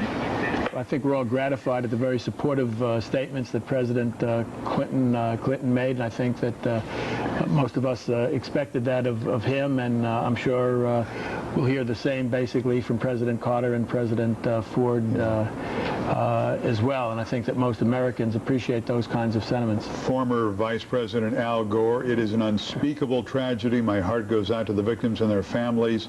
He was in Vienna, Austria. He was about to make a speech to a high-tech group there, but he canceled the talk. Scott, we're going back to Manhattan now for a live report from Chris King. Chris? Colleen, I'm standing here in front of St. Vincent's Hospital in Lower Manhattan. Of course, there are still enormous numbers of people, emergency crews, doctors, nurses waiting outside, of course, for the worst to happen. And so far, the worst has not happened. And if you can believe that, about 319 patients have been brought in so far. 55 of them are in critical condition. About 3 deaths have been reported so far. Now, New York Governor Pataki came by here not too long ago. He went in to survey the damage, see what was happening inside, and he came out and spoke with reporters. He says this is, quote, an enormous tragedy. He said the National Guard have been called in, and he said he saw people lined up to donate blood. I'm sorry, there's been a bit of a noise over here to the side, but apparently it's nothing to worry about, actually. Efforts to help people are ongoing. The circumstances are difficult, but Governor Pataki says the state will do everything it can to rebuild New York City, to rebuild after this terrible tragedy. A hospital spokesman also came out a little while ago. He, of course, course, said that there are 319 people who were brought in. Hundreds of people have been coming in throughout the day. Most of the critical injuries came in a bit earlier. Dr. Lenny Bekalchuk said that the critical patients, of course, came in early in the day. So they had severe burns, they had cardiac arrest, smoke inhalations, and hot air burns to the lung. This is an incredible situation. It's ongoing, and of course, as soon as we have more details, we'll keep you updated. Back to you in the newsroom. Okay, thank you, very Chris. Much. Congressman Ackerman, final thoughts from you? I think that all of us as Americans have to band together. We have to be thoughtful during this entire process. We have to be supportive of the families who have lost loved ones. We have to pray that the damage is not as bad as some of us surmise that it most likely is. As a nation, we're going to have to respond in a forceful but thoughtful manner, and we have to make sure that those to whom we respond are the appropriate people, and that we don't overreact and overreach to some of our own citizens to make them scapegoats of the actions of others for whom they have no culpability. And you will be going to Washington? I will be on the floor in Washington when they wrap the gavel with the rest of our colleagues. Okay. Thanks so much for coming by to talk with us. Thank you, and thank you for doing this great public service, and try to get some sleep tonight at whatever hour it's going to be. Who knows? Many people. It'll be a sleepless night for a lot of people. Thank you. Thanks, Congressman. Just to update you before we go to Sarah Roche, we've gotten word that President Bush will be addressing the nation at 8:30 Eastern Time. The original broadcast was going to be at 9 o'clock from the White House, but there's a bulletin from the Associated Press saying that Mr. Bush will speak to the nation tonight at 8:30. It's now 7:41. We want to go to Sarah right now?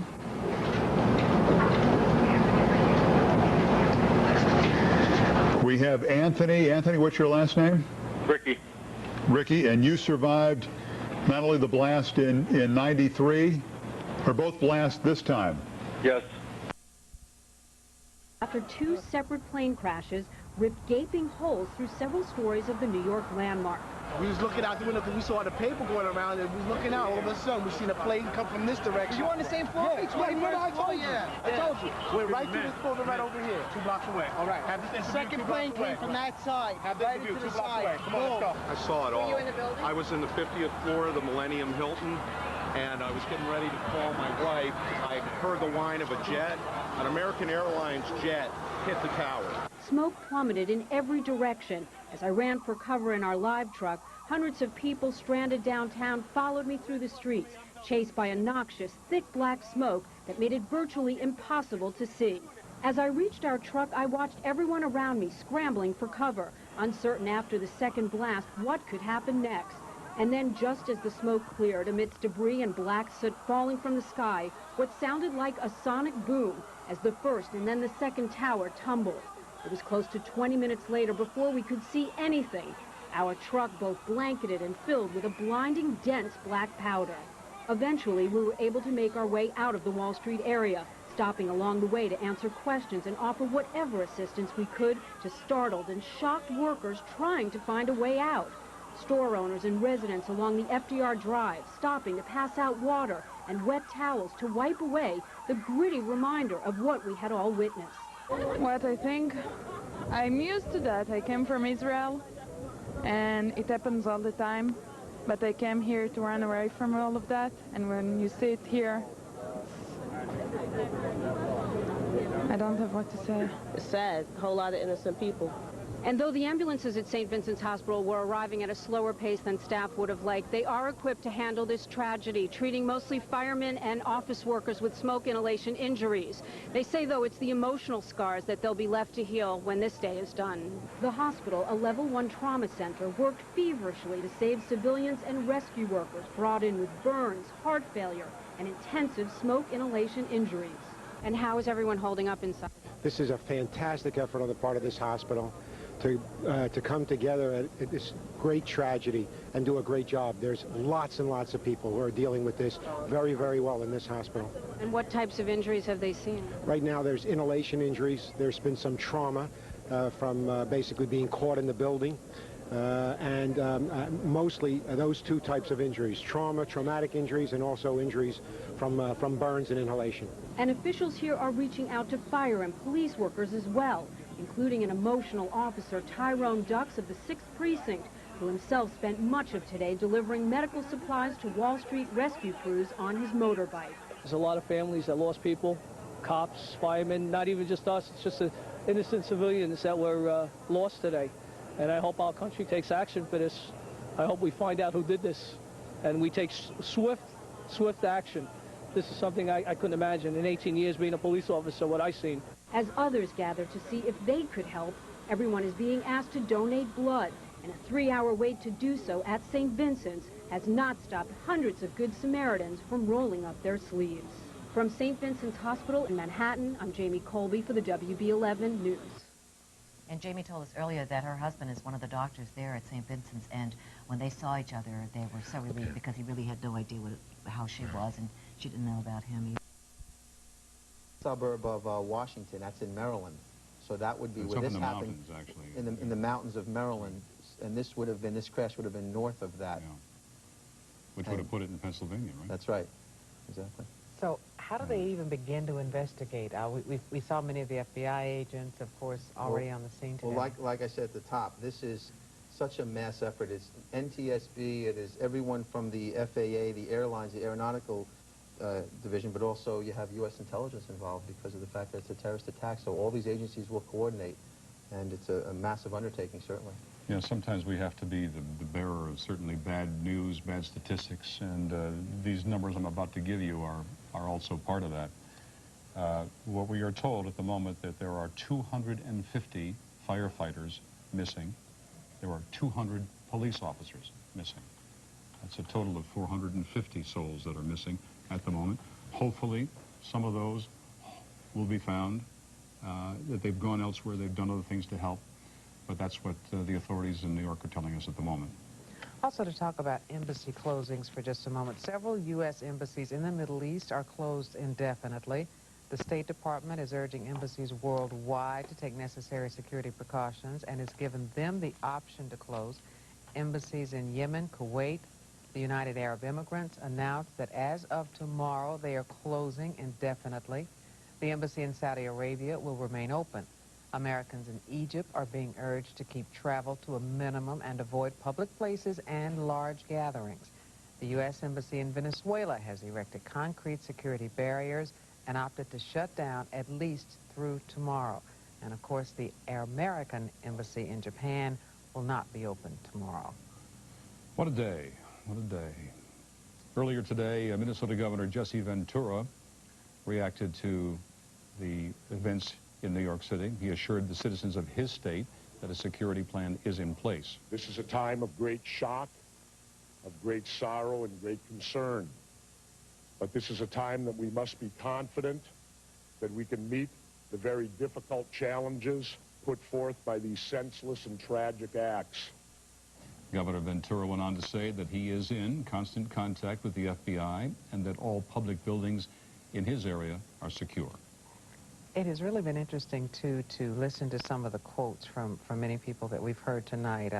Norm Mineta, Transportation Department head, talked about how, and of course, even before him, I remember Attorney General John Ashcroft saying, justice will be done. The Transportation Secretary saying, we were caught by surprise today, but we will not. Transportation will continue. And of course, every single American lost something today. Now we begin to heal.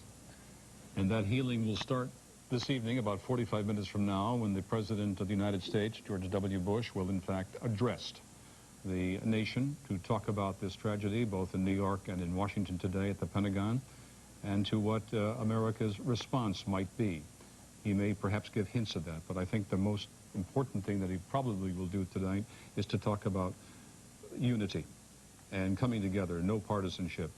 Let's get through this. Let's help the injured. Let's identify the dead. Let's get on with it and conduct an appropriate memorial and service, and then figure out what we have to do. One of the things we want to do right now is bring Reg Wells back in. He's been updating us all day on the all-important emergency numbers. Reg? Well, if you're expecting people home from work, Route 3 westbound has been closed for the last 3 hours. Crashed into a wooded area outside of Pittsburgh. This is the greatest country in the face of the earth, and I think it is. But we got to understand, we are the most hated, despised nation probably in existence in all of history. Terrorism experts and world leaders are reacting to this unsurpassed tragedy in the United States. Today we have watched the tragedy of an outrageous act of barbaric terrorism carried out by fanatics against both civilians and military people. Acts that have killed and maimed many innocent and decent citizens of our country. That was Joint Chiefs of Staff General Henry H. Shelton. Of course, the scope of these well-planned attacks unfathomable now. It's believed there are thousands of casualties. Brenda? Thank you very much, Joanne. Senator Hillary Rodham Clinton is now being interviewed by CNN. Let's listen in.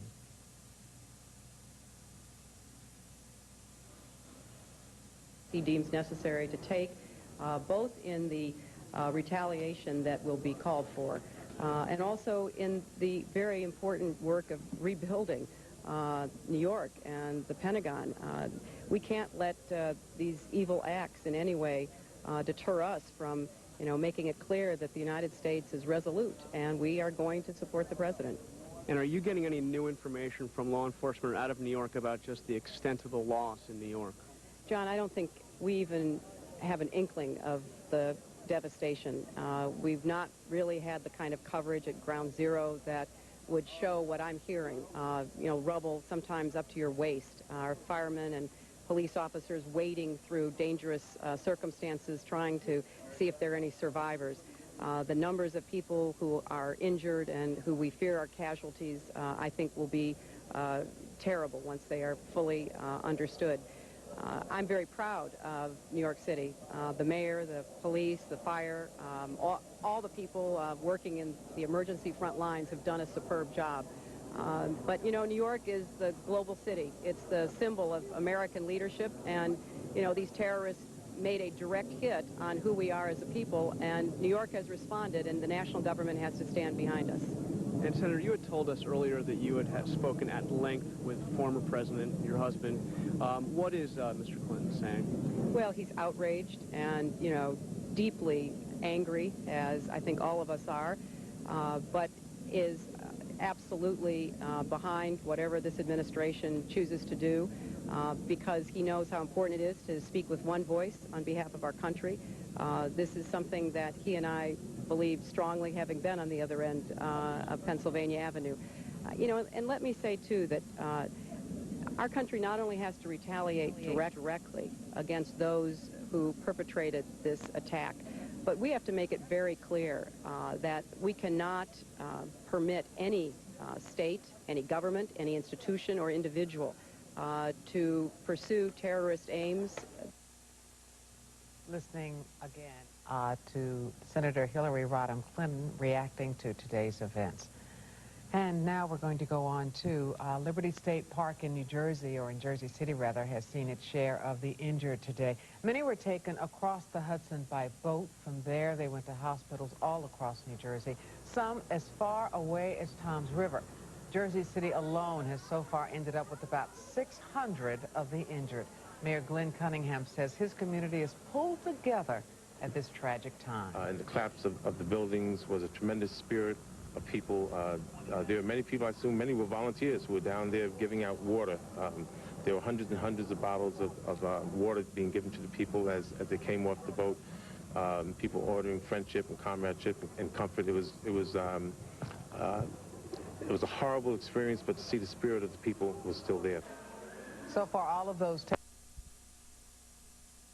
in the World Trade Center attack, the buildings came down, of course. Many of those firemen were at the base of those buildings involved in firefighting and rescue efforts at the time. That's the first number that we've had from a reliable source that comes from the firefighters union tonight.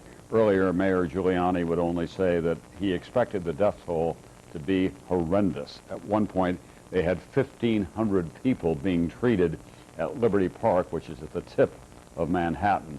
This will be going on throughout the evening in New York. Let's go to NBC's Robert Hager now and see what the very latest is on the hijacking of these 4 planes today, 2 from Boston, 1 from Newark, and 1 from Washington Dulles. Robert? Tom, there are little glimmers coming out of what may have gone on in the cockpits of some of these planes.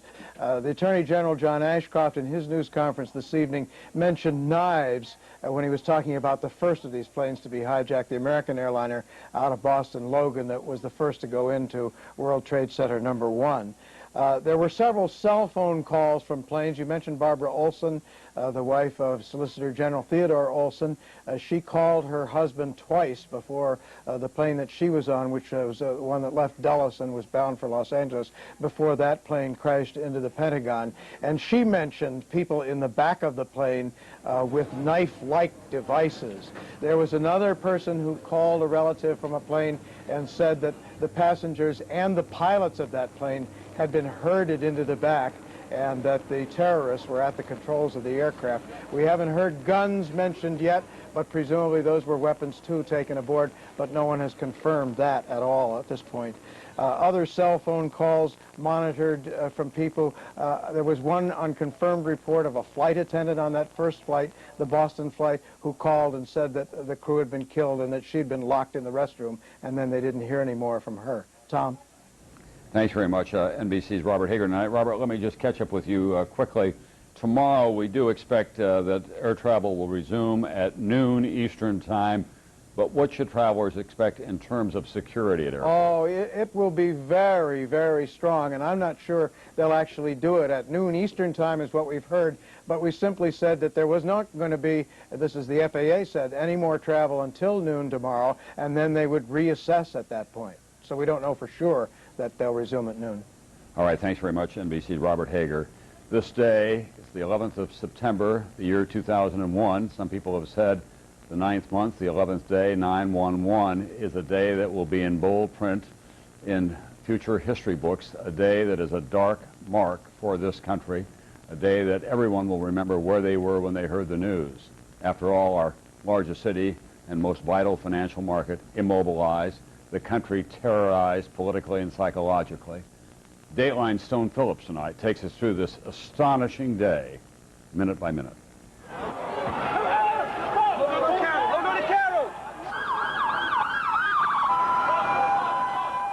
Today, the unimaginable happened. At the start of a busy workday, New Yorkers heard an explosion, then looked up to see a symbol of America's economic power, one of the World Trade Center's twin towers billowing smoke and flames. Yeah, the glass, just flames exploded out the front of the World Trade Center. Glass flew everywhere.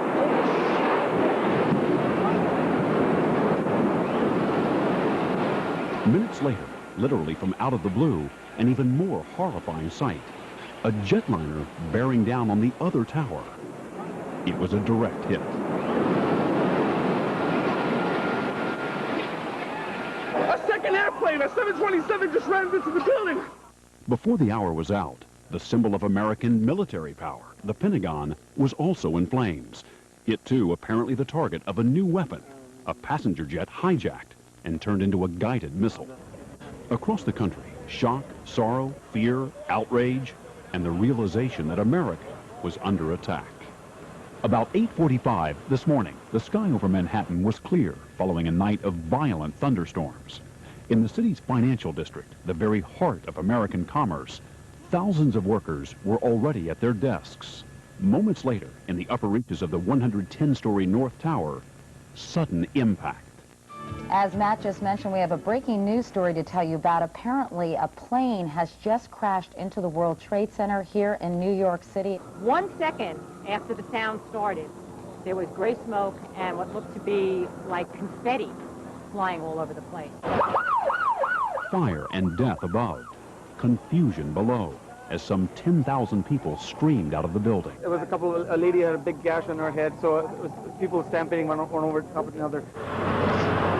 Witnesses reported a horrifying scene. Desperate people jumping from the burning skyscraper. Bloody clothing and body parts scattered on the streets below. As emergency crews rushed to the southern tip of Manhattan, the immediate thought, could it really be happening again? Step back, okay? I'm on the job. In 1993, the same building was hit by a truck bomb, Islamic militants hoping to topple the one tower into the other. 6 people died in that attack, and 1,500 were injured. But within the first minutes today, it was clear that the toll this time would be much higher.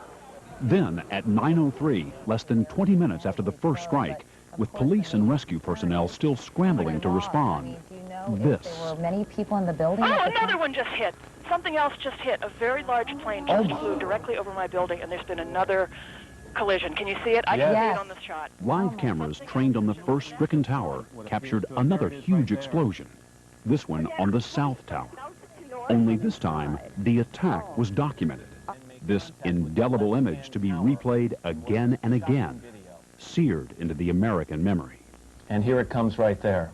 An American Airlines 767 with 92 people on board hijacked on its flight from Boston to Los Angeles, becoming the implement of mass murder.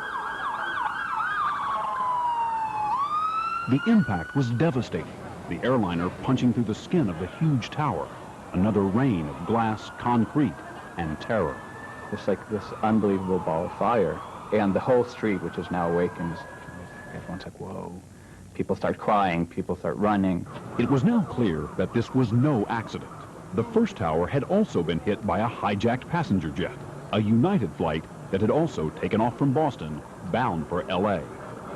The attacks left New York virtually paralyzed. Tunnels and bridges linking the city shut down, subways closed, telephone lines jammed, cell phones overloaded as frantic callers tried to contact loved ones. At 9:30, President Bush in Florida to talk about education addressed a nation reeling and in need of reassurance. Today we've had a national tragedy. 2 airplanes have crashed into the World Trade Center in an apparent terrorist attack on our country.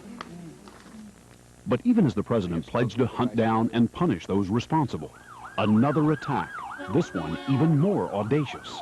The target, the Pentagon. Another American Airlines jet bound for Los Angeles had been hijacked, this one taking off from Washington's Dulles Airport. It was another direct hit. NBC's Pentagon correspondent Jim Miklaszewski suddenly found himself on the front lines of a war that had come home. I don't want to alarm anybody right now, but apparently it felt just a few moments ago like there was an explosion of some kind here at the Pentagon. 9:43 a.m. With concern that the White House could be a target, President Bush boarded Air Force One bound for a special secure command post at a military base. At 9:49, the Federal Aviation Administration announced it was shutting down the nation's air traffic. In a world turned upside down, hundreds of passenger planes crisscrossing the country were now potential terrorist weapons. The Federal Aviation Administration ordered all airports closed, and all planes which were in the air were directed to land at the nearest airport. This morning, on a scale beyond belief, Americans experienced what it's like to feel truly vulnerable, to realize when someone is willing to die for a cause, we are all potential targets. The number one suspect, this man, Osama bin Laden, a radical Islamic terrorist linked to past attacks on American interests. A London-based Arab journalist said today that 3 weeks ago, followers of bin Laden warned of a huge and unprecedented attack on the U.S. Was this it? Somebody provided the logistical support for this operation, and clearly the only person, or one of the only people, that has built up such a network in the world today is Osama bin Laden. There was no word from bin Laden, but the Taliban-ruled government of Afghanistan, where bin Laden is based, issued a statement this morning condemning the attacks and saying bin Laden did not have the capability to carry out such acts. And there were plenty of other suspects, ranging from radical Palestinian groups to rogue governments. President Bush has committed the full resources of our intelligence and law enforcement communities to identify and bring to swift justice those responsible for these despicable attacks. While the nation's intelligence community ran down possible suspects and tried to assess whether more attacks were imminent, rescue workers in New York and Washington confronted a disaster of immense proportions. In New York, local hospitals began filling up. Urgent calls going out to every available surgeon and nurse. Long lines of people outside waiting to donate blood. It was a war zone. It was unbelievable. And still, there was worse to come. At 9:59 a.m., the Trade Center's South Tower, the building that took the second hit, began to crumble.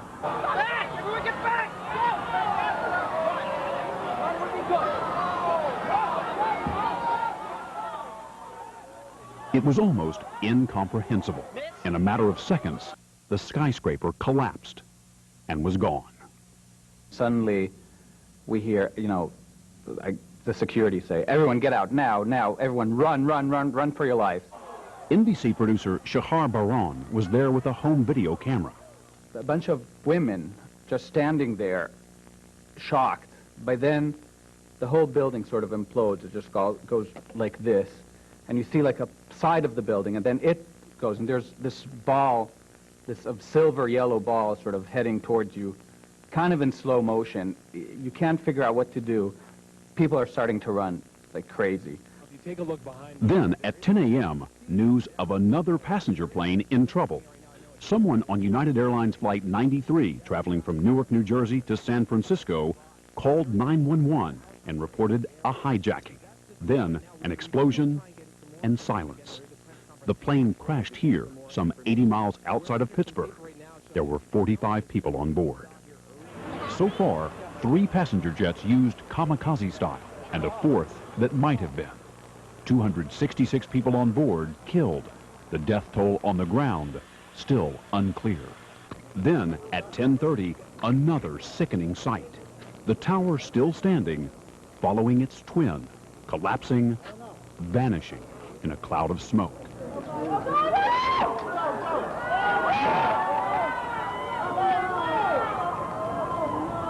By 11 o'clock, the sense of alarm had spread across the country. Troops standing guard as national landmarks were shut down. Fighter jets actually patrolling the skies as the last airborne passenger planes rushed to safety. 11:14, officials trying to manage the disaster, struggling to describe it all. First of all, Chief, do we have any idea of how many people are in there? We have no idea. Now, as you know, it was pretty much rush hour time that this took place this morning, so the numbers we don't know yet. We tried to get almost everybody out that we could early on. 10,000 people in each tower would typically be in there on a normal business day, and we get about another 5,000 visitors during the course of the entire day. So by 8:30, 9 o'clock, the building should have been full. And New Yorkers were struggling too. And now they both collapsed. There's no more World Trade Centers. At 11:42, another plane from Boston declared an emergency. Fearing a bomb on board, it landed in Cleveland. Soon, all planes in Canada as well as the U.S. were grounded. The borders with Mexico and Canada were sealed, and Major League Baseball announced the cancellation of all games scheduled for today. At 1:12, President Bush, at Barksdale Air Force Base in Louisiana, again spoke to the nation. Freedom itself was attacked this morning by a faceless coward, and freedom will be defended. I want to reassure the American people that the full resources of the federal government are working to assist local authorities to save lives and to help the victims of these attacks. Make no mistake, the United States will hunt down and punish those responsible for these cowardly acts. Moments after his speech, the president reboarded Air Force One for a then undisclosed location. Meanwhile, in New York, an army of rescue workers and volunteers from the city's building trades and other unions made their way to the wreckage of Lower Manhattan, seeking the injured and dead. You guys going back? Yes. It's our job. You worried about that other tower? Personally, I am. I got fellow officers that might be trapped. Not trying to be a hero, but I think if you were in this position, you'd do the same thing. Those civilians who could made their way by foot across the Brooklyn Bridge, as New York Mayor Rudy Giuliani called for calm in a city that was more shell-shocked than terrified. And I'd ask the people of New York City to do everything that they can to cooperate not to be frightened, to go about their lives as normal. The mayor's news conference gave the first hint of just how high the casualty count could be. There are over 1,000 rescue workers, probably about 2,000 that are deployed, trying to get into the buildings, trying to find people, trying to search for people. The governor and I spoke a couple of hours ago. The governor has deployed the National Guard to relieve them because our people are going to need reinforcements pretty soon. Just before 3 p.m., President Bush landed at Offutt Air Force Base outside of Omaha. From an underground bunker at the Strategic Air Command Base, he convened a National Security Council briefing. As 4 o'clock approached, the president's spokesperson, Karen Hughes, briefed reporters back in Washington. The Secretary of Defense remains at the Pentagon, and the Secretary of State is en route back to Washington. 5:21 p.m. Even as people around the country struggled with the enormity of today's events, a third building at the World Trade Center, damaged by this morning's attacks, collapsed. They advised us to leave because we have... Oh, my God. Look behind us. Please pan in this way. Please be careful of your baby. This is it. That's the building coming down. Oh, my God. Oh, my God. Oh, my God. No. Fortunately, the building with more than 40 floors had been evacuated. But once again, the concrete canyons of lower Manhattan were filled with the sounds of sirens and the sight of people fleeing for their lives. That's Stone Phillips with a riveting account of all that happened today. And what you see behind me is the scene in lower Manhattan tonight, live as the rescue efforts do continue. So does the fire and the smoke. 3 buildings now have been collapsed as a result of this terrorist attack today. Let's go to NBC's Pat Dawson, who's been on duty there all day long as we await the President of the United States. Pat, very quickly, bring us up to date on recovery efforts. The recovery efforts at this point, Tom, still pretty much the bottom line is it's a rather chaotic situation here. New York City Fire Department Lieutenant was just giving us some information a few minutes ago and said that there are still fires burning down there, still some underground fires. He told us that there was a rather significant fire in that building that Stone was just describing, number 7 World Trade Center, that collapsed late in the afternoon. As he said, there are still fires burning there. They are trying at this point to get to those fires and to extinguish them, as well as the task, obviously, of looking for anyone who might possibly have survived, although at this point that is a very, very difficult thing to do in the darkness and the smoke and rubble that this fire lieutenant said runs several stories high in there. Just making a point, or coming on about a point that you mentioned before, as the New York City Firefighters Union saying that fully half of the firefighters originally responding to the events early this morning were killed. That would fit with information that we had gotten from one of the chiefs who was in charge of that operation, saying that he knew he had lost at least 50 to 60 men and probably far fewer that he was not able to evacuate. Tom? All right, thank you, Pat Dawson, bringing us up to date on the rescue efforts that continue underway as we look at the scenes that have been described all day long by so many people who were there either as a war zone or reminiscent of a nuclear winter. The President of the United States will address the nation, presumably from the Oval Office tonight, after certainly the most hectic day of his presidency, one of the most difficult days of any modern president. He began in Florida earlier, went to Shreveport, addressed the nation from there at Barksdale Air Force Base, then to the Strategic Air Command headquarters in Omaha, Nebraska, to the very secure bunker with all the most sophisticated communications equipment in the world at his disposal for a meeting of the National Security Council. And then he felt strongly that he wanted to come back to the nation's capital, to Washington, D.C. It was symbolically and politically important for him to address the nation from there tonight, that symbol of freedom and power, the Oval Office of the President of the United States in the West Wing of the White House. We'll be sharing with you, after we hear from the President, also the appearance tonight on the steps of the Capitol of the House and Senate members who were still in town, Republican and Democrat alike, the leaders.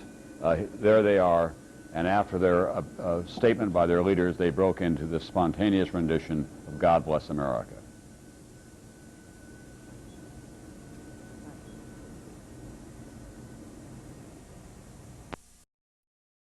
In the Oval Office, we expect to hear from him momentarily.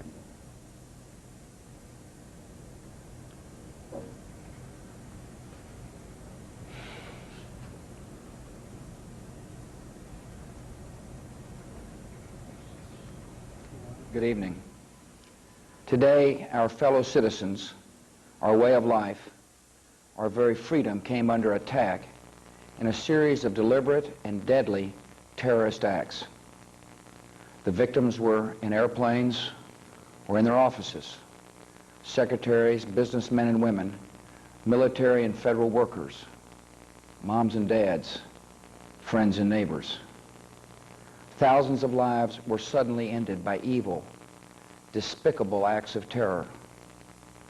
The pictures of airplanes flying into buildings, fires burning, huge structures collapsing, have filled us with disbelief, terrible sadness, and a quiet, unyielding anger. These acts of mass murder were intended to frighten our nation into chaos and retreat. But they have failed. Our country is strong. A great people has been moved to defend a great nation.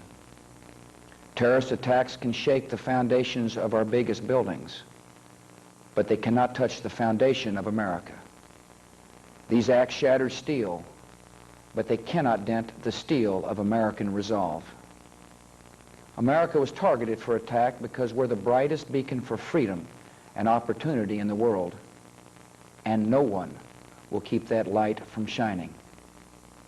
Today, our nation saw evil, the very worst of human nature, and we responded with the best of America, with the daring of our rescue workers, with the caring for strangers and neighbors who came to give blood and help in any way they could. Immediately following the first attack, I implemented our government's emergency response plans. Our military is powerful, and it's prepared. Our emergency teams are working in New York City and Washington, D.C. to help with local rescue efforts. Our first priority is to get help to those who have been injured and to take every precaution to protect our citizens at home and around the world from further attacks. The functions of our government continue without interruption. Federal agencies in Washington, which had to be evacuated today, are reopening for essential personnel tonight and will be open for business tomorrow. Our financial institutions remain strong, and the American economy will be open for business as well. The search is underway for those who are behind these evil acts. I've directed the full resources of our intelligence and law enforcement communities to find those responsible and to bring them to justice. We will make no distinction between the terrorists who committed these acts and those who harbored them. I appreciate so very much the members of Congress who have joined me in strongly condemning these attacks. And on behalf of the American people, I thank the many world leaders who have called to offer their condolences and assistance. America and our friends and allies join with all those who want peace and security in the world, and we stand together to win the war against terrorism. Tonight I ask for your prayers for all those who grieve, for the children whose worlds have been shattered, for all whose sense of safety and security has been threatened. And I pray they will be comforted by a power greater than any of us, spoken through the ages in Psalm 23. Even though I walk through the valley of the shadow of death, I fear no evil, for you are with me. This is a day when all Americans from every walk of life unite in our resolve for justice and peace. America has stood down enemies before, and we will do so this time. None of us will ever forget this day, yet we go forward to defend freedom and all that is good and just in our world. Thank you, good night, and God bless America. President George W. Bush, in his second address to the nation, and certainly the most grave speech that he has made in his very young presidency, as he talked tonight about the terrorists attempting to shatter steel in buildings but not being successful in shattering the steel of resolve in this country, saying the bright light of freedom will continue to burn. He was a sorrowful and sober president, but also one filled with resolve, as he said, we will find the people who are responsible for this and bring them to justice.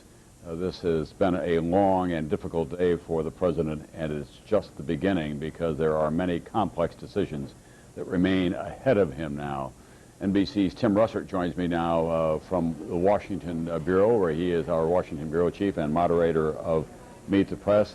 Tim, the president tomorrow will obviously be sending out a lot of directives to his military, to his law enforcement officers, and also to the people who are responsible for this nation's security at airports and in other places.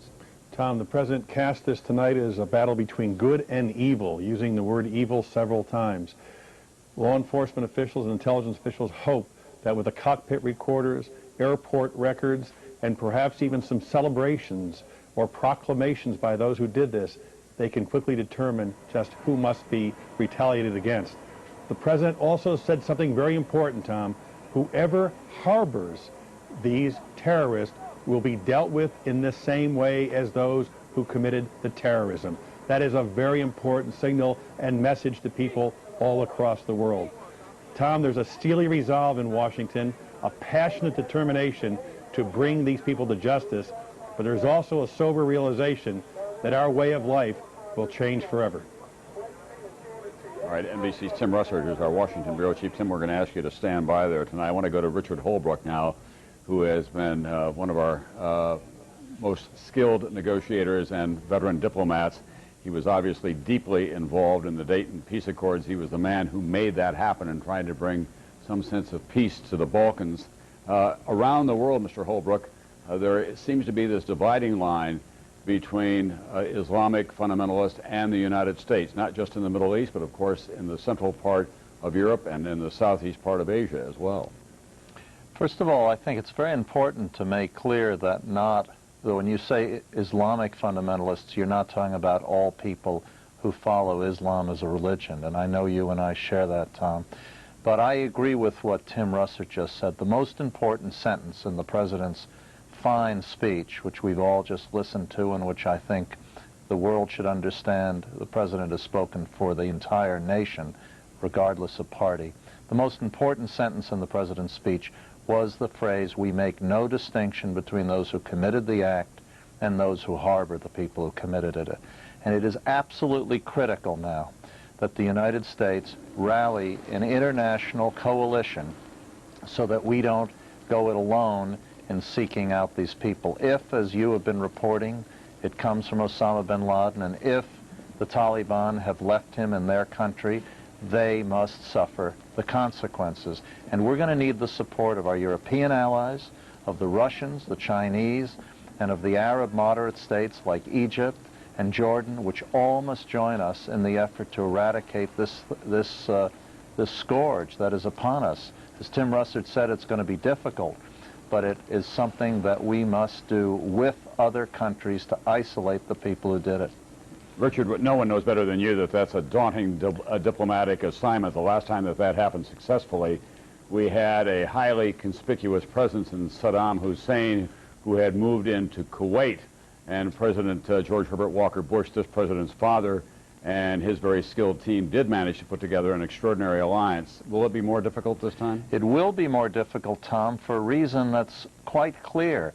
We know what the act of war was, and it is an act of war, but not only do we not know exactly who did it, although we have our suspicions, but finding them will be much more difficult than driving an overt, highly visible force out of Kuwait. And we must remember that it took George Bush Sr. 7 long months from August 1st, 1990 until the beginning of 1991 before he launched that military attack. The American public in the world is going to want some kind of action earlier than that, but we'll have to know who it must be directed against. Still, the president's critical statement just now that we'll make no distinction between those who did it and those who are harboring the men who did it is, I think, a big first step towards changing the rules of the game so that people like this can no longer hide behind the kind of horrible behavior that the Taliban have shown in this situation. Richard Holbrooke, our former ambassador to the United Nations, former ambassador to Germany, a leading State Department authority, and the principal architect of the Dayton Peace Accords for Bosnia. Thank you very much for being with us tonight. Tom. General Norman Schwarzkopf, of course, knows a good deal about putting together an alliance and striking back hard in the Persian Gulf War. He was the commander of the Allied forces there, but this is a far different situation. You can point to it in many different places, and it's come to our shores big time now. We need to understand that. I know that you still have many contacts in the Arab world among the moderate Arab states. Do you think that they will be willing to stand beside the United States now in a conspicuous fashion against this kind of terrorism? That's going to be very, very tough for them to do. Very, very tough, because, of course, in doing so, the terrorists have always justified their acts against any United States facility because of what the United States support of Israel. And quite frankly, for them to stand up now and support the United States 100% is going to put them in a very, very difficult position with vis-a-vis Israel, because most of those states are anti-Israel. All right, thank you very much, General Norman Schwarzkopf, who's with us tonight as well. Ambassador Richard Holbrooke did make a very appropriate point, because the reaction in this country will be, in many quarters, to lash out at all people of Islamic faith, all practicing Muslims. And there are about 7 million in this country altogether, many of them in the Detroit area, but also throughout the eastern seaboard as well. That would be a grievous error on the part of the United States, because many of these Islamic countries have been the targets of the same kind of terrorism. Egypt particularly, and Saudi Arabia has not been happy with some of the attacks that have been made in that country as well. These are people who operate like loose bands of guerrillas, and they have their own kind of demented and perverted view of what the Islamic faith is all about, and they attempt to gain their revenge against what they describe as their satanic enemies like the United States through these kinds of acts of cowardly terrorism. The Islamic faith is the fastest growing faith in the world, and it's one that cannot be ignored by this country in so many different dimensions. Let's go to NBC's Jim Miklaszewski now, who's at the Pentagon. Jim, we know that American military forces are on worldwide alert of the highest order tonight. Anything else for us? Well, officials here at the Pentagon also at the highest state of alert, Delta, which is essentially virtually at a war footing, Tom, where American military are supposed to be geared up, weapons locked and loaded, ready for absolutely everything. But it's been a full 11 hours since that American Airlines 757 slammed into the Pentagon, and firefighters are having a very difficult time with the stubborn blaze. As you can see behind me now, what were just a couple of flickers on the roof are actually now full-blown infernos, apparently. Flames bursting through the roof, even more so just in the last few minutes as we've been standing here watching, and much further away now than the original fires that we had watched several hours ago. So it appears that the fires here in the Pentagon are not only stubborn, but spreading. At the same time, television crews were permitted in the area just a short time ago, and they recorded a very grisly scene, Tom. What they first saw were some of the dead that had been removed from the rubble, covered in sheets. There's a temporary morgue actually set up in the center courtyard of the Pentagon here. The exact casualty toll still not known, but scores are believed to be dead and still buried underneath the rubble. And there was also some shots of the damage, exterior damage around the building itself. As you can see from the pictures, it's eerily reminiscent, Tom, of the bombing of the federal building in Oklahoma City. The wide gash in the building and the slanted floors that had just collapsed under their own pressure, and it appears that these rescue workers are a long way from not only containing the blaze, but recovering the victims, Tom. I find that stunning, Jim Miklaszewski, that they've had all day to work on that blaze, and tells you about the very grievous nature of this attack on that building, that they still have flames at this hour burning through the military headquarters of the United States.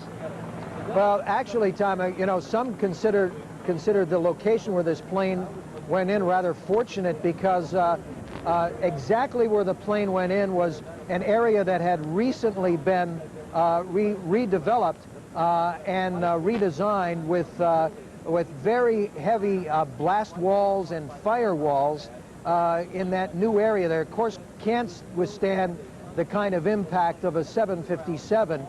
So as you look at the building, the fire did not spread very much to the right, the new portion of the building, and the old portion where the fire continues to spread, much of that had already been vacated, those offices vacated in preparations of the remodeling effort that was to be undertaken in that section of the building. Even though the death toll here is likely to still rise significantly, the number of dead is probably considerably less than it would have been if this part of the Pentagon had been up to full staff. Tom? And Jim, a lot of people are going to be looking at all that destruction and wonder whether our military capability is in any way compromised by the damage to the building here. Well, fortunately, too, this is exactly the opposite side of all the critical command centers in the Pentagon, the Secretary of Defense's office, the Chairman of the Joint Chiefs office, the National Military Command, the tank, you've been there, Tom, where some of the most critical military decisions are made. Fortunately, they were all on the other side of the building, and Secretary Rumsfeld never left the building today. After surveying some of the damage, actually helping some of the injured out on stretchers, he returned, not to his office, but the National Military Command Center to coordinate any kind of military assessments and operations that may be underway. Tom, one indication that some plans are already being considered. 2 aircraft carriers were recently in the Persian Gulf, the Enterprise, the Carl Vinson. The Enterprise had left the Persian Gulf, was scheduled to leave the area, head home, and the Navy has told, the Pentagon has told the Enterprise, stay right where you are. Jim, we do know that the Air Force One had a fighter plane escort when it returned today from the Omaha to Washington leg. Do you think that that might be routine to the foreseeable future? I would guess that probably will be routine. I mean, we saw the extraordinary scene over here earlier today of American fighter jets, F-16, flying low-level cover over the Capitol and the Pentagon.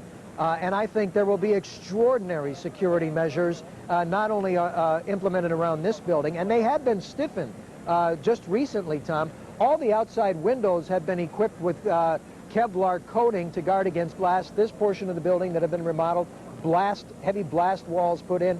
So they were in the process of trying to make this building terror-proof. It was proven today that that may never be possible. All right, thank you very much, NBC Jim Miklashevsky, who is at the Pentagon tonight. Now let's go to NBC's Andrea Mitchell, who covers the diplomatic front and national security matters for us as well. Colin Powell, is he back in the nation's capital tonight, Andrea? Yes, he is back. He had cut short his trip to South America, flew directly from Lima, Peru, back to Washington, and is now at the State Department. He went to meetings with his top team. They were waiting there on the 7th floor of the State Department for him. So he came back without going to Bogota, Colombia. But intelligence officials and others are all, as you know, mobilizing to try to find the culprits. U.S. officials have briefed some members of Congress. What we're learning now from Senator Orrin Hatch, who's a key member of the Judiciary Committee, is that they did have intelligence intercepts. So after the attack, they did pick up some intercepts, and you know the sophistication of the National Security Agency and their ability to intercept communications worldwide, and they zero in, they target bin Laden's operation routinely. They picked up intercepts with some members of his organization apparently referring to these targets having been hit. They've been successful in the past building cases against bin Laden by picking up this kind of information, these kinds of communications. They also believe that at least one person on one of the 4 doomed flights may have been a member of his organization. So as disastrous as this is, they will have leads from people checking into airports, checking on those flights. They know some of the pseudonyms, the aliases, the fake identifications that are used by some of these people. They've probably got a pretty good head start tonight. George Tenet and his officials are all gathered at the CIA in secure areas and are having meetings as we speak. Andrea Mitchell, are you picking up anything about sending emissaries around the world in an effort to build what has been described as an extraordinary coalition of people, try to build an alliance against the idea of terrorism, because not just the Western democracies that are being threatened by all of this, but as you well know, Many of the moderate Arab states have been targets as well. And as Dick Holbrook and General Schwarzkopf were talking to you earlier, it's very clear that we are at a very weak moment diplomatically in the Arab world and in the Gulf region. Our best allies, including Saudi Arabia, top leaders have been blunt in telling President Bush and communicating privately with his father, who was, of course, very popular in that area, and talking to other U.S. officials about how displeased they are about the situation with the U.S., Israel, and the Palestinians. So there is very little support. Bin Laden is a hero, is in many ways an idol to many people on the street in the Palestinian areas. So while we have to be very careful to make those distinctions with Islamic fundamentalists who have nothing at all to do with Osama bin Laden, to radicals in the region, he is a hero. And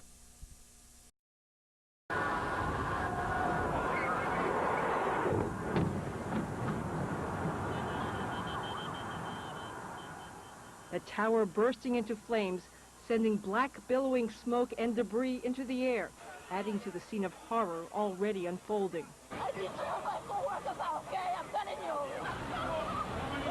Not for this job. Not for this job. It's not working. We thought it was an earthquake. We were on the 10th floor. The whole thing was shaking, swaying like you wouldn't believe. Then we all went into the hallways. We ran down the stairs. The impact, I thought it was a bomb. Just lifted everybody off our seats, and we were screaming. Unfortunately, there was a lot of people jumping from the building. We saw so many people jump. It's unreal. It was the worst, most tragic thing I've ever, could ever imagined. As the steady streams of emergency response teams raced to the scene, the second tower, weakened by the crash, collapsed, filling the skies above the city with a fine gray dust. A short time later, Tower 1 went. City officials say thousands were injured. They expect the death toll will not be known until tomorrow at the earliest, as rescue efforts continue. Shirley John of Brooklyn says she was buried alive by falling rubble. I was on my way to work, and the dust come down and cover us. We had to feel our way out from the dust. It's just bad. Also relieved to be alive, radio reporter Hernando Reyes, who was struck by falling debris while covering this disaster. And then everything is collapsed. And we run, I'm run. And then I jump to the floor.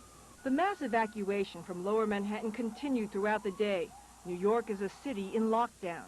With no mass transit to the area, workers and residents set off on foot. Thousands walked across the Brooklyn and Manhattan bridges, as well as the northbound lanes of the FDR Drive. Anxious to get out of harm's way, many looking forward to reaching the safety of home. I'm going to try to get to Grand Central and walk from there, but it's like a war zone further down. I mean, I want to say it's like a movie, but it's not. I mean, it's just a surreal feeling. In Lower Manhattan, I'm Pauline Liu for the WB11 News. A lot of people walking over the bridges today. I mentioned earlier that I got here by coming over the 59th Street Bridge, Right. and you could see the towers burning downtown and people just flooding over the bridge from Manhattan trying to get to the outer boroughs. And you got a sense in Pauline's report there of the hysteria that people were understanding. Because we heard people screaming for help. There was a man, he was the fire deputy warden for the building, Mr. Spellman, and he was hiding, huddled in his office behind the wall. Now, when you say the building, which one is it? The building the second building that collapsed. Okay. Okay. Right after that building collapsed, it was like deserted. Everybody ran for cover. A lot of people were injured or hurt. A lot of people couldn't breathe. So for us that were around the block, we came running the other way. We went inside the building because we knew people were trapped. We were trying to find firemen, police officers, whoever could be there, civilians. We heard What time people, was this, officer? What time? It had to be, was around 10 o'clock in that area. 10 a.m. Well, when the second building collapsed, whatever time that was. That was right about 10. When you're in an emergency situation, time means nothing at that point. Right. And you just hear, I heard a lot of people screaming, a lot of people saying, help me, help me. And you try to find them, you try to get to them. It's very dark. There's a lot of smoke, a lot of soot. You can't breathe. It's very scary. There's cars were blowing up left and right. All the police cars and emergency service vehicles were on fire. They were all blowing up. We got Mr. Spellman out, brought him over to the ambulance. We raced back in there because we heard a woman screaming. There was another explosion and the front entrance just got cut off. So we ran to the other side, and at that point, we all lost each other. And I guess I got stuck in the building for about a good 3 hours. And I ended up trying to find some kind of security over in a closet that was on the 5th floor in the kitchen area for a while. And the street caved in on the side. And when the street caved in, it felt like the building was just going to start tipping. And at that point, it was just, you heard all the firemen running through the hallways, getting out, and one of the firemen discovered me because I was like half in and out of consciousness, and they grabbed me and brought me out. If it wasn't for them, I don't really believe that I honestly would have made it out of there today. What are your injuries tonight? I have a busted kneecap. I have injuries to my left wrist. They just put a cast on it. And what can you tell us about the fate of the hundreds of other police and fire there are a lot officers? of people buried. A lot of people got, but nobody believed. When that first building collapsed, I think everybody was relieved, but nobody believed that the second building was going to collapse, so everybody resumed their duties, and we got closer to the building. Nobody ever thought that building was going to collapse today. Officer, which unit are you with the NYPD? Brooklyn Central Booking. So you're with a regular unit that normally does not handle emergency situations? Correct. They just dragged everyone in? Well, I was off duty, going to headquarters for something else, and when I saw what was going on, your basic instinct is to go and help. That's how you do it in the police department. You run to cover and you run to help whoever you can help in an emergency. It don't make a difference what unit you're from anymore. That goes out the window.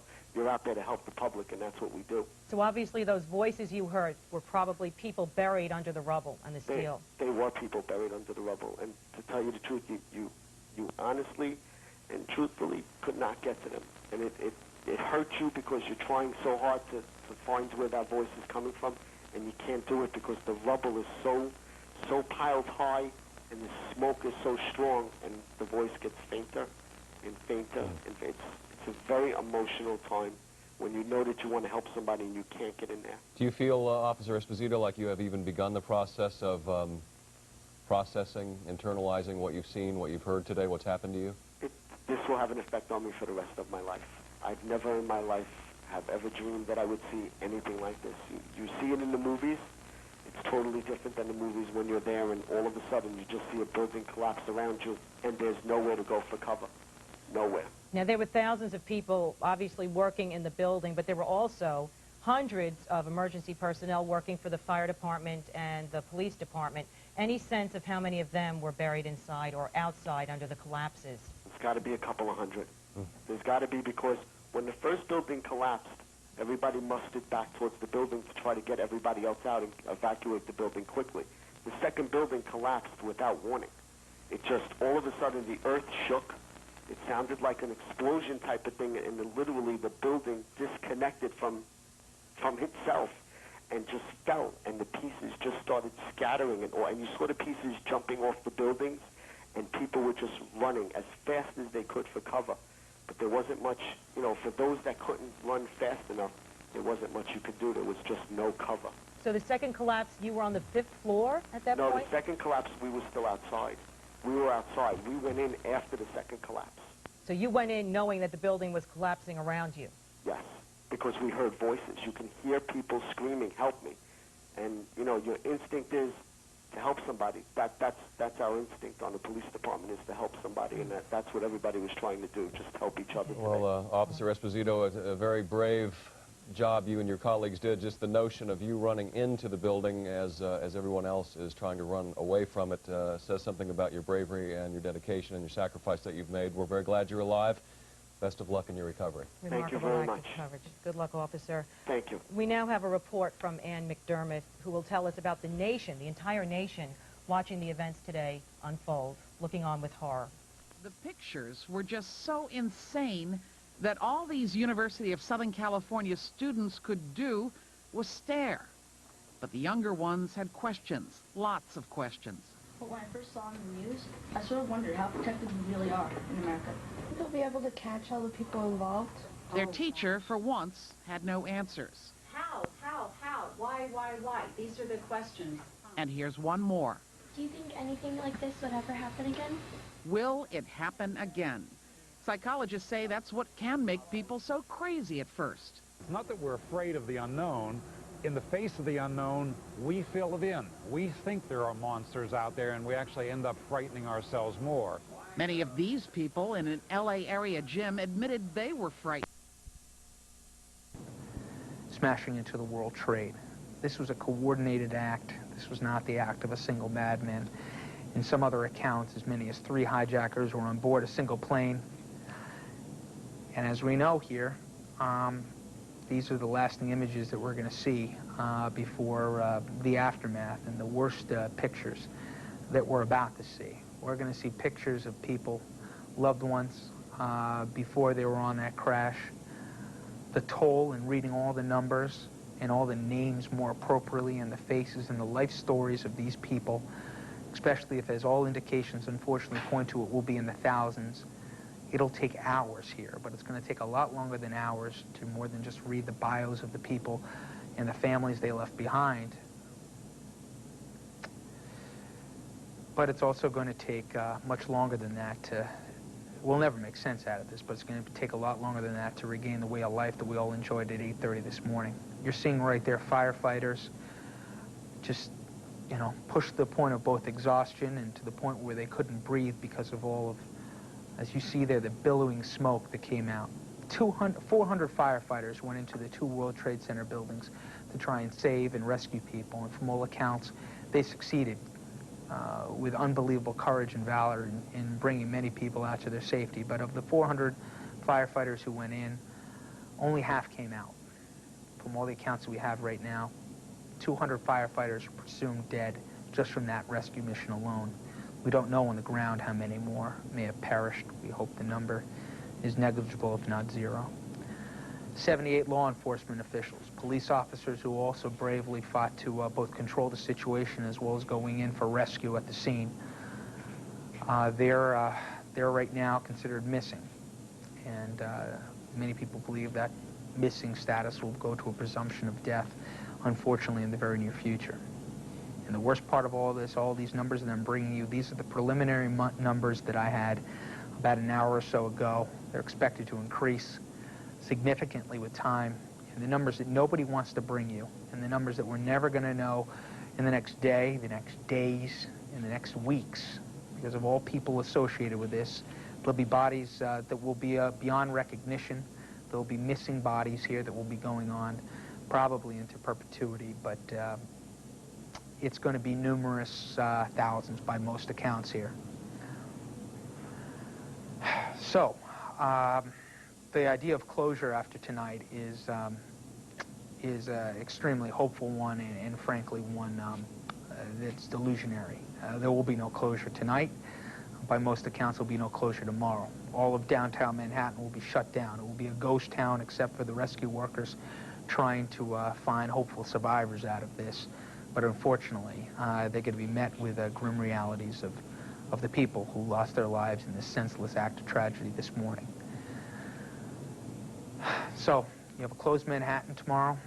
You have the flights grounded till at least noon tomorrow at the earliest. You have Washington that moves bravely ahead here and attempts to try and restore order and not let terrorists dictate the agenda of the nation, as Congress will reconvene tomorrow with a special session. You'll also have the Pentagon, even though it itself was attacked today. We understand over 100 people either killed or injured, some very seriously here. They will also return fully to work, as you see the video there before you.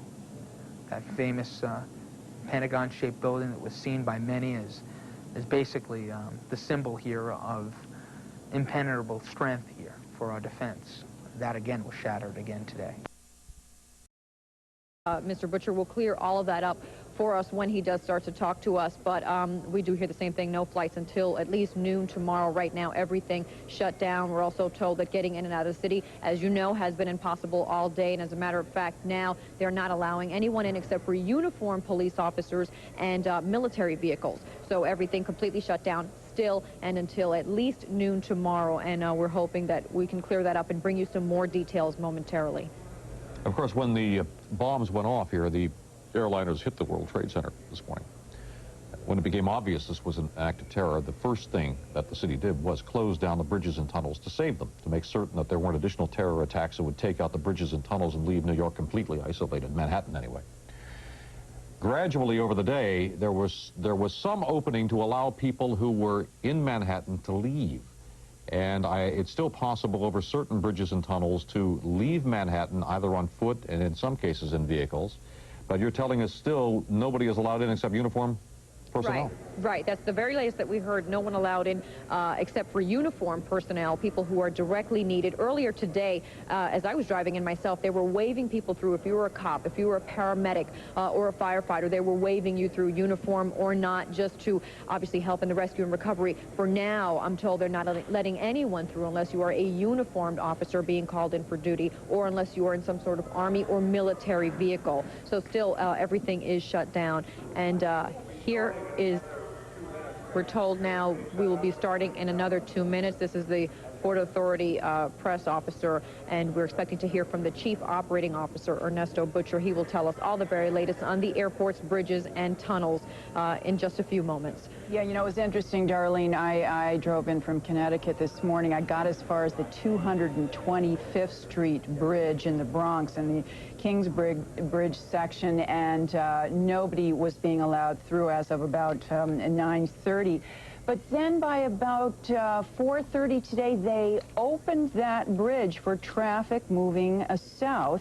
That opening lasted for about a half an hour, and then they closed the bridge down once again.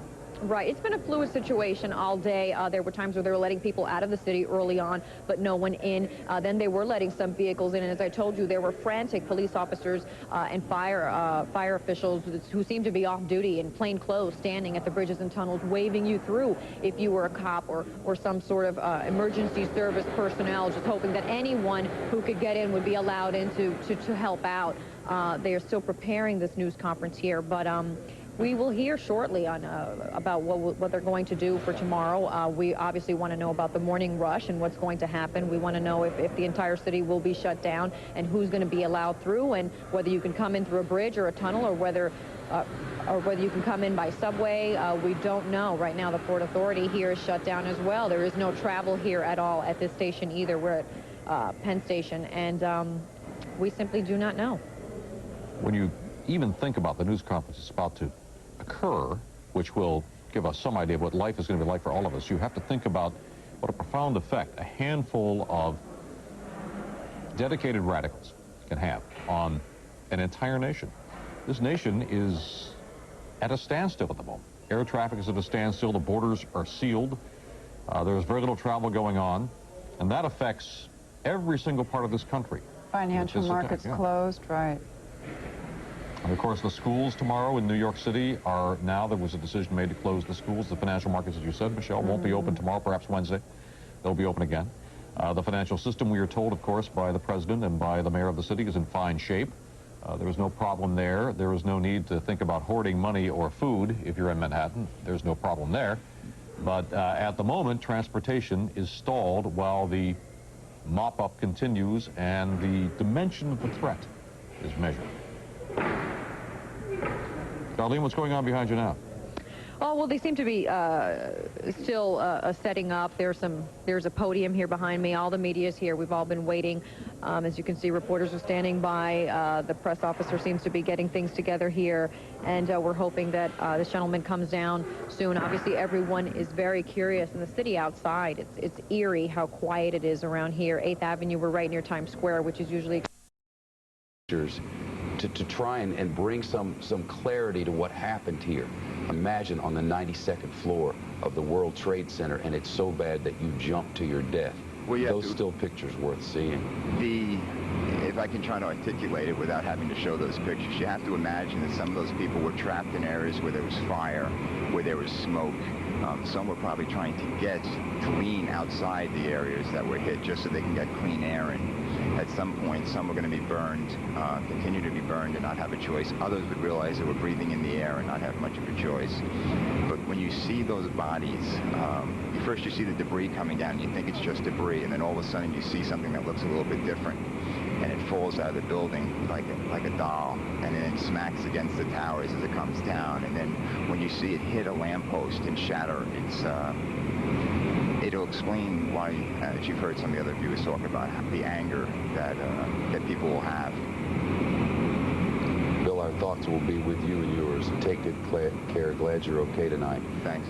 We want to go to Sophia Thomas. I was telling you earlier, and throughout the day I've been mentioning this woman who was on the 92nd floor of Tower Number 2, walked down 92 floors, got out of there before she would have been caught up in all of it. Her name is Sophia Thomas, and she's on the line with us now. Sophia, good to talk to you.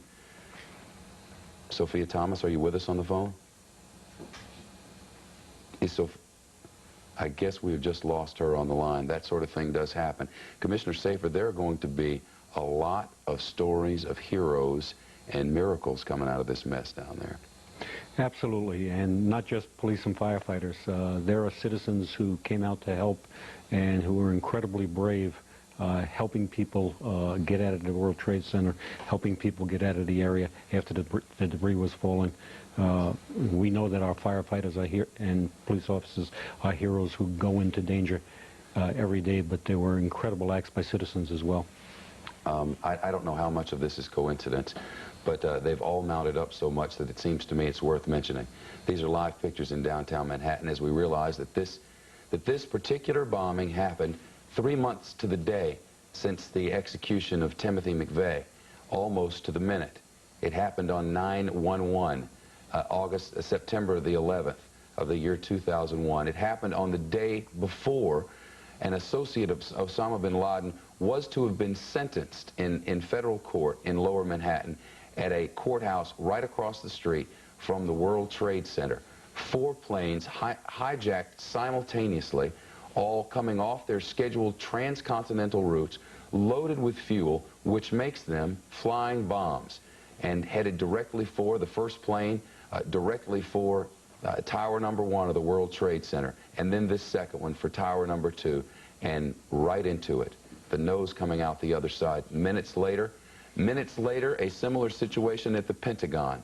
A similar situation happening at the Pentagon, and one plane that, as it turned out, did not end up crashing into its destination, but instead crashed in Pittsburgh, or outside Pittsburgh, as Britt Human described it earlier, working its way toward, it looked like, the Washington, D.C. area. I'm getting word from the booth now that there is an Associated Press urgent that has just come out on victims. I don't see that urgent. Is it in Associated Press urgent, or is it a AP? Attacks airline victims has just crossed. We're learning a bit more now about who may have died. American Airlines Flight 11, which was the Boeing 767 en route from Boston to Los Angeles before it veered into the World Trade Center. The crew now has been listed. Worth mentioning at least some of them. John Agansawi, who's 52, from Dracut, Mass., the pilot.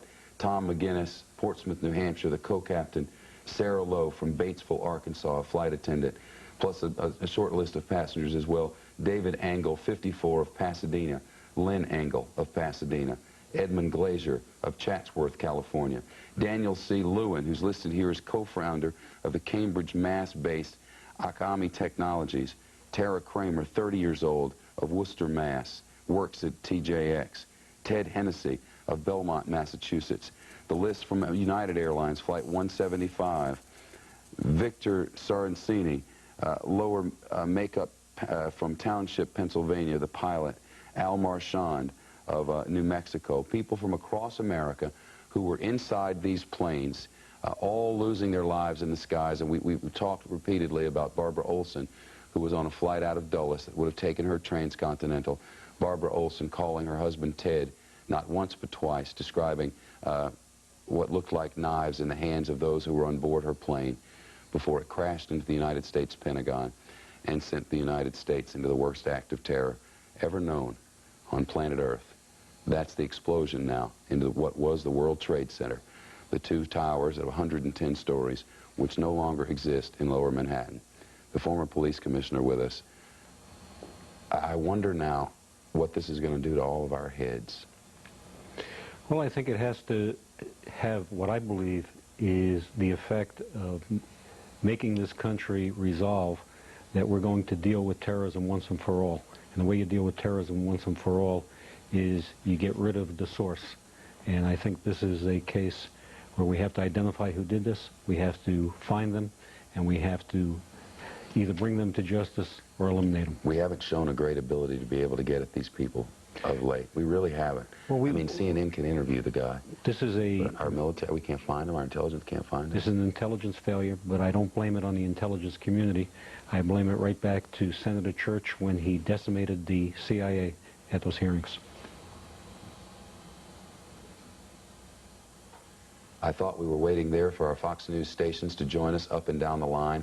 Now 5 minutes before 10 o'clock in the East, 5 minutes before 7 in the West. I'm Shepard Smith in New York, and this is Fox News' continuing coverage of attack on America, terrorism on American soil, thousands believed to be dead in lower Manhattan, thousands upon thousands now trapped beneath the rubble of what was the World Trade Center, the 210-story towers reduced to rubble, a 42-story building called Building Number 7, which is right there in the World Financial Center, also reduced to rubble as 2 jets plowed into the side of them. Similar situation at the Pentagon in Washington.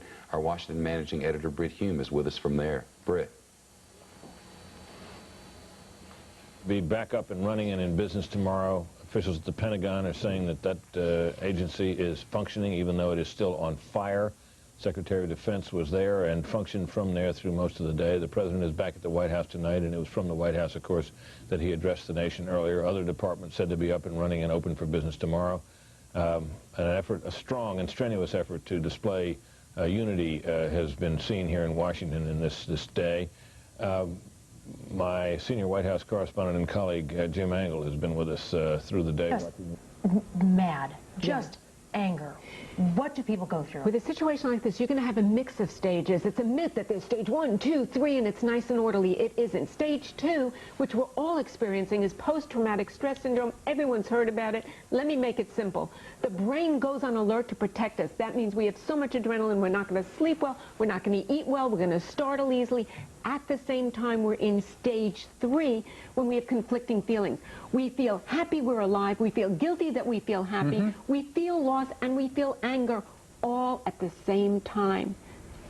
Yeah. Dr. George Woodkin, thank you. All right, 8 minutes before the hour. Hi, right now, Colin Spencer is going to provide the latest from Washington, D.C. Collins, good morning again. Good morning to you all. Well, after yesterday's evacuation here on Capitol Hill, well, I have a broken kneecap and my wrist is broken.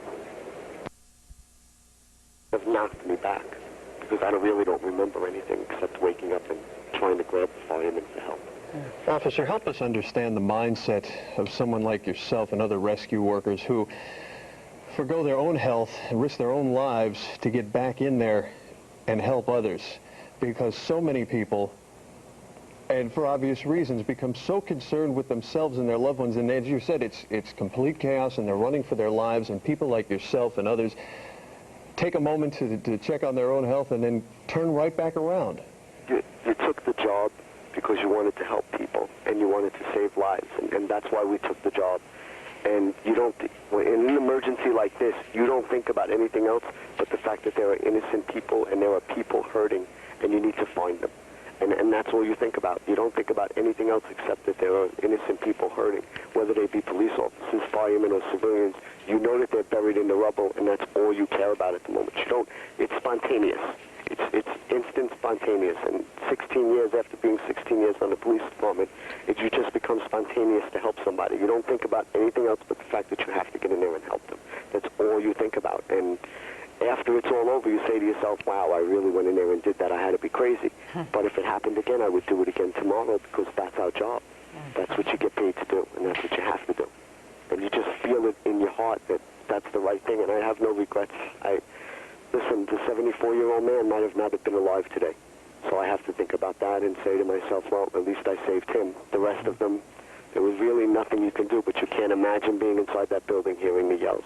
You just can't imagine the yelling and the screaming inside the building for people to find you. They want you to find them. And you can't because the rubble is piled up. The whole inside of the building caved in. And the outside wall stood. The whole inside of the building was caved in. It was like watching a movie and being in the movie scene. And there's all of the parts of the building just piled on top and people in between. Only this was no movie, as you know, as you say, and the debris that fell around you, the fact that you got knocked out unconscious was all very real. We're looking live now at a picture of firefighters on a ladder truck spraying water at the rubble, the remains, the steel, the girders, the glass. Trying to put out any hot spots and try to do whatever they can to allow other crews to go in there and pull away some of that wreckage in hopes of finding any survivors. Officer Esposito, you are indeed a hero in all of our eyes. There's no doubt about it. We're glad you're here with us. We wish you the best as you recover from your broken kneecap and your broken wrist. And again, be proud exactly that you saved that 74-year-old man. Thank you. And my prayers go out to all of the people that are waiting to find out about their loved ones. Thank you. As do ours. Be well. Thank you. I know. Time right now is 8:57. Officer Esposito, so many heroes, so many heroes. He's just one of them. And there are so many, many now with Amy Stone, who is continuing to monitor this story from Chelsea Piers. With 2 Red Cross volunteers, Amy? We are with Adrian and Jack Dianis, who came down here yesterday, and they were down. You were really in the heart of the rubble. What was your job there? Our job, you know, as volunteers was to set up a triage center, give out food and water, very important to these firemen who are just too tired to even come get it. We would bring it to them. Just help moving rubble, clearing ways, cleaning out their eyes. We're out here outside Chelsea Piers, Pier 61, which is a makeshift morgue right now. There are 5 refrigerated trucks on the ice rink, the sky rink at Chelsea Piers, which is usually known for its fun and games, and today it is a makeshift morgue. It is also a surgical and medical unit. There are dozens and dozens of surgeons inside, and physician's assistants and nurses, and the Red Cross is here, and they are pleading with people, if you can bring down to Chelsea Piers any clean, well, they don't have to be clean, they just have to be dry socks, sweatpants, any kind of sweatshirts, because a lot of these firefighters are wet and they need dry clothes. Is that right? Yes, there's at least a foot of soot that we have to walk through to go around buildings, and their feet are getting wet, and they got blisters, they just need dry socks. You also mentioned you did see them pulling bodies from the wreckage, and you said they were doing it very respectfully. Absolutely. They're working in a part of the building that we can't get anywhere near. We're right outside it, but they are putting the bodies, which we assume, right into the bags and carrying it out. We don't see any of that. And into, you know, the way that the morgue is in the American Express building there, which is where we are, right on the opposite. And half the backside of that building's gone. Half that building is gone. I'm hearing also from people inside that they say a lot of these bodies are also being taken to Ellis Island right now. Several bodies have been placed there. What did you do yesterday that made you come out and made you volunteer, made you be a Red Cross volunteer? This is kind of new for you guys, isn't it? Yeah, just seeing it on the news and feeling that we had to come out and help. And how do you feel? I know you're exhausted right now, but it must feel good to give back. Yeah, it's good to get home. We need to get home, get a shower, but volunteering is important. We had to do a duty, you know. We had to help these guys, and they were very appreciative that we did what we did. All right, we're going to stop talking and let you go home and get some sleep. Thanks for all your help. Thanks. All right, we're outside Chelsea Piers live. Amy Stone, CBS 2. Back to you, Lisa and Michael. All right, thanks, Amy. We're going to try to effort the list of the 12 shelters in New York City, the 12 Red Cross shelters that are in New York City. So if you need a shoulder to cry on, if you need a little bit of water, food, drink, clothing perhaps, the Red Cross is there, as you heard from our Amy Stone. I want to recap what's been going on this morning. If we can bring back the live picture. It's 9 o'clock hour right now. We'll just get you caught up to speed, basically, with where we are in the day. We're right now awaiting Mayor Giuliani, who is going to address the city, as well as Senator Clinton, Hillary Clinton. We're trying to get in touch with her as well to try to get an update on where we are. And as far as rescue efforts and what the government is going to provide. Just to get you a little bit more information, there are more than 1,000 firefighters and rescue personnel right now working the scene in Lower Manhattan as you look live at some of what's being done. ladder companies and cranes and just a sea of twisted metal, crews having to pull away to try to find any survivors. And from all indications and the folks that we have spoken to throughout the morning and last evening, it's the longer this goes, sadly, the more grim the possibilities. As we heard from Officer Esposito live on the phone, he went into Tower number 1 right after it collapsed. The second building collapsed yesterday morning, and he said that. He said, first thing you heard were all the screams from the people wanting to get help, but he could not find them because it was so dark, it was so smoky, it was impossible to see the people who were there, who were looking for help. And he said that he will always live with the sounds of those people screaming and his inability to help them for the rest of his life. We've passed the 24-hour mark since the first impact, the first tower by a jet. We are now coming up, though, on 9:03, the time when the second flight, United Flight 175, hit the South Tower of the World Trade Center. And shortly thereafter, President Bush, you may remember, addressing the country from Florida, where he was speaking to children, saying that this was an apparent terrorist attack on our country. That certainly proved to be the case. It's no longer apparent. Washington confirming that that is the case. And all through the morning, many officials from Washington, Senator McCain, John McCain, Secretary of State Colin Powell, you heard Mayor Giuliani as well, all convinced that this is the work of a terrorist group. They are not saying who, although all fingers now pointing at Osama bin Laden. You're looking at tape of 24 hours ago. At 8:45 yesterday morning, when the first plane went into Trade Tower building number 1. And just to the end, to continue the point, the Secretary of State, excuse me, as well as Senator McCain, as you continue to look at further tape, that the first impact there, some of that shot by witnesses, others by professional photographers who were scattering on the ground. The scene shortly thereafter as Twin Towers collapsed, both of them by 10:30 yesterday morning. The federal government doing everything it can to enlist the help of countries worldwide to crack down on terrorist action. They have not said when they would retaliate, because at this point, frankly, they are not certain who the target is. Again, all fingers pointing to suspected terrorist Osama bin Laden, though his remark coming out this morning from an aide close to bin Laden, courtesy of the Associated Press, bin Laden saying that he was happy about what happened to the United States yesterday, but denies any involvement. At this point, live again at the new skyline, so to speak, of Lower Manhattan, and Paul Ferranges is as close as he can get to Ground Zero, and we're going to go to him live for an update as we approach the 24-hour mark of the second impact, the second plane crash into World Trade Center Tower. Paul, what can you tell us? Well, Lisa, about 3 minutes ago, a sea of Department of Transportation workers walked down West Street towards the impact zone, towards the debris zone, to do what they can to try to help. Right now, we can't see it on camera, but I can see the state police are here. They've come in about a caravan of about 20 vehicles. I can see at least 12 or 13 K-9 units that are here. They're going to assist in this recovery effort. The resources continue to pour into Lower Manhattan to try to do anything to try to reach the people that may still be trapped alive, and also to recover those who lost their lives in this catastrophic event. West Street is full of emergency vehicles, as it has been all morning long.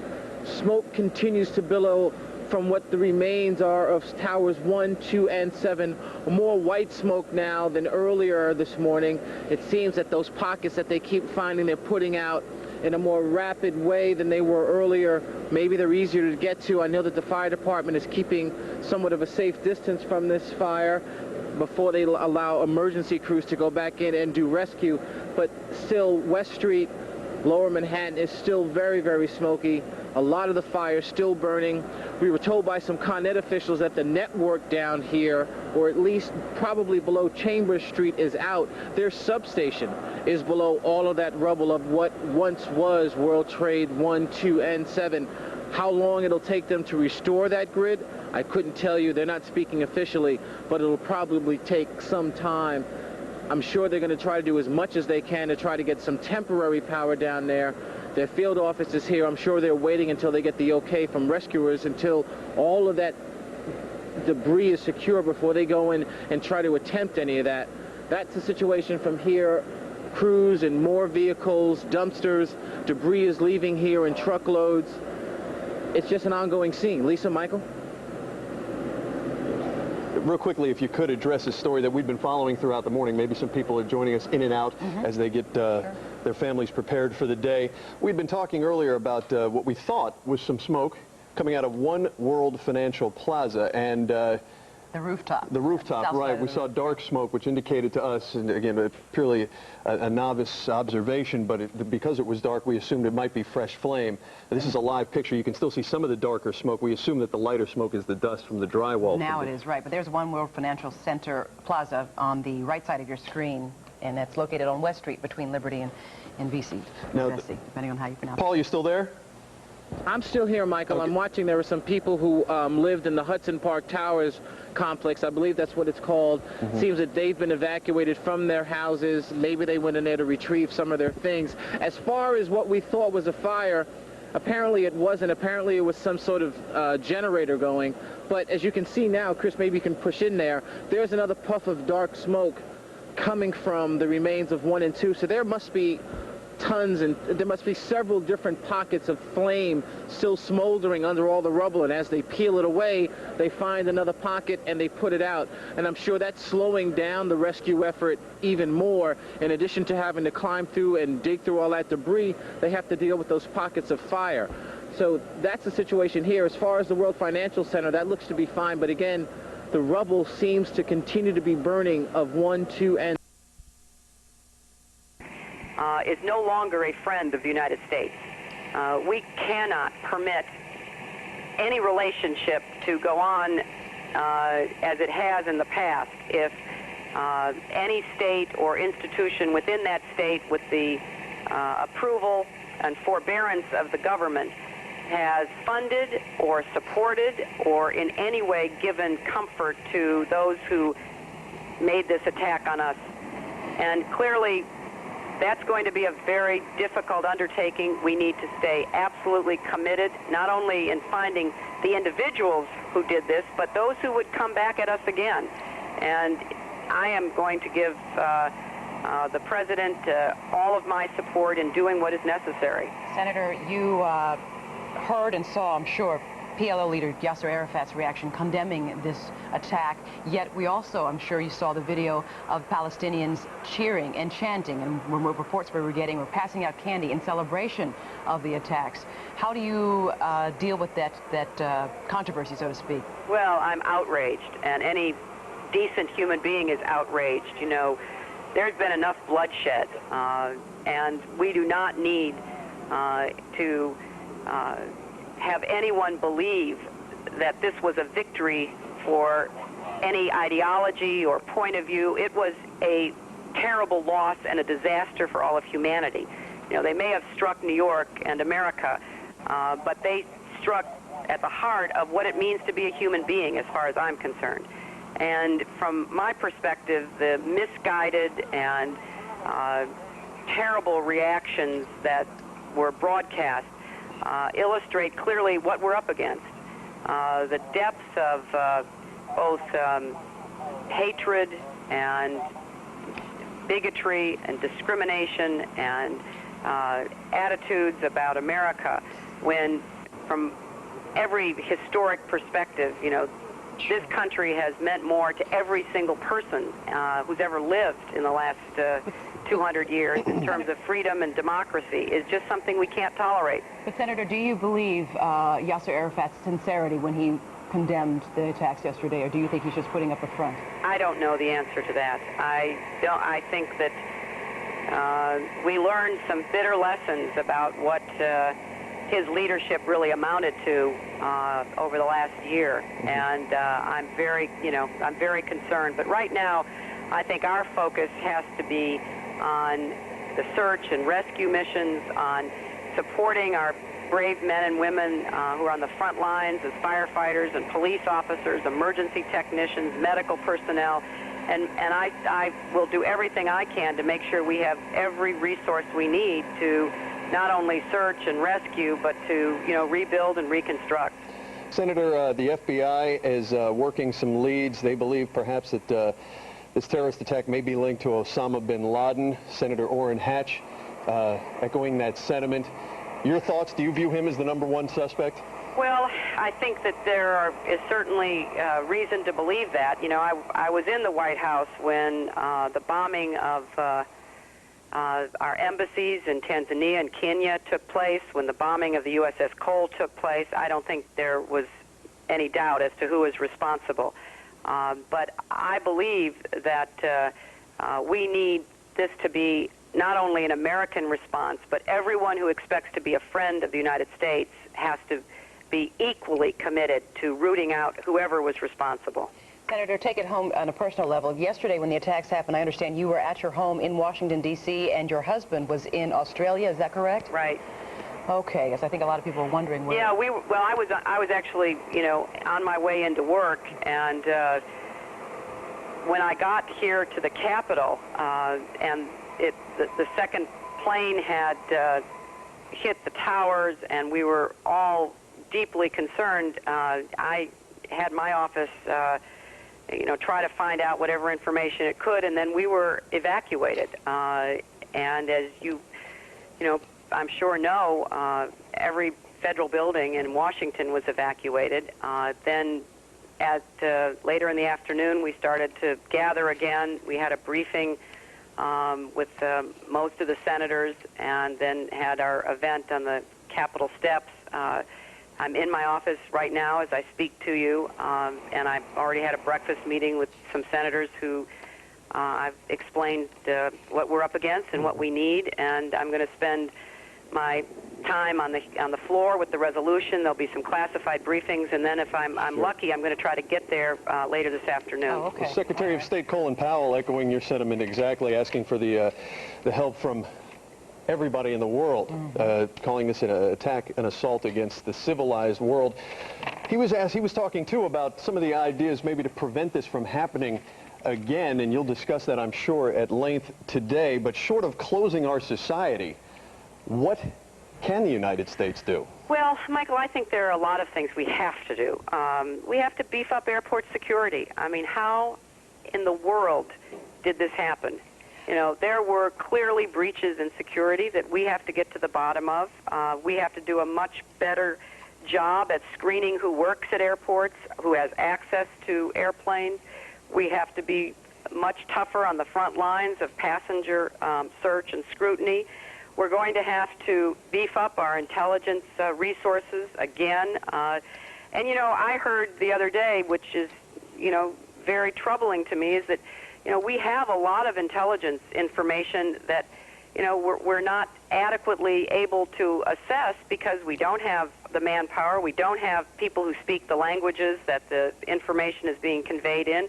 You know, we are in a new world, and this is something many of us have warned about for some time, and that's why we have to focus first and foremost on protecting our country, our homeland defense, and there's going to be a big debate about that, and it'll be a healthy debate, but we're also going to have to look at extremist activities and cells that are functioning in the United States, take a much harder line on that.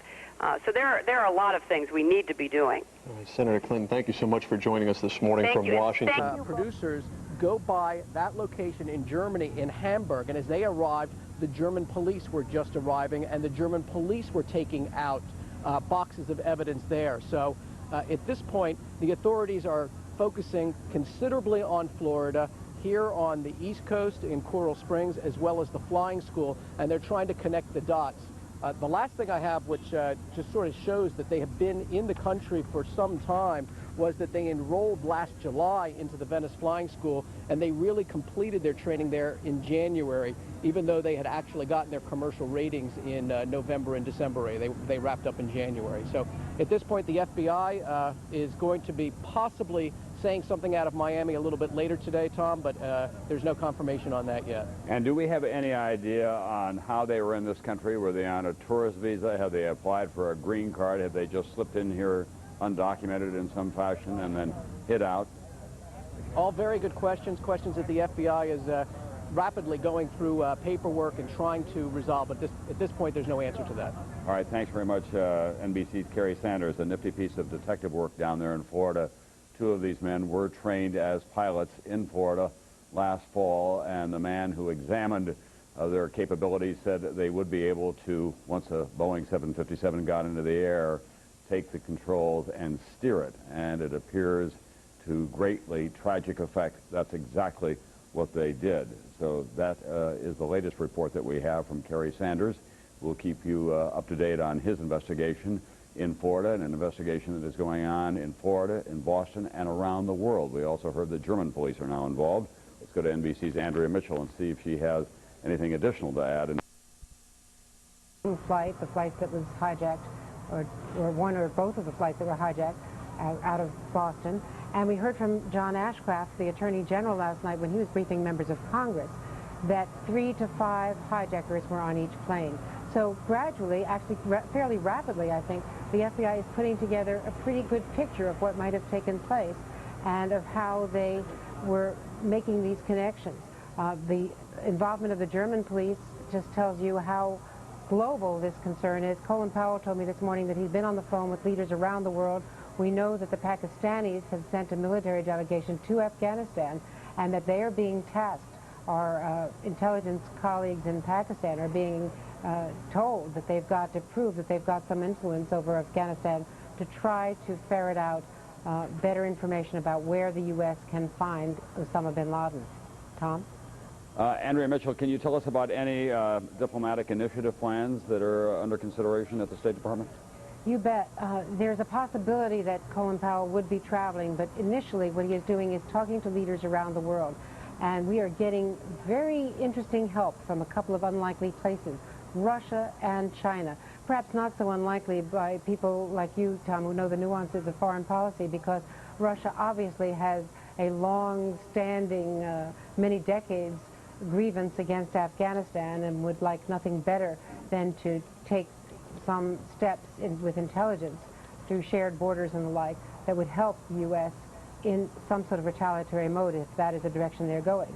China, because of their concern about some of these terror groups and unrest in that very complicated country, and their concern about keeping control and security control over their citizenry.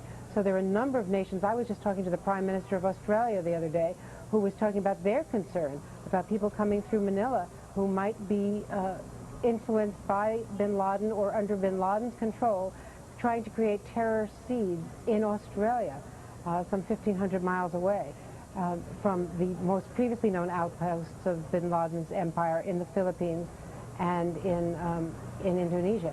So there is quite a global reach, and that is the kind of thing that Powell and others and other agencies are trying to accomplish. All right, thank you very much, NBC's Andrea Mitchell. Let's go to NBC's Robert Hager now, who's keeping track of aviation developments. There had been some thought that planes would be allowed to take off at around noon Eastern time today. Obviously, we have passed that deadline. Most of the majors are saying it will be 6 or later before they begin to fly. Midway, which was a highly valued airline in the Midwest, until the economic times took a tumble, it has gone out of business today, Bob tells us. Bob, what is the latest on scheduled flights from the major carriers? Well, as you say, the last time we talked, they were all over the lot. Some carriers were going to try to get back in the air after 6 o'clock tonight. Others just weren't going to try it. Now the FAA has laid down the rules, so we know the operation at this point. They're essentially grounding all U.S. air traffic, throwing in the towel for a second day now, with one important exception. Flights that were diverted yesterday can continue on to their original destinations today, but they'll only be allowed to take passengers that were on that original flight that had been diverted and then have to be carried to their original destination. There's one other exception. Airlines can move empty aircraft to get them into position to resume operations tomorrow, so that's an important break for airlines. Give you an example on that interrupted flight or diverted flight exception that the FAA is allowing. So let's say a plane was flying from Denver scheduled to Washington or New York, and those airports were both closed after the initial hits at the World Trade Center and the Pentagon. So that flight to Denver would not have been allowed into, from Denver, wouldn't have been allowed into Washington or New York, its intended destination. Let's say it diverted to Columbus, Ohio. Well, under these rules, the passengers that were on that flight and now need to get from Columbus to their original destinations could at this point. Tom? All right, thanks very much, Robert Hager. We're going to go to one of the busiest airports in the nation, and that is, of course, not be definitive. We've talked to one doctor who's made a tour of what he describes as a 10-block area.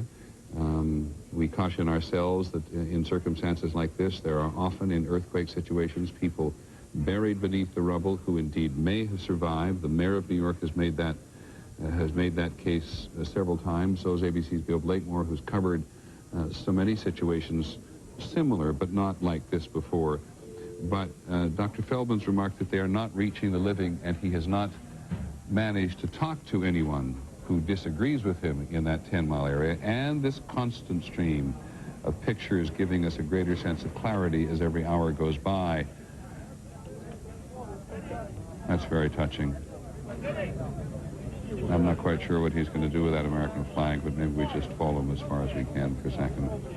We noticed on the Pentagon early this morning that in the particular part of the Pentagon which had been attacked, the rescue and research workers, it's up there on the upper right-hand side above over that gash, someone had raised an American flag. I don't know whether we saw it last night or tonight.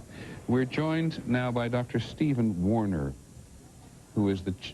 Dr. beg your pardon, my notes say differently. Dr. Stephen Garner, who is the Chief Medical Officer at St. Vincent's Hospital, and St. Vincent's is a hospital that just has gone flat out since the very beginning of this. Am I right? It's Dr. Garner? Yes, Dr. Steve Garner. Hi, Dr. Garner, and thank you for taking the time.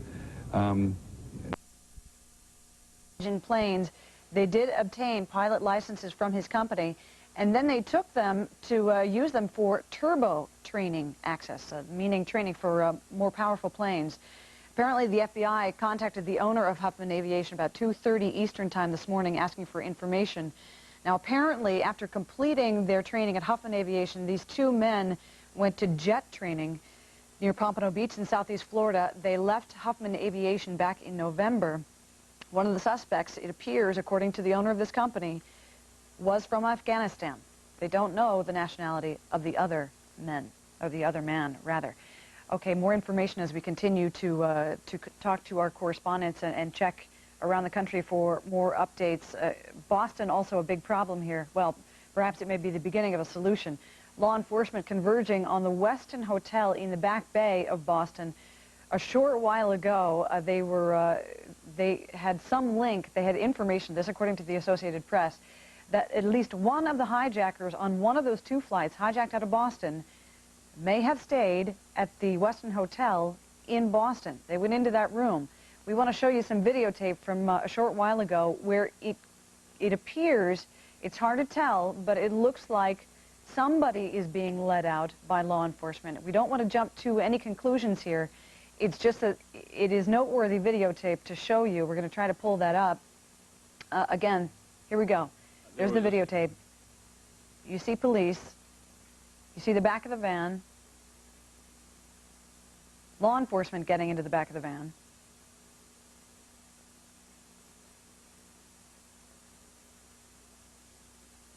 Now, according to some eyewitnesses, they saw police, law enforcement, put someone else, a civilian, into the back of that van. Let us listen in to an eyewitness right now. Soon after the bomb sniffing dog went in, a couple of the bomb squad guys came out, came back in with cameras and tools. Cameras? Fiber optic stuff? I don't know. Did you tell? I couldn't tell that. It was in a box. What was going through your mind when you were seeing all this? That I should probably walk away. What's your name? Travis Johnson. Thank you. Okay, a little more information coming in. Senior correspondent Rita Cosby has been working with her law enforcement sources to find out more about what law enforcement is doing in Boston right now. Rita?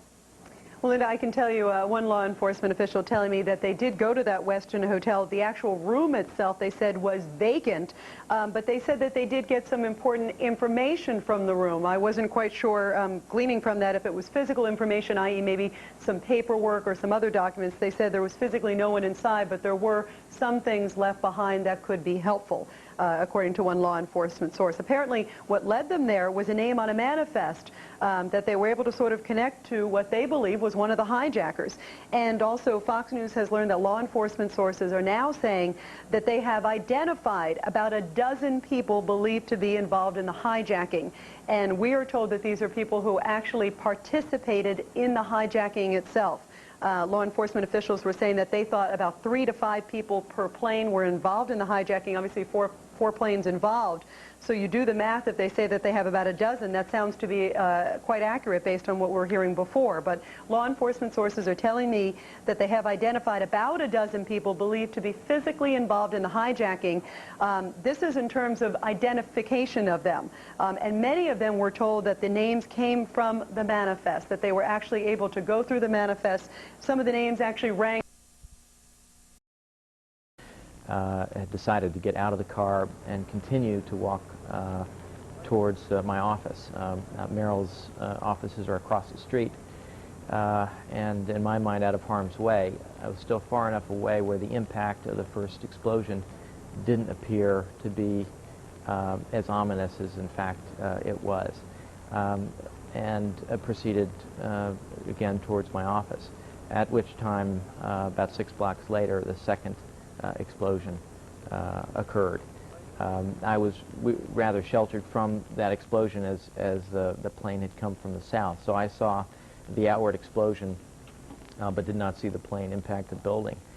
At that point it did appear to me to be not only extraordinarily dangerous but probably terrorist activity. My first concern was in fact still to get to the office rather than turn about face and go in the other direction.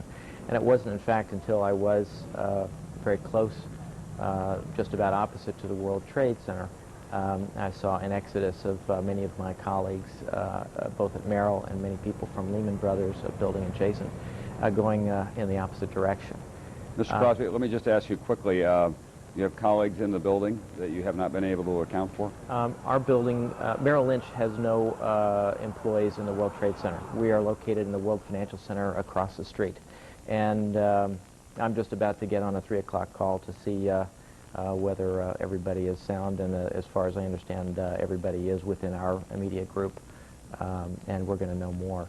But our building is off limits for a period of time.